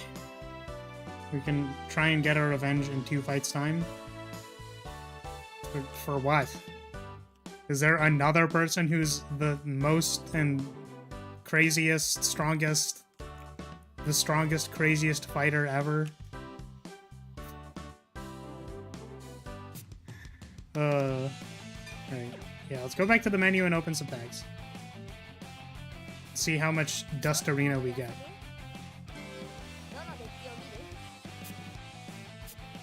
We're at 12k dust.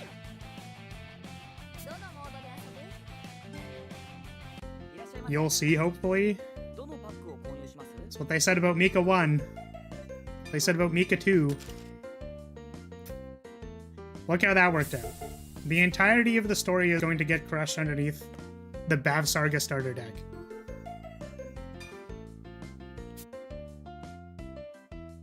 I forgot that that was a thing. Oops. Neat. Kawaii. Oh, what I meant to do. Open some more packs. 30 more packs.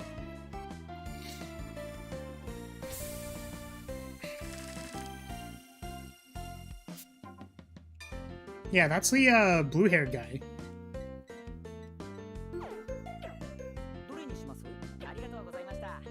That is not a girl. To my best understanding, Yu is male and cross-dresses.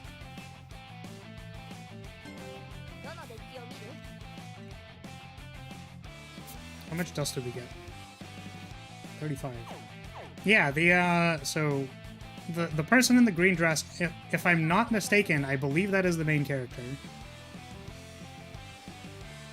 Unless I'm totally wrong, in which case, yeah, that's fair. Yeah, that's this guy. Is it actually his sister? Like unironically? I thought that was just him cross-dressing.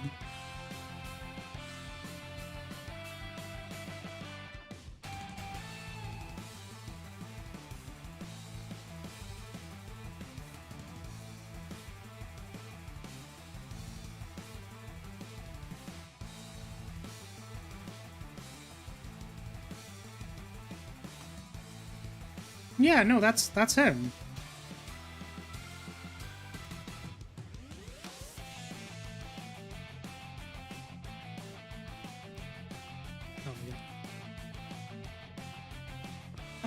You can literally look it up. If you look up Yu Kondo, there are 3 images in Google.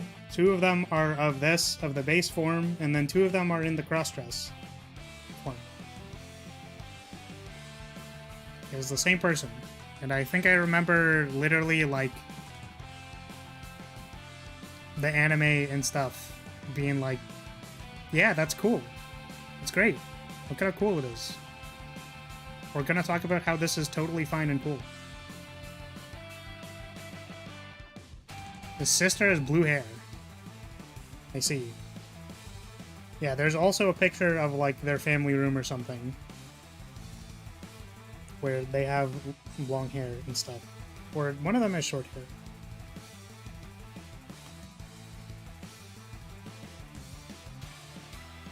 He also has blue hair. I don't understand what that means. Is that like a...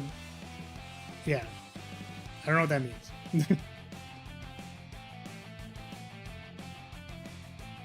You remember the special overtrigger having a different name.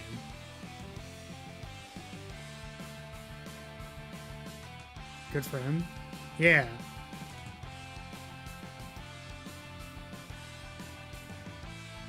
That was... I just remember it because it was like... That was like the first thing that I heard about overdress. What is that people were grumpy about Yu in a dress. Oh, I see. I understand. Thank you for clarifying, Doc. Hey, it rocks the dress pretty hard. Anyways, that's gonna be it for today. Oh, today is Wednesday. God damn it. Wait, no, it's fine. Okay. I was so concerned. I thought... Yeah, okay, never mind. I wonder if you can craft the Yu overtrigger. What is happening?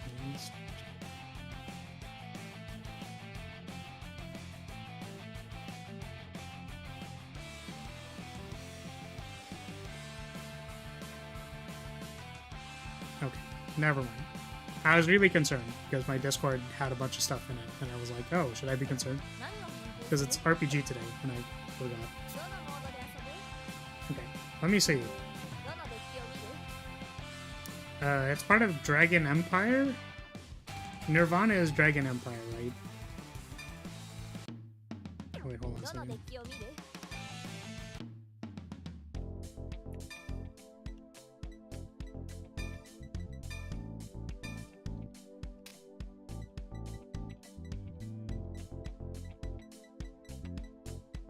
You do not seem to be able to craft the special over trigger. It is not there.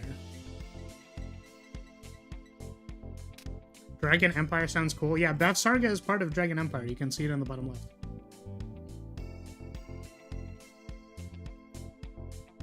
This is Dragon Empire. Alright, well, you know, I suppose the rest of the game is going to be easy mode, because we're just going to obliterate everything with the starter deck. That's going to be it. Sorry, I'm kind of hungry, which is why I'm spacey. I suppose I also started the stream feeling a little spacey, so I apologize. But if you were here for gameplay and you're taking off, thank you so much for all your support. Thank you for being here. Thank you for watching. Appreciate it.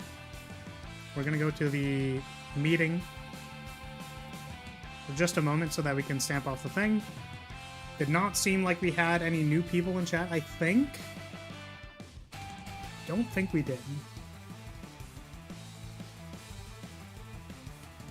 So we're gonna go with strategy meeting.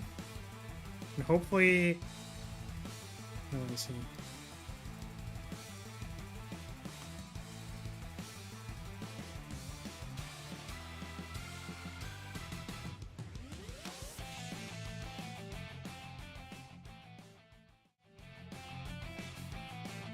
Never works. One of these days it'll work.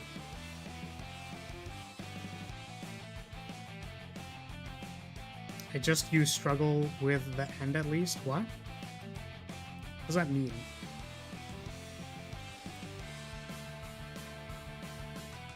I just hope you struggle at the end at least. Why? I'm just cracked at Cardfight Vanguard, and everyone else should get good. Is that a new transition?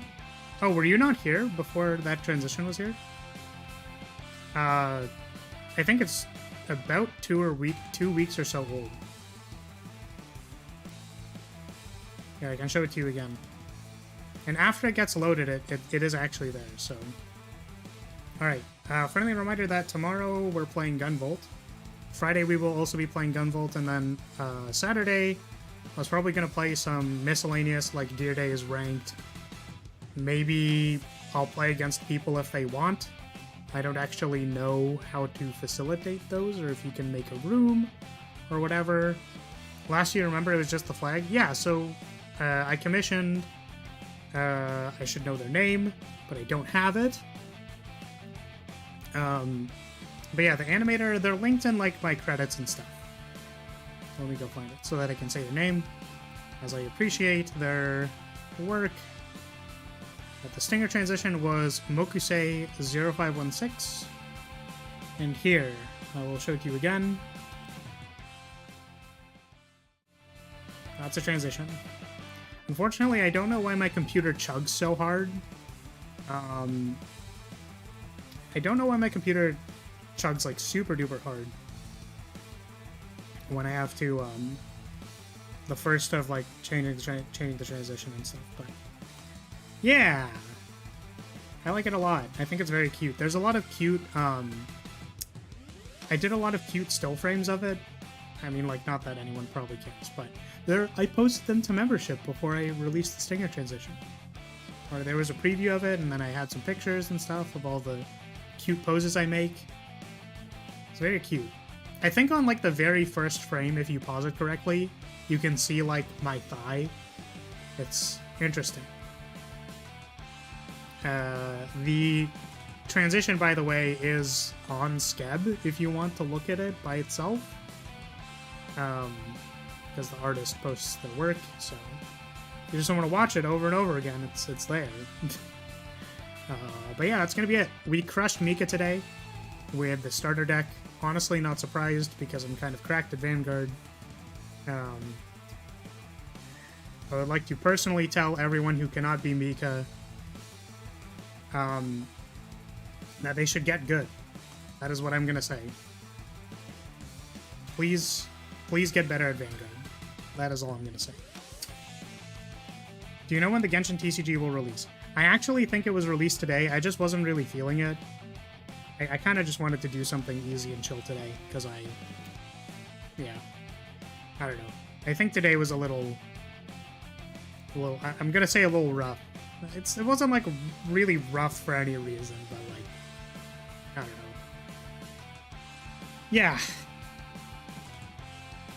It was just like I wasn't a non-vibing day is what I'm gonna say. Yeah, that's gonna be it. Gunvolt tomorrow. I'm excited. I was playing a lot of Gunvolt off stream on the weekend. I didn't advance the story at all or anything, but I did play through the stages again. So, please look forward to that. It'll be exciting and fun and cool and awesome.